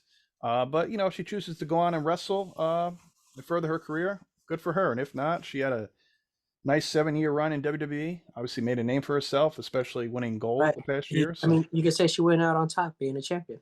yeah, for certain. So, January 11th, as we spoke about for AEW Dynamite, hopping back to AEW real quick, Britt Baker, DMD, and oh, by the way, the AEW Women's World Champion, Jamie Hayter, her sidekick, Yeah, the Robin to her Batman, will be going up against Saraya and a surprise opponent. Now, a lot of people are wondering, is it Sasha Banks or Mercedes Varnado or whatever her name may be? I know she had a trademark, I believe, for Mercedes Monet I don't think it's money, Mercedes Monet, something like that, mm, was trademarked. So we'll see. Uh, it's funny because just the other day, actually this past Monday, 10 years ago, this past Monday, Sasha Banks made her NXT debut. And do you know who it was against? I'm gonna guess Saraya. Yep, against Paige. So how crazy is that? So in just a Yeah. couple weeks, we very well may see her on AEW television, Hey, which will can you be hit me pretty with that? cool. Can you hit me with that date again? You said January. January. Oh, the date of the tag match. Yeah, yeah. Yeah, that's January 11th. The January 11th episode of AEW Dynamite at the Kia Forum in Los Angeles, California. That is also going to be match number 7 of, if they go 7 matches, Death Triangle and the Elite. Okay, so that could be a really big show. Should a lot of these components end up happening? So if they make it to that seventh match, if she were to participate in that surprise tag match, whatever. Hmm. And for fans out there that don't know a little bit about Sasha, I'm just gonna refer to her as Sasha That's Banks. fine. Um, is that she really really wants to wrestle a match in Japan. Hmm. And for those that aren't familiar with the New Japan, um, their biggest event of the year is called Wrestle Kingdom. Wrestle Kingdom takes place the same dates, I should say, every year, which is January 4th. So that Wrestle Kingdom is the equivalent to WrestleMania.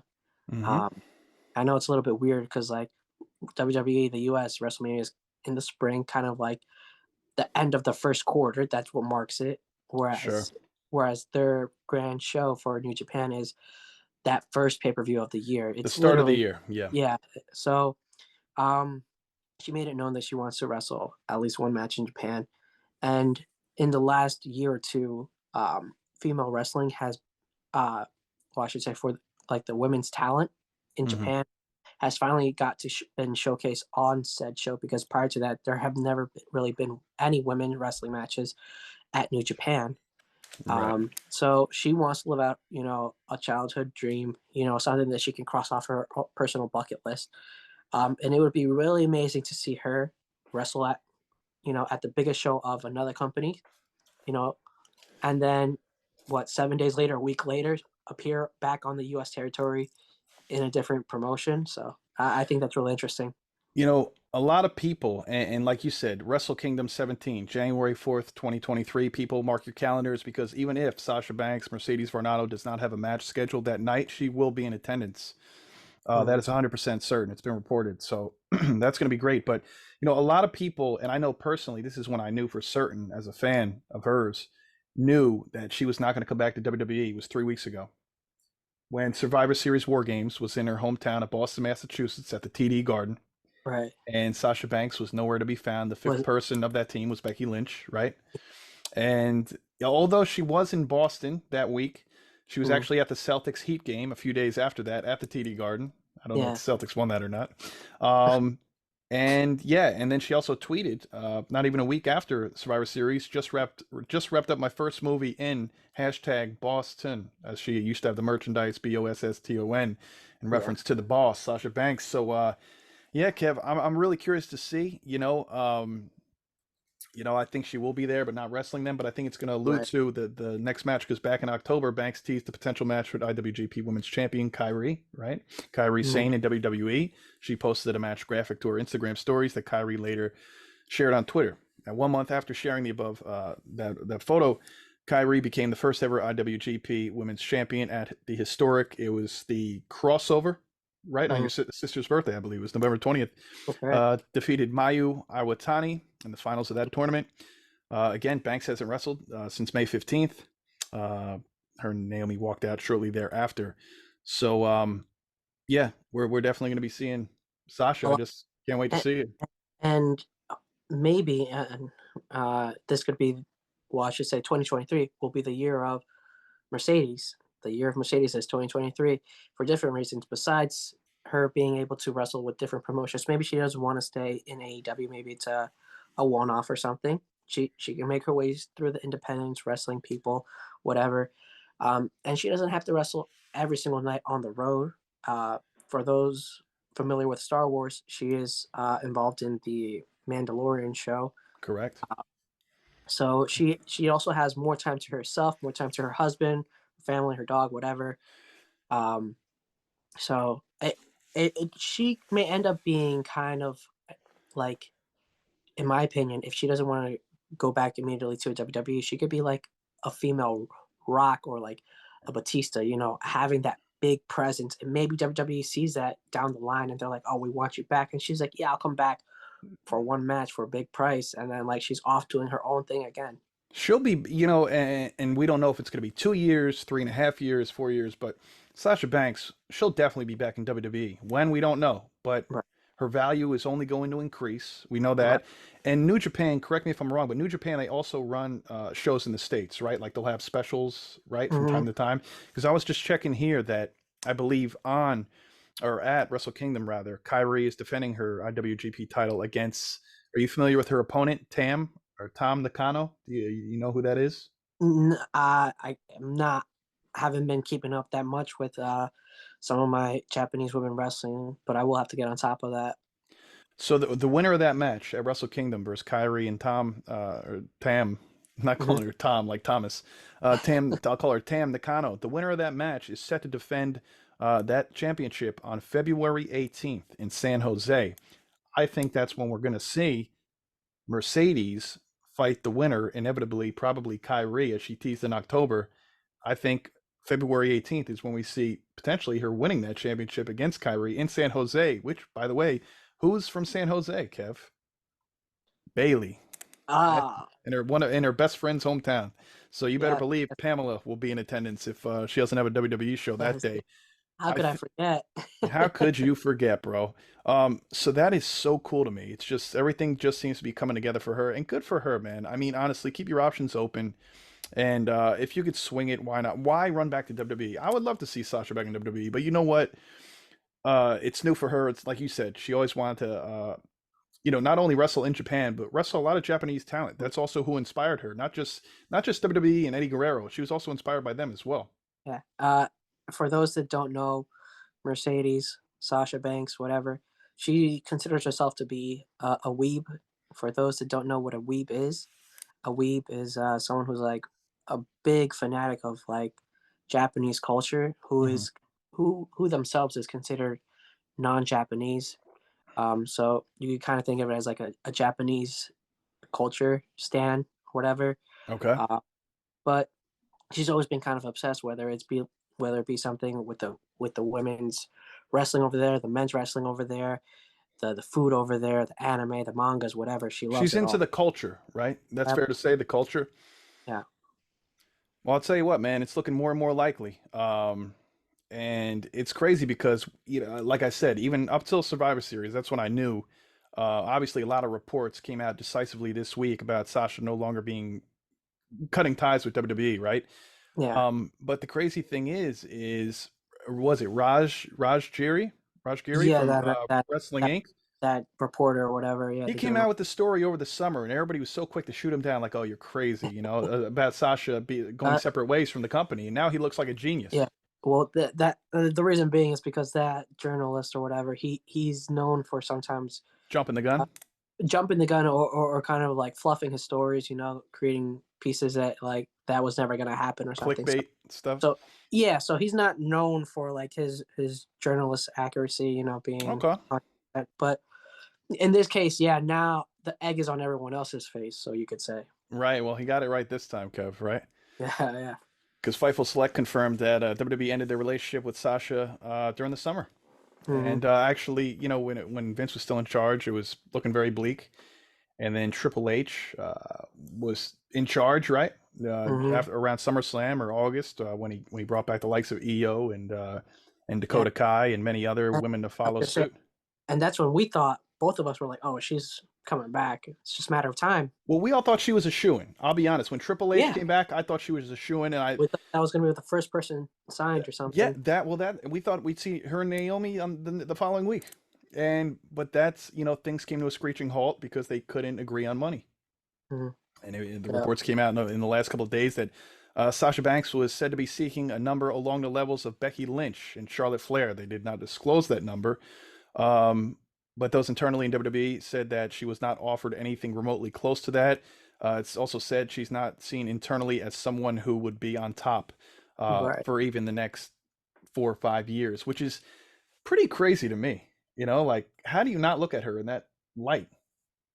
I don't understand that mentality. Yeah, I get why some people a little bit like they have an issue with her in work, her in ring, I should say, in ring work. Just because like they want to say that like she is prone to causing injuries to others. And I don't follow that narrative because I'm just like injuries happen all the time. Yeah, Um, it's part of the business. it is part of the business, and I feel like ever since then, like the the management side of WWE has just kind of like seen her in a bad light, and Yeah. then especially what happened at like what is it, the WrestleMania 35 that I went to, that didn't help. Right. When Well, the when they lost, Iconics never should have took the titles off of Bayley yeah, and Sasha, who fought to get those titles on WWE television for them to right, drop less than 2 months after they won, right? At Elimination right, Chamber. Come on. yeah. So even though Ridiculous. Bailey and Sasha, they both carried like the women's division during the pandemic of 2020. Like Yes, that whole spring and summer, they that did. was both of them. It was just the two of them, really. Mm-hmm. Uh, Very much so. uh, Even though they did that, like they still weren't like they didn't show any gratitude to that because they're just like we're willing to let you walk. And she is one of the women that could be a megastar, you know. Um, and I think that's something that we're going to end up seeing. Like I kind of threw that out there. Like she's someone that could end up doing movies from time to time, still wrestle part time, like a Rock or a Batista. Oh yeah, she could be the Jill of all trades now. Wrestling is her primary love and passion, but now she has multiple sources of not just income but opportunity. And she showed that over the past, literally since she left. Her and Naomi were doing numerous things. And even though Sasha may be more the household name from pro wrestling or through entertainment, Naomi did her thing as well. Good for her. Part of the agreement with WWE, as you probably saw, was she wasn't able to do anything wrestling related, Sasha, until January 1st, 2023. And of course, on the 4th, she'll probably be at Wrestle Kingdom. Right. So yeah, makes sense why she didn't want to sign again for the time Yeah. being, at least. Yeah, and as far as Naomi's concerned, and they're saying that it's still on the Wrestling Observer, it's still yet to make a decision in regards to her future in the wrestling business overall. There's been no word, so we'll see what happens with Naomi. Man, if she does come back, I think what you would need to do is before it's all blown up. I was hoping to see this even before she teamed up with Sasha. I would have loved to see Naomi be part of that bloodline. I thought, if they were going to add a female, it makes sense. Yeah. She's been married to Jimmy for almost 10 years now, and obviously that would make the most sense. So I don't know, man. Obviously here we wish Naomi and Sasha Banks all the best. Very excited to see Mercedes, whether it's New Japan, whether it's AEW. I'm just happy for her because these are going to be opportunities for her while she's still in her prime, of course. What is she, 30 years old? 30, 31, something like that? Sasha? Oh Yeah. man. Yeah, she I, can't be over 31. I know that for a fact. Um, oh man, I don't know if I'm older than her. I feel like you're I'll not tell older than you. Sasha. I know that for a fact. Uh, she's actually, she's older than me, yeah, but she beats me by, like, 13 months or something, you know? What did you think about the I know he had wrestled a few other matches on AEW Dark. I don't know how familiar you were with him, the 24-year-old prodigy from Philadelphia, Pennsylvania. Action Andretti. He had a match against former Ring of Honor champion Chris Jericho. Everybody expected it to be a squash. Jericho to make easy work of him, right? To get a little retaliation after getting swung around 30 times last weekend by Claudio and losing his Ring of Honor title, the Ocho. Um, but hey, Andretti was impressive. He took it to Jericho. Not only did he take it to him, he got the victory. A lot of people were comparing it to the early '90s when the Kid became the 1-2-3 Kid by defeating Razor Ramon. Totally different set of circumstances. Even X Right. Pac 1-2-3 Kid went on there to clear the air. He's like, "Oh, it's totally different." Yeah. I know I It have his exact quote up here. He goes, "What happened with me and Razor? I got the shit beat out of me by Scott before he charged the corner. I moved and hit the moonsault body block. I got zero offense in before that. Chris had a competitive match with Andretti before putting him over." And it was funny. Somebody in the comments wrote something completely irrelevant. He goes, "So why did he beat Bryan Danielson twice?" And then X Pac goes, "I have no idea what you're talking about." But in any uh, event, totally different set of circumstances. But I can't lie. When I saw this match happen, it took me back yeah. to my early Uh, childhood. for me, it brought me back to 2 moments during my childhood, they were kind of somewhat close in years. Hmm. They weren't too far apart, but it brought me back to, seeing, like, the first match of John Cena, Okay. and then it also brought me back to seeing when, Santino, ended up in the WWE ring, where it was just like, this person is about to get squashed. They're gonna get flattened. Just Right. there's no hope for this guy. Like, why are they doing this? They're just gonna embarrass said individual. And then, it's that thing where we love. This is one of the reasons why we love pro wrestling is that when you can shock us and like, wow, like you say, wow, you stand up from and see what the heck is going on. I can't believe this just happened. Those are the great moments that we live for. So Yeah. seeing him getting to have that moment was really nice. I will admit to you that prior to that match, that this week, I wasn't aware that he was actually doing like the dark or elevation stuff, whatever. Yeah. He But lost. He lost to QT Marshall back in October or something like that. A few matches. right, but seeing him, I my initial thought was like, oh, this is the local talent. This who they're going to present as like a jobber because I know It was a hot WWE. crowd. Yeah, it was a Yeah, hot crowd. I was gonna say WWE. They're known for kind of doing this from time to time, where you see like a local talent.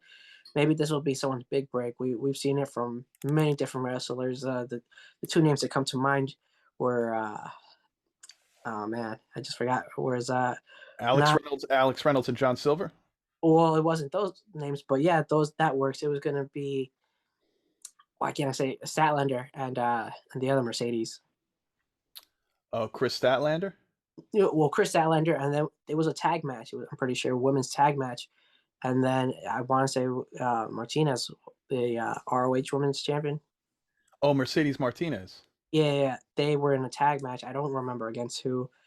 No, And was it it was you're talking about Chris Statlander and Carissa Rivera, who is now on NXT television as Elektra Lopez. was or maybe she just had one off, was it not, or something? I don't know, but Because they were on SmackDown, right? As a mm, tag team a yeah, few years back, SmackDown Live. mm, Unless there was another but instance, but that's one I remember I don't know, but specifically. stuff like that Yeah, where you see someone, you know, kind of like be in those positions where they're going to be presented as like a jobber, and then they become a big name, maybe not overnight, but in the upcoming years. Because how many years was that until we saw her in AEW and then became a household name? sure, sure. Yeah, a few Uh, years later. I mean, and back to Alex Reynolds and John Silver. We've seen them many WWE matches, Raw, SmackDown, tag opportunities before making their way to AEW. And in the short time they were in AEW, they got in the Dark Order, and they were under the tutelage of, as we spoke about at the top of the show, the late great Brody Lee. They were mhm. right beside him when he hoisted up that TNT Championship. And I was actually looking at a picture earlier today when they were the only two in that shot while he's holding up the title. I'm like, wow, they were just trying to make their way through the ranks in the Indies, and then they were part of this huge group. And and unfortunately, he's no longer here with us, Brody Lee. But in that short amount of time, right? Look, they are forever etched in that history. Um, yeah, and I would really hope that he gets one of those opportunities. Who's that? Where, Who's that? Andretti? yeah, Action Andretti, Yeah, where where 24. He'll be great. where he gets to be put in the lower card, in the mid card, but given a nice push, and he's not immediately forgotten because, as we kind of discussed in the past and previous episodes, whatever, where like AEW has like the misfortune of like not I'm not really pushing like someone that you can see as like an uprising talent like that, where we said um, they just kind of lost in the mix, where it was Dante Martin or someone else, where it looked like they were gonna have a push, and then like they were Sure. just gone, Well, and that's not even related to like an injury. They were just gone from TV. well, I will say this though. I will say this, and I think this is why this is a different case. And yeah, you're right. Dante Martin wasn't a guy who came over from WWE or some other big established company and not used well, like a Miro or an Andrade or numerous other guys. Um, but he's coming in a singles capacity. Dante Martin, one half of Top Flight. His brother was Darius or whatever, always getting injured. Yeah. And he kind of got that push, just like Jey Uso got the push last year or 2 years ago when Jimmy was out for a while. He kind of got that singles push, which is good. But I think, just like TK remembers at the end of the day, yeah, he's great in singles and all, but he at the end of the day, he's a tag team wrestler because that's what they signed them up for. Mhm. This guy's coming in red hot, single star. I don't think they're going to screw this up because he's kind of like going to become a homegrown talent. They're not going to want to let this guy go eventually to a WWE because I don't know how his contract's 1, 2, 3 years, but he'll still be in his 20s, right? When he's due for renegotiation or whatever. So Right. he's obviously a guy that WWE will be keeping a keen eye on, especially if they didn't know about him prior to Wednesday. He beat Chris Jericho, so best believe they got their eye and on him, right, going forward. Yeah, So no, just because what is it? Lee Moriarty, like a Lee Johnson, like those guys, they kind of look like uprising stars. And then initially, for the most part of this year in 2022, they got pushed to the side, and when they could true, have been built up. And it you're right, isn't until now where they're in like these heel, stables, factions, whatever, that we're right. kind of see them again.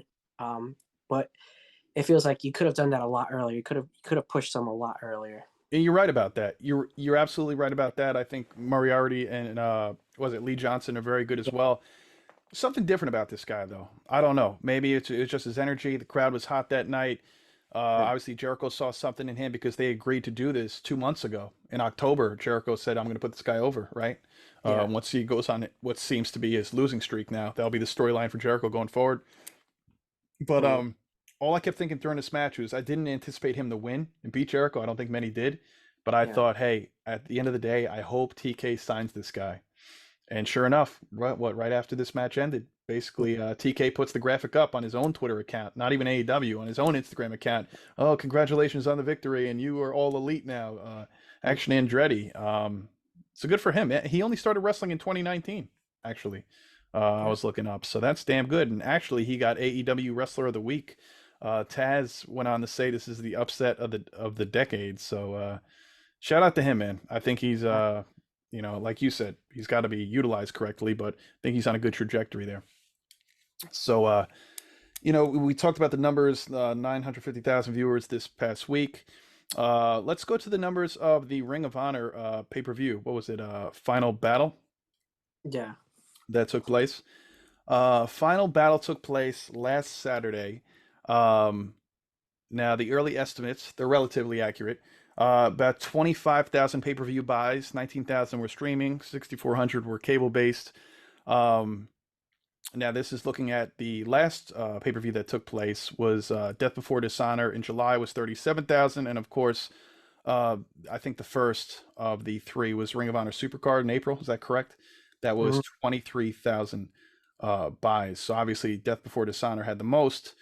I gotta say though, I didn't see the show. From what I read, it was a pretty solid show, but I don't think anybody had a problem with Final Battle. But I think it was.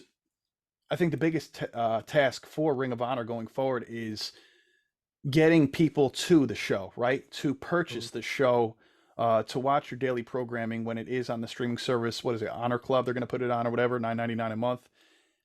We don't have any doubt that the matches are going to be good, but like if you're into the know or watch AEW, but how are you going to get outsiders to go and buy that product and keep those numbers inflating, right?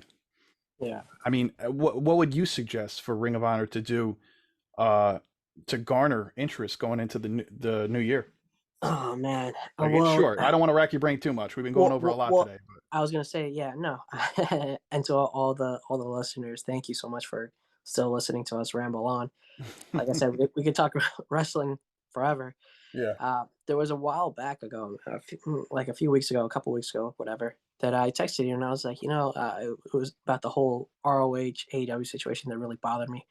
And me, I'm no businessman. I'm not in management or whatever, but I tried coming up with a solution that I thought might be somewhat reasonable, Hmm. and I can lay it out again, just for people that are listening. Was Sure. that one of the biggest problems right now with AEW itself is obviously, and everyone knows this, is that they they're trying to mix in ROH with the AEW product, and it's not mixing. It's like water and oil right now. Or you could say it's diluting it. It's not doing well. It's only Right. harming. It's the main thing. And I get that he bought it. He wants to do both things, but he has to keep both entities separate from each other. Let ROH be its own thing. Let AEW be its own thing. They can't, you know, share wrestlers from time to time. Or someone has a belt here, someone has a belt there.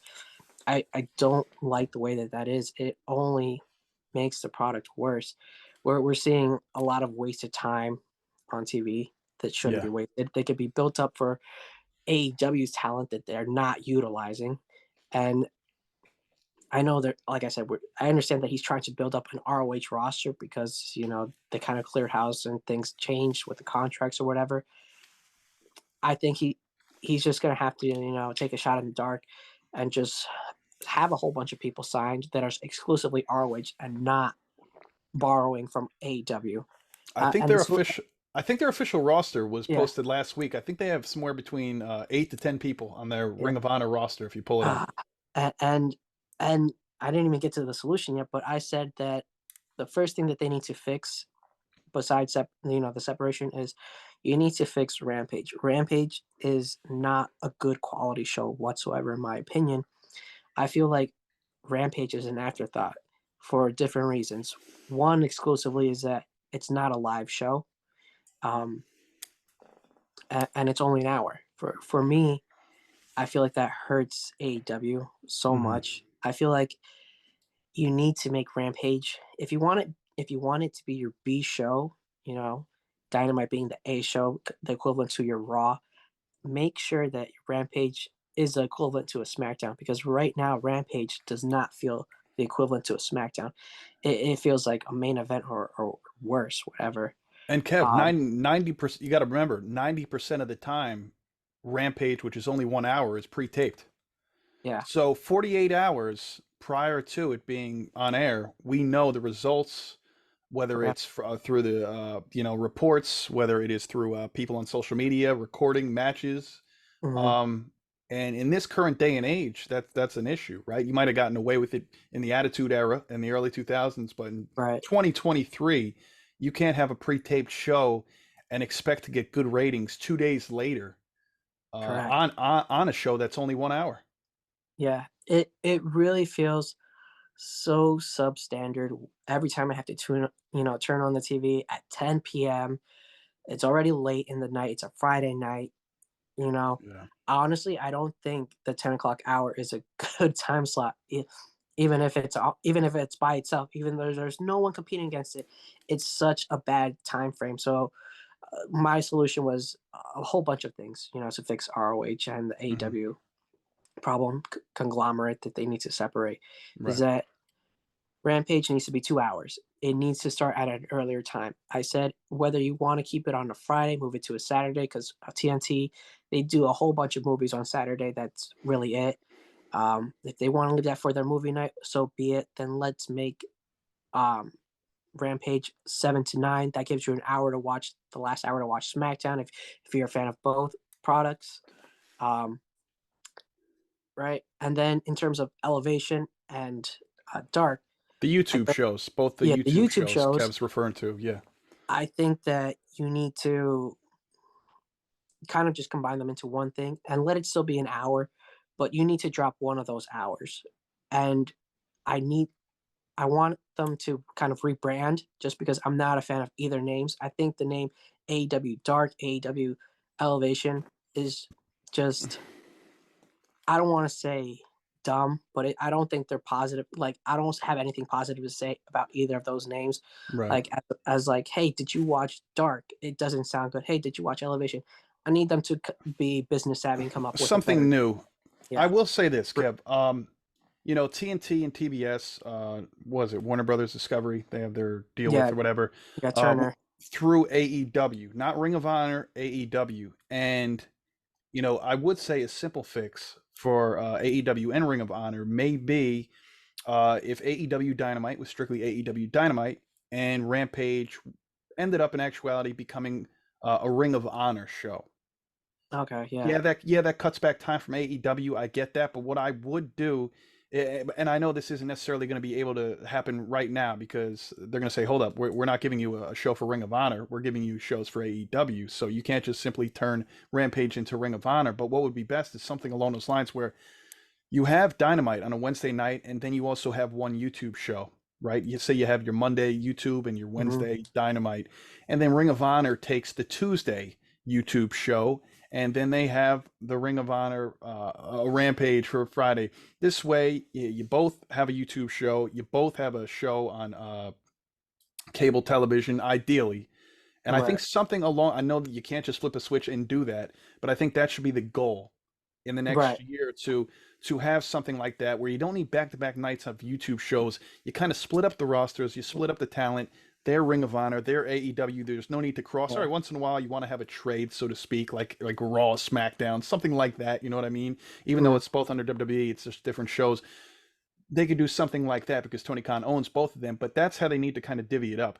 Now I know at the post media scrum last week, I watched most of it, and that's when Tony Khan went on to say that they're going to have this streaming service for Honor Club. It's going to be $9.99 a month for Ring of Honor programming. They're going to talk about it, or it will be made available next month. He said he indicated that New Japan Pro Wrestling would play a significant role in the promotion going forward for pay-per-views and so on and so forth. Bleacher Report and the pay-per-views rather will continue to air on Bleacher Report. I'm sorry. So that leads me to believe that Tony Khan is heavily weighing in on New Japan to help keep Ring of Honor afloat, right? Because he doesn't think that Ring of Honor solely can do their thing on their own and garner interest. He's going to need to incorporate the help yeah. of New Japan Pro Wrestling because, well, simply Ring of Honor hasn't distinguished themselves since they've been with him. Since Hmm. he purchased them in March. You got 8 to 10 people on your roster, which is pretty much just your champions. And so, lo and behold, Dave Meltzer said this simply means that he was unable to secure a television deal, which in actuality is what happened, right? This is Yeah. why we are where we are, and he's got to be on a streaming service, and he needs the help of New Japan Pro Wrestling. Um, so, lastly, about this topic, say they are strictly on a streaming basis just to watch their weekly programming. With the current state of Raw being 8 to 11 on Mondays, NXT 8 to 10 Tuesdays, Dynamite 8 to 10 Wednesdays, I'll say Impact Thursdays 8 to 10. Then you have Hmm. New Japan after that. I think they're taped episodes, right? I don't know how many weeks in advance. Right. Follows on Access 10 to 11, which I catch once in a while. Friday, you have SmackDown 8 to 10, Rampage 10 to 11. Saturdays and Sundays tend to be open for pay-per-views. So realistically, where do you even fit? Let's just say it's a 1 hour show for Ring of Honor on a weekly basis on a streaming service, Honor Club, what have you.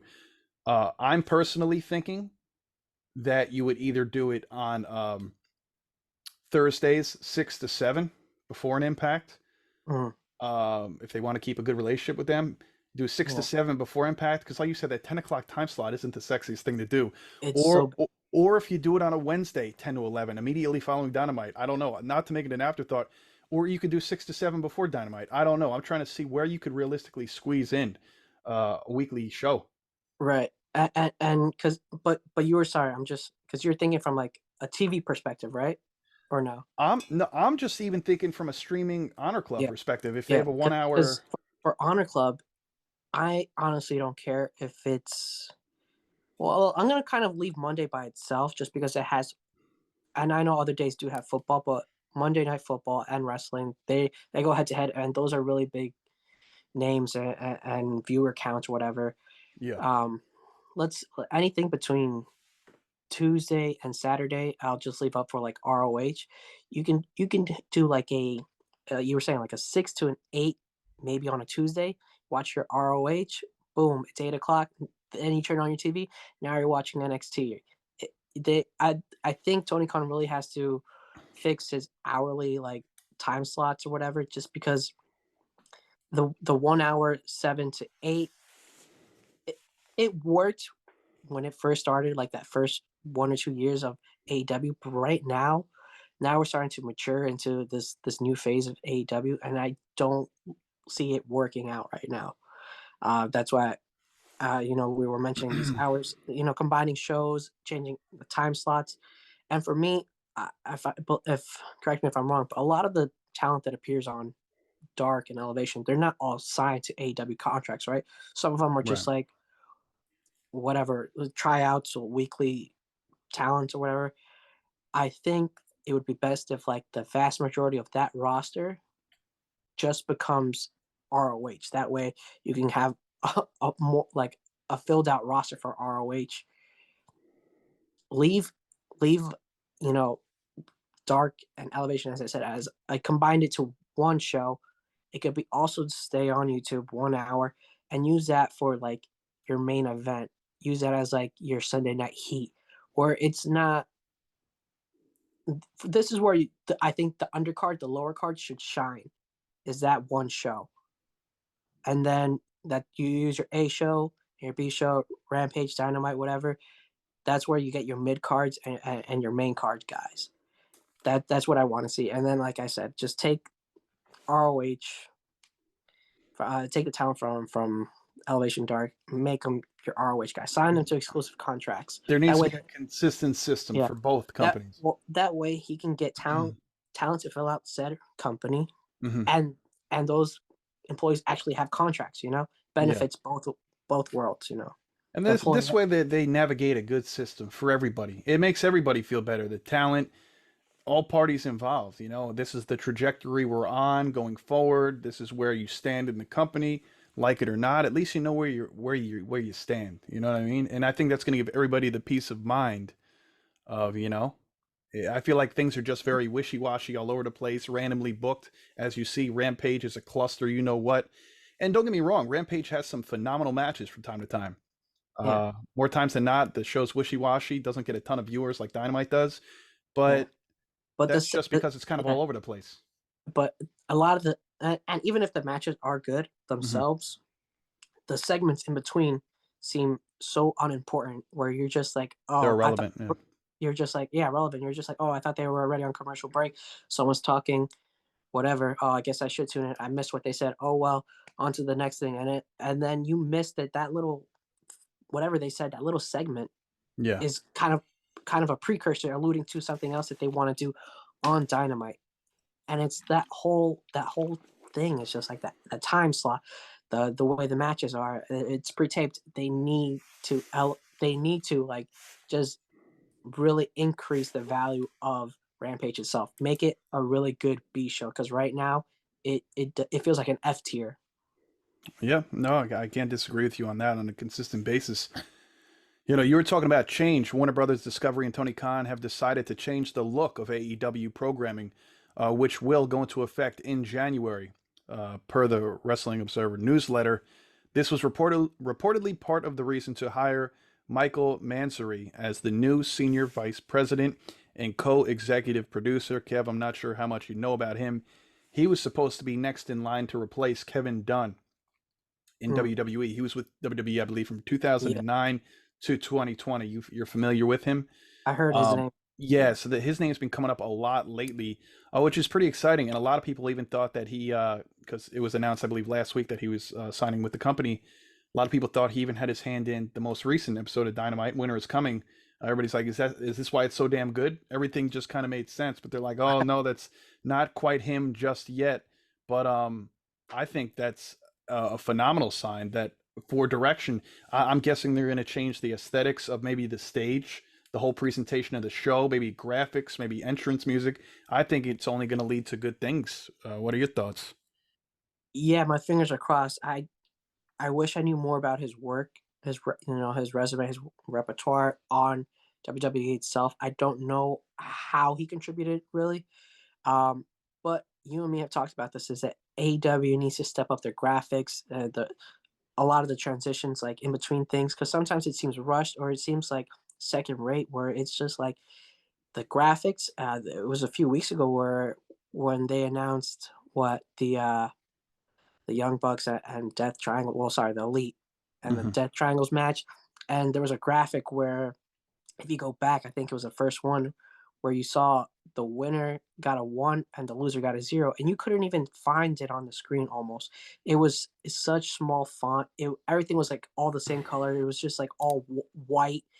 It was just really bad. It was one of the worst wrestling graphics I have ever seen in my And it's life. funny, I'm very particular, but I think you notice even more than me with stuff like that. As soon as it popped up on the screen, I was like, "Are you kidding me?" I was like, "Because they're like, oh, the score is now 1-0 with the Death Triangle leading," and it was like I tried looking for the one. You would think they would separate it, the colors, they would have it in a better format, the font, Right. whatever. It all was unison, and it was a terrible unison. They should have done just. It felt like a very basic something that you see a mistake in, like a PowerPoint for like a high schooler. I was like, how the f do you put this on television? Well, I think this guy Mike Mansouri, he's definitely going to tie up loose ends. He was backstage for Winter is Coming, so even though he may not have had his hand in the product this past Wednesday fully, executed by him, hey, he might have been there throwing his 2 cents. And hell, if that's his 2 cents, I'm excited to see where he helps take AEW going forward. Right. Especially after AEW unfortunately losing the likes of a William Regal back to WWE. In Mm, what was it, the last week or two? William Regal allegedly has officially come to terms on his new position in WWE. He will start the first week of January 2023, although part of his release from AEW was that he could not be actually on screen until 2024. That was part of the deal with him and Tony Khan. Although Regal has no desire to necessarily be on screen, right. he will have a vice president position in the company. So that's fantastic news for Regal. Even though he said on Twitter, I believe a few days ago, unless you hear it from me, nothing's necessarily accurate. But I'm pretty sure he's going to have a very, even if it's Right. not vice president, I'm sure it's something along those lines. Triple H is going to make sure he's taken care of, especially with him having been let go in the first place earlier this year, right? Yeah. Yeah. So I will. Though I will say this though, Kev. William Regal did an interview recently, and he said that Vince McMahon let him go a month earlier so he could join AEW with Bryan Danielson and continue to pay him until the end of that month Yeah. via Inside the Ropes. Did you hear that? Yeah. So I that's did. hey, that's So something nice that Vince at least did, letting him go there, I guess. yeah, yeah, good, good on that part. For every one good thing that Vince does, we know that he does five bad things. Well, yeah, we do know he's Um, certainly no but saint. it's very good for Regal. I'm happy Him for him. being Yeah. yeah, happy for him because him being the right hand man of Triple H, he's always been kind of a mentor slash advisor to him on the NXT brand. Um, Even though it was a brainchild of Triple H NXT, he would always consult with William Regal, that at the time who was a GM of um, the NXT show, Hmm. and those two put on such a good products for so many years, and we just want to see that transition, not just for like one show like a Raw or SmackDown, but for the whole company. So very beneficial to having William Regal back in WWE. Well, this was days or at least a week or two before we even knew that Regal was going to be leaving AEW or certainly coming back to WWE. I thought it was very funny that the day of Survivor Series War Games, Triple H posted a brief clip of William Regal coming out on the platform of NXT, and Triple H wrote, "Tonight just wouldn't be the same without William Regal, of course." And it was a quick clip of him coming out and announcing in his accent War Games, So obviously, it's way beyond a business relationship with Regal. I imagine they're great friends. The bond they developed in WWE and certainly NXT. So I'm excited. I'm excited to see Regal back with them. It's definitely Absolutely. a couple more things, brother, and then I swear we're out of here. Kev is like, "Yeah, I'm booked the rest of this year." Um, yeah. Did you? We talked a heck of a lot about Ring of Honor Final Battle and stuff, but did you happen to catch any of the NXT show Deadline or no? No. Well, you heard that the New Day are the NXT Tag Team Champions, correct? I caught some of the results afterwards, but in Uh-huh. terms of seeing any highlights, clips, It was I didn't. fun. Yeah, I did. Unfortunately, I did not have the opportunity yet to watch anything. I think I'm gonna have to do a lot of video watching A lot of catching up. after. I mean, I Yeah, still got to find a way to catch that Briscoes that's the one that uh, I'm very interested in seeing. FTR match because that was their third and final match, right? It started at Final Battle last year, right? 2021, that feud. Hmm. And obviously Briscoe's got the better of them. What, two wins to one, right? In that Hmm. overall battle. But back to NXT, Tommaso Ciampa, of course, NXT great. He goes, "I'm 100% biased, but New Day versus Pretty Deadly is the most fun I've had watching a tag team match in a very long time." It was a fun match. I definitely suggest you go back and check that out. Back to FTR though, Brian Alvarez, of course, he said FTR versus Briscoes, one of the greatest trilogies of all time. Would you agree to that, even though you haven't seen the most recent match? Um, I'm gonna say I hope it lives up to the expectations. All those previous matches, very good. Um, it's not every day that we get to see a dog collar match, right? Is that's what it was? Yeah, it was a dog collar match. Yeah, I heard it was pretty gruesome, and And obviously, yeah, they all had bruises and broken bones to show for it. it's starting to become one of the staple matches of AEW ROH, if you want to Yeah, say. right. Yeah. Uh, yeah. So that's something that we can look forward to for sure in the near future. You remember Uh, Jordan? What's that? no, no, go ahead. You remember Jordan Devlin, now JD McDonough, NXT? Right, right. Well, Yep. well, he did a great job, even though he didn't score any wins in his Iron Survivor match. He wrote, "If you don't think NXT is back after last night, obviously in regards to Deadline, he goes, I can't help you. Insane roster." So apparently they like Yeah, Shawn Michaels running things over there. yeah. I know a lot of people for like the first month or so were not too high on his product, what he was showing on TV. They're like, "What is he doing?" They're like, "He's a bad booker." Is what I was Shawn Michaels, reading. he's Yeah, definitely not perfect. He's definitely not no, perfect. There's some times and where I scratch my head.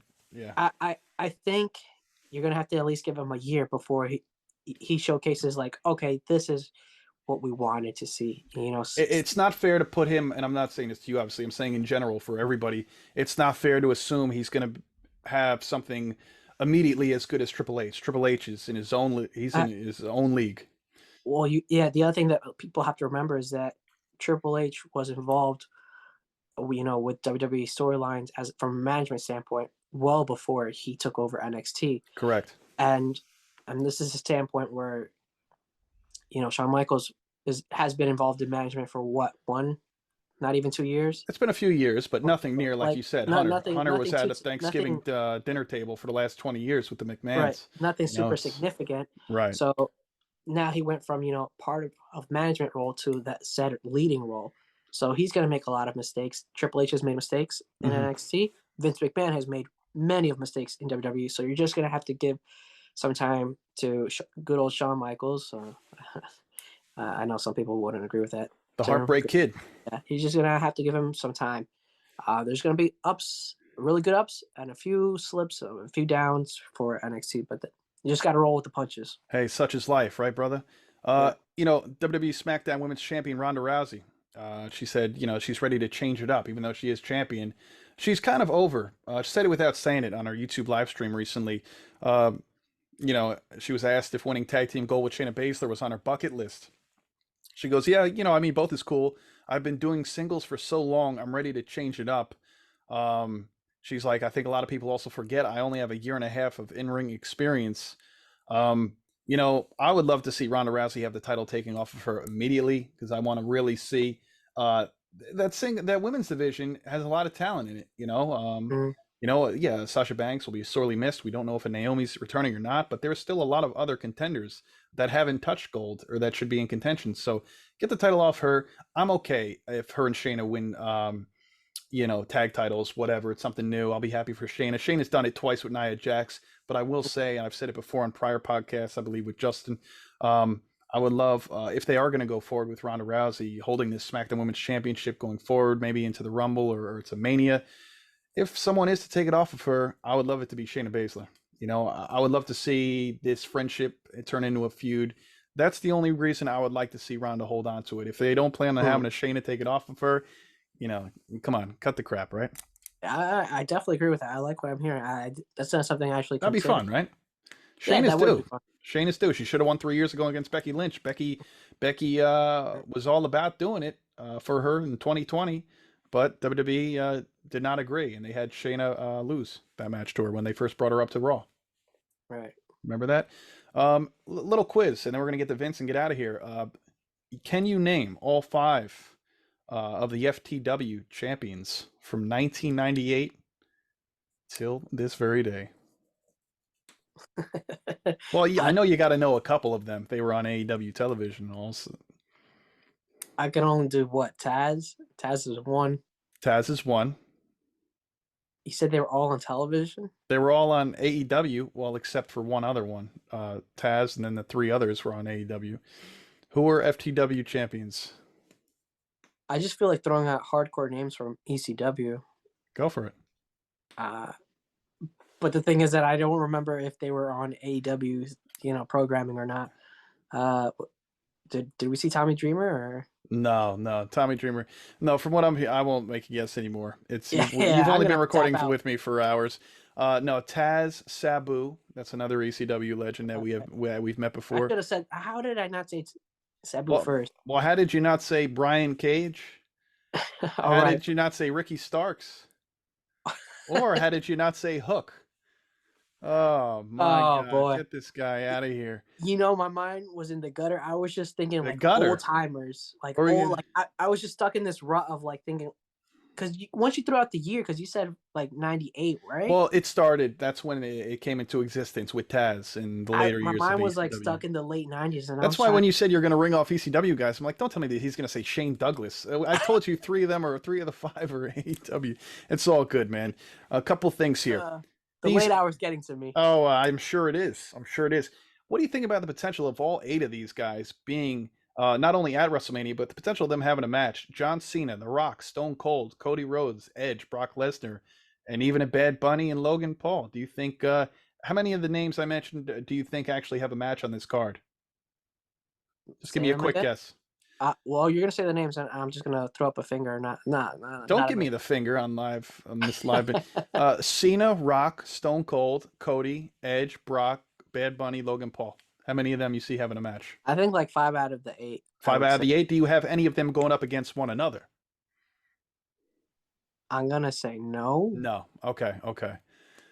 Although I'd love to see, I think I mentioned it before, if Edge and Cena, I would love to see those two go at it. Edge is supposed to be wrapping it up in August. I would love to see those two go at it.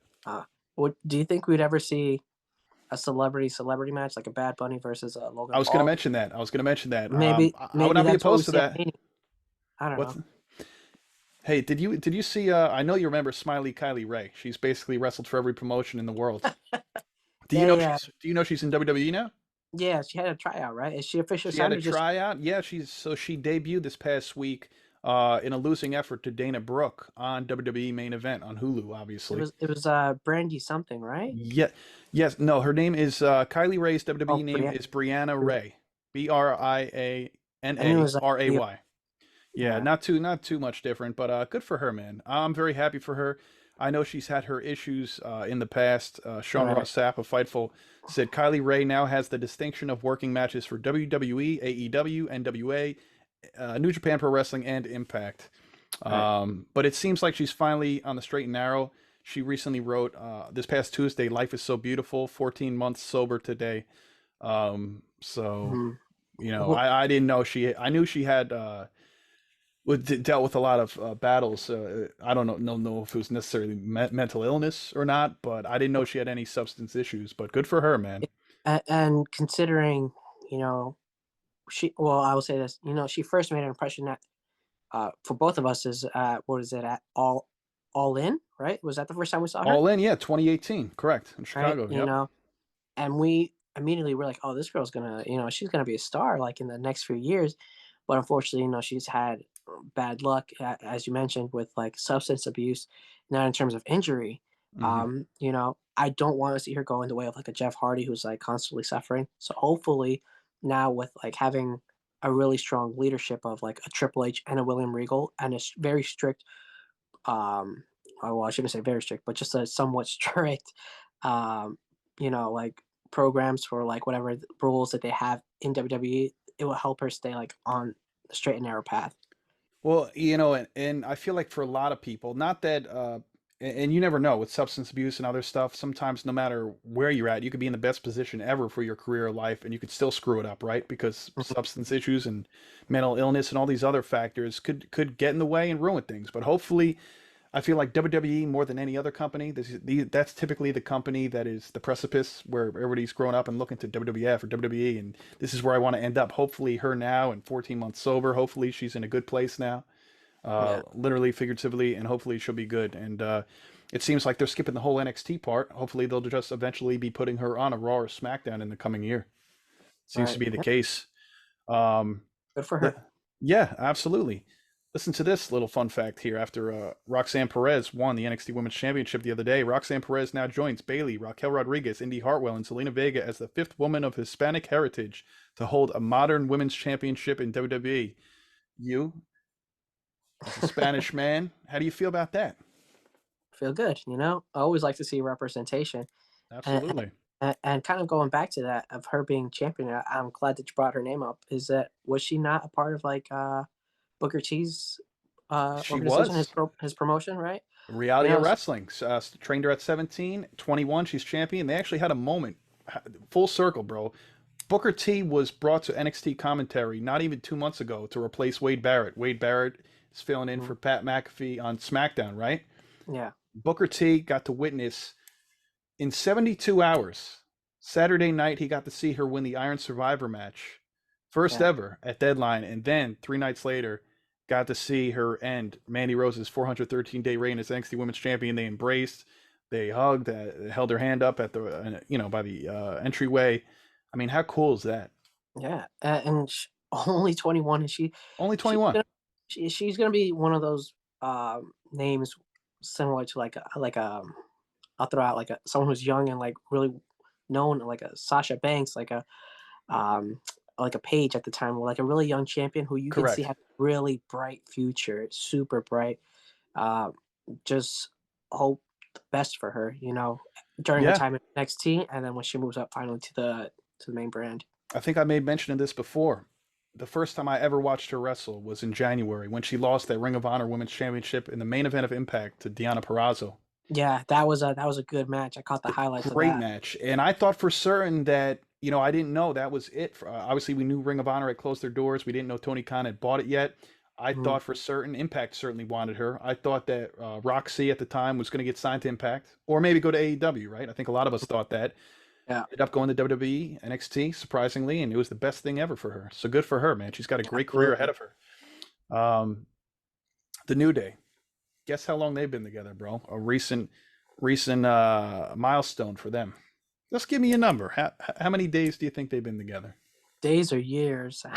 Yeah, well, you could go years too, I suppose, but I'm gonna go with days here. Throw out a number. It's in the Days. thousands, obviously. Uh, you're gonna make me do math right now. I don't know. I'll just throw out 2,000 days, even though that Three doesn't. thousand, 3,000. They Wow. just a few days ago, I believe it was Wednesday. They hit The New Day have been together as a trio for over 3,000 days. So yeah, good for them, man. Who the heck would have thought a I simple was only idea? off by a little bit over 3 years. So it's okay. Yeah, no big deal. They didn't start in fall of 2014 or anything like that. A simple idea brought by Xavier Woods Yeah, brought all crazy. them, I know the Usos recently took over their reign as longest reigning tag champs, right?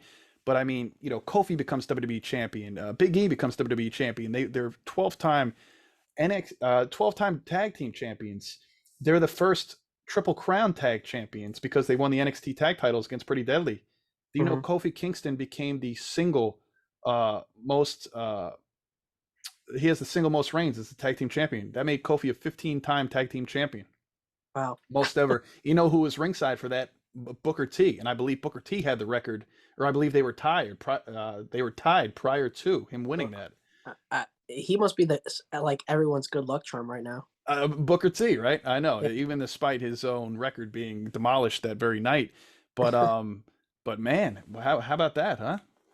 yeah, crazy because initially when they were kind of like doing like the the vignettes or whatever, like to the forming of the New Day, a lot of people were not behind it. They're like, this thing is gonna fail. It's gonna fall on its face, Yep, and that yep. was a lot of people's attitude immediately when they saw them that first night because their gimmick was a little bit different from their first showing on TV compared to what they are now.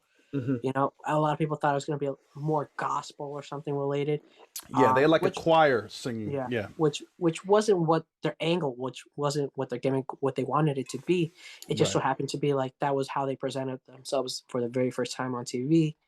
And who doesn't love the New Day now? Come on. Yeah, they were only heels for just over a year, from literally from fall of 14 Mhm. to prop at most going into Christmas time of 2015. By 2016, they were full blown baby faces. New Day rocks. 2016 is when the t-shirts came out. The bootios were being sold at FYE. I got one right here in the studio signed. Yeah, You know the whole deal, man. And yeah, they've been hot as ever for so long. Here's a yeah. fun fact that Xavier Woods told us this past Tuesday on NXT. Xavier Woods said, not only does this mean a lot to him because this is the first time he won NXT Gold, but he took part in the first NXT match ever 10 years ago. And oddly enough, it was against Big E. Isn't that nuts? Crazy. So, Yeah, and that's one of those, what if you want to call it, team, faction, stables, whatever, that I will, love to see when they retire and they're kind of just going around on their, on the rounds, making the rounds, whatever, on the trips, just to all the conventions. I can't wait to just constantly see the New Day. It's gonna be such a blast. dude, yeah, I would pay tickets and we'll probably go together. When they go on Right, tour or just cracking jokes, meet and greet, telling some of their best stories. Some of their best stories aren't even the ones in the ring, on the road, right? right, yeah. That's going to Things be, we never heard. yeah, yeah, no, absolutely. So, over the course of the last 5 months or so, Triple H has brought back a lot of talent. For some, it's worked out great. For others, not so much. I'm going to name some of the people that he has brought back, and I'm certainly going to give my 2 cents real quick, but I would like to know what you think maybe as well. From you don't watch WWE as much as me these days, but maybe from what you've seen, Right. because Triple H has brought back a lot of people, like I said, since August, and he's felt as if a lot of them have underperformed and severely underwhelmed since their return. So here are some of the people that Triple H has brought back. He recently brought back the Good Brothers, Gallows and Anderson, Braun Strowman, Mia Yim, Sarah Logan, who's pretty much just played a valet role. I think her new name is Valhalla or something like that with the Viking Raiders. Mhm. He brought back Emma. He brought back Tegan Knox, Dakota Kai, Io Sky, Karrion Cross, Scarlett, Bray Wyatt, Dexter Loomis, of course, Hit Row, Johnny Gargano, and Candice LeRae. And I think that should round out everybody that he's brought back in the last 5 months. Okay. You know, I'll go first, I guess, since I've been watching the product a lot. I would Yeah. say, unfortunately, they've been slow playing it very much so with Bray Wyatt, still trying to remain patient. But I think Bray Wyatt will work out when all is said and done. Mhm. So I'm probably most excited, realistically, under Triple H's regime. to see Bray Wyatt back and Johnny Gargano. Also very happy for Mia Yim and what's her face, Tegan Knox. Don't get me wrong. Yeah. So I think those have been good. Uh, People that I could probably do without, even though she hasn't been back a very long time. I am very surprised at the return of Emma. I understand she's dating Madcap Moss. They brought her back like a month and a half ago. Right. Very surprised at that. She has a Is great she? look. What's that? Sorry, I didn't mean to really cut you off, but No, is it's she fine. doing ballet work or is she doing No, in-ring she's work? wrestling. She's Okay. wrestling. She's on SmackDown full time. She's had a Mm. couple matches, I believe, against Ronda and Shayna. Um, I do like the on-screen work with her and Madcap Moss. They've kind of brought the relationship on screen. I do enjoy that part. But as far as from a wrestling standpoint, I always thought Emma was all right. Mm. Um, so I am very surprised at that. Um, so I would say, I could do without Emma. I will say that I am not really impressed with, and I think, it's very telltale, with Karrion Cross. I think he presents himself great. And initially, I was over the moon more than anybody that they brought him back. I love his whole entrance and everything, even though it's a little different. He's not as scary, in my opinion. He grew the hair out. I guess you could say it's a little more of a handsome guy, not as fearful, right? Right. With the bald head and all that. But I think Karrion Cross has been a little underwhelming. I don't think he's really resonating and clicking with the crowd as he once did with the NXT faithful. Mm-hmm. And so, yeah, I would say Emma. I would say Karrion Cross, kind of, and certainly Hit Row. Hit Row is a group that sorely misses, who is now Swerve Strickland. Isaiah Swerve Scott sorely misses him, and the void is incredibly noticeable week after week. Mm. So I don't know from what you've seen, and some of the names that I've mentioned. What are your thoughts, pros, cons, as far as what do you think Triple H even sees? I don't think I can really argue with the names that you said weren't living up to current expectations. I've never told you I've numerous times I've never been a fan of Karrion Cross whatsoever. Hmm. Not someone I put any stock into. You said Emma. That's a really strange like pick to bring back. After Yeah, 5 years, I was very surprised. yeah, that's one you could definitely just do without. Um, you said Hit Row. I'm not too familiar with Hit Row because when they were on TV, that's when I stopped watching, and then they got released and whatever. Yeah. I can't really say too much about that, but I'm gonna take your word on it. The other names are just kind of like the Sarah Logan thing. Uh, is she really like? She's It's not just been doing. they brought her back not even a month ago. She, other than Tegan Knox and Mia Yim, of course, she's kind of like the most recent. But they've only really brought her back in a valet capacity. Will she begin to wrestle again? I'm sure she will mix it up with some of the women on SmackDown, Zelina Vega Right. and B-Fab and all that. But you know, she hasn't wrestled yet, from what I know. And it's tough because she was okay during her time when she was together with like The the Riot Riot Squad, Squad. yeah. Um, but between between the three of them, she was always the least important, of like Hmm. said group. I feel like I could deal without her, do without Oh, I her. And could too. I could do without her too. I the just other, didn't the bring other, her up because I don't think she's adding or subtracting. mm, and I, I, and this one isn't necessarily negative. I'm just asking, like, how are the Good Brothers doing? Because the Good Brothers have been making their way around like every promotion, and it seems like they do good for one moment, and then like they're gone the next moment. And I don't know if that's just like a testament to like is Yeah, I that mean, I'll say I don't this: know. as long as I mean they're back with the OC, they're with AJ Styles. The OC is comprised of course, AJ Styles, the Good Brothers, and Mia Yim's been with them the last 5 or 6 weeks. Mhm. So I'm assuming that they're going to keep her going forward with the group, which I kind of like. She kind of fits the mold, rough around the edges and stuff. Right. I think as long as they align themselves with AJ Styles, they'll be fine. Without him, can they still make it happen? Absolutely, but yeah, I don't think there's any major intrigue with them. Mhm. But compared to the list I mentioned, they're definitely Yeah, because people I would keep compared to some of yeah, the others. that like second half of like the names that you listed off, those were all I thought great, contenders to bring back. Yeah, Gargano and Bray and all that. Yeah. Yeah, that's I'm not surprised that that report came out this week that Triple H Mm, is underwhelmed by a vast majority, or at mm, least a good portion of it. I'm not gonna say the majority, but mm. I could certainly see Yeah, why he's so, disappointed. you know, for him, I'm sure he could see this as kind of like his first mistake or something, where Hmm. he's like, "Damn it, I was too faithful," and because you have relationships with these people Right, outside of right. work in terms of like you try to be friendly with them, and then you're just like, damn it, like they kind of let me down. I thought they were gonna do better in the ring, or like on the mic stuff, and they're not living up to expectations. So I'm sure he's just like, damn it, He's I'm gonna, I'm disappointed. Yeah, he's yeah, disappointed more than anything because he had the utmost faith and belief that, hey, look, I'm giving a yeah, lot of these people second chances that Vince didn't give a lot of them a chance at all, right? He kind of said right, carrying Cross up for failure, whether you like him or not. That was the bottom line. mhm, And now that he has Scarlett by his side and he's able to come out to the theme music and the whole mystique of his NXT entrance, just not clicking the way it used to. Not really yeah, clicking with the audience. So, yeah. Well, time will tell, and we'll know as soon as WrestleMania ends on that springtime, era, because that's what we know is like the first, spring cleaning usually yeah. done every single year. It sucks, but for the company, they see it as a necessary thing that they have to You do. can't keep everybody, and I feel like I'll Yeah, be the first one to say you hate to see anybody lose their jobs, right? But at the end of the day, us as the weekly viewer, there are some people that it's not like we like them or not as heels or baby faces. We just don't want to see some of them on television just because it's not good right. TV, Yeah, you know, and at the end of the day, and I hate talking like this, it's like yes, it's a TV show. We need to see something good on TV.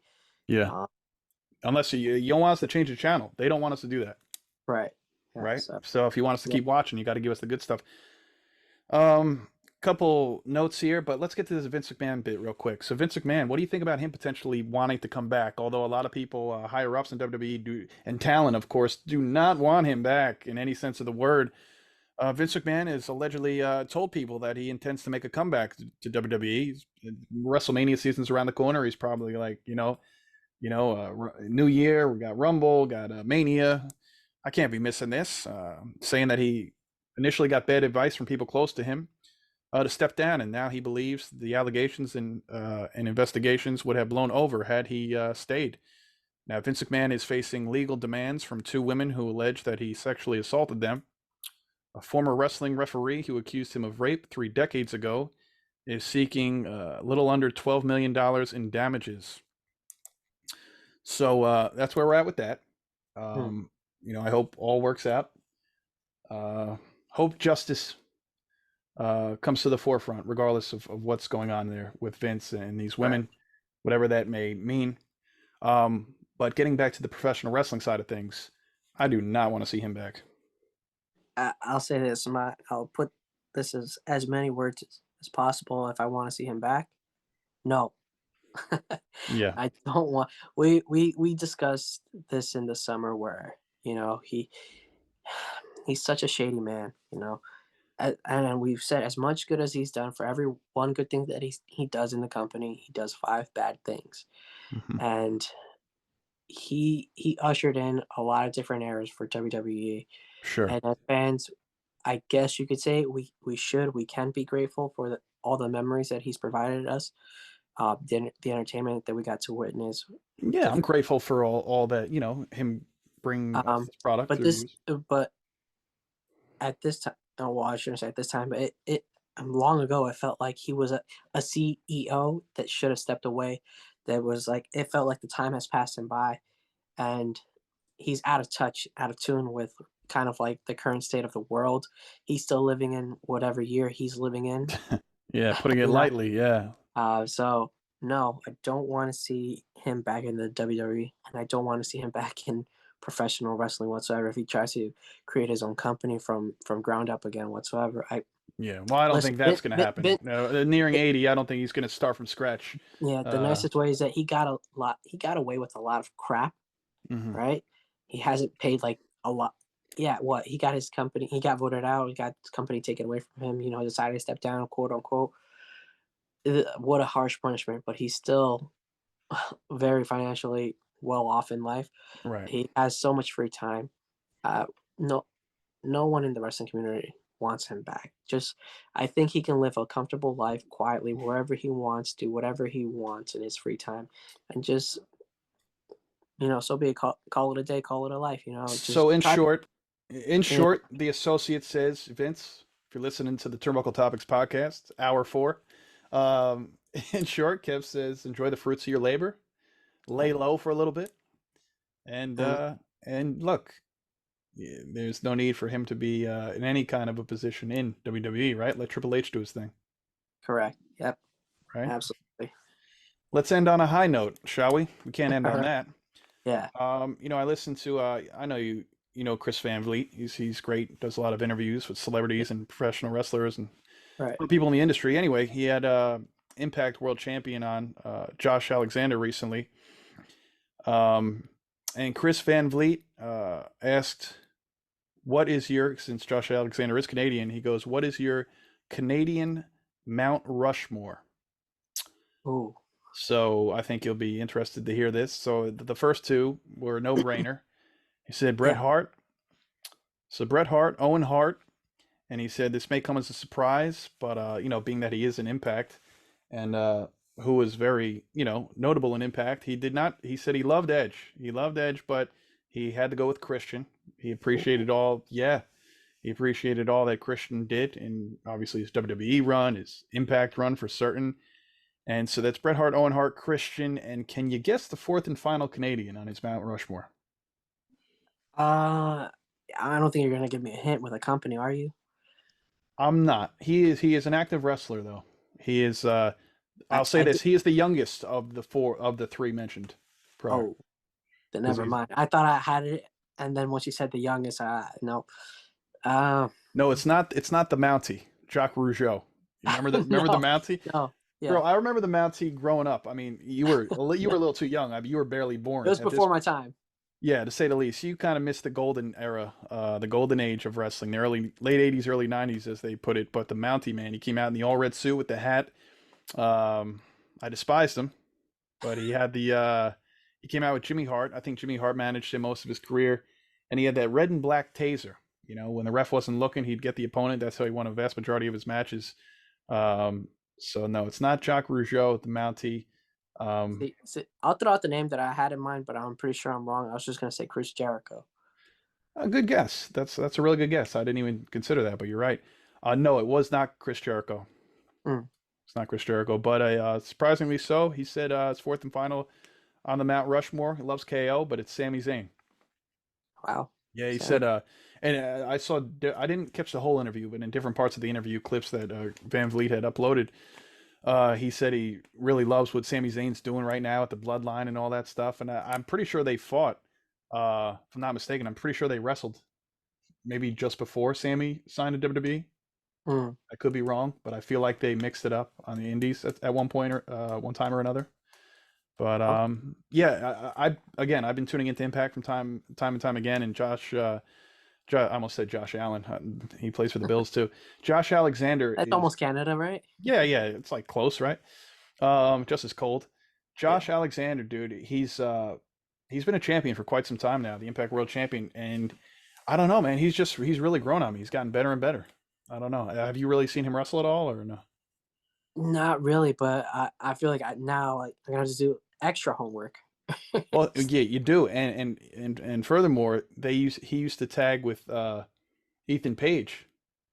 Well, Mm, Ethan Page was with Impact before he came to AEW. They were called the North. So there's another fun fact there for you. But yeah, Josh Alexander, great champion, man, and I think he's in the midst of feuding with maybe the returning Bubba Ray Dudley, Bully Ray rather. I think Bully Blu-ray. Ray's coming back for a little bit. Yeah, Mm. so that's fun stuff there. But all right, I think that's enough for one, two, three, or maybe even 4 episodes. Yeah. And ladies and gentlemen, Uh, boys and girls, children of all ages, the associate. Thank you for being with me and us here on right. this lengthy but fulfilling, wholesome episode of Turnbuckle Topics. And boy, did we have topics. Right. Yeah. And if we weren't restricted to I don't know, like a 4-hour podcast or whatever, we'd be talking all day. Yeah, you got that right, man. We're not even going to tell them what hour it is right now. It's absurd.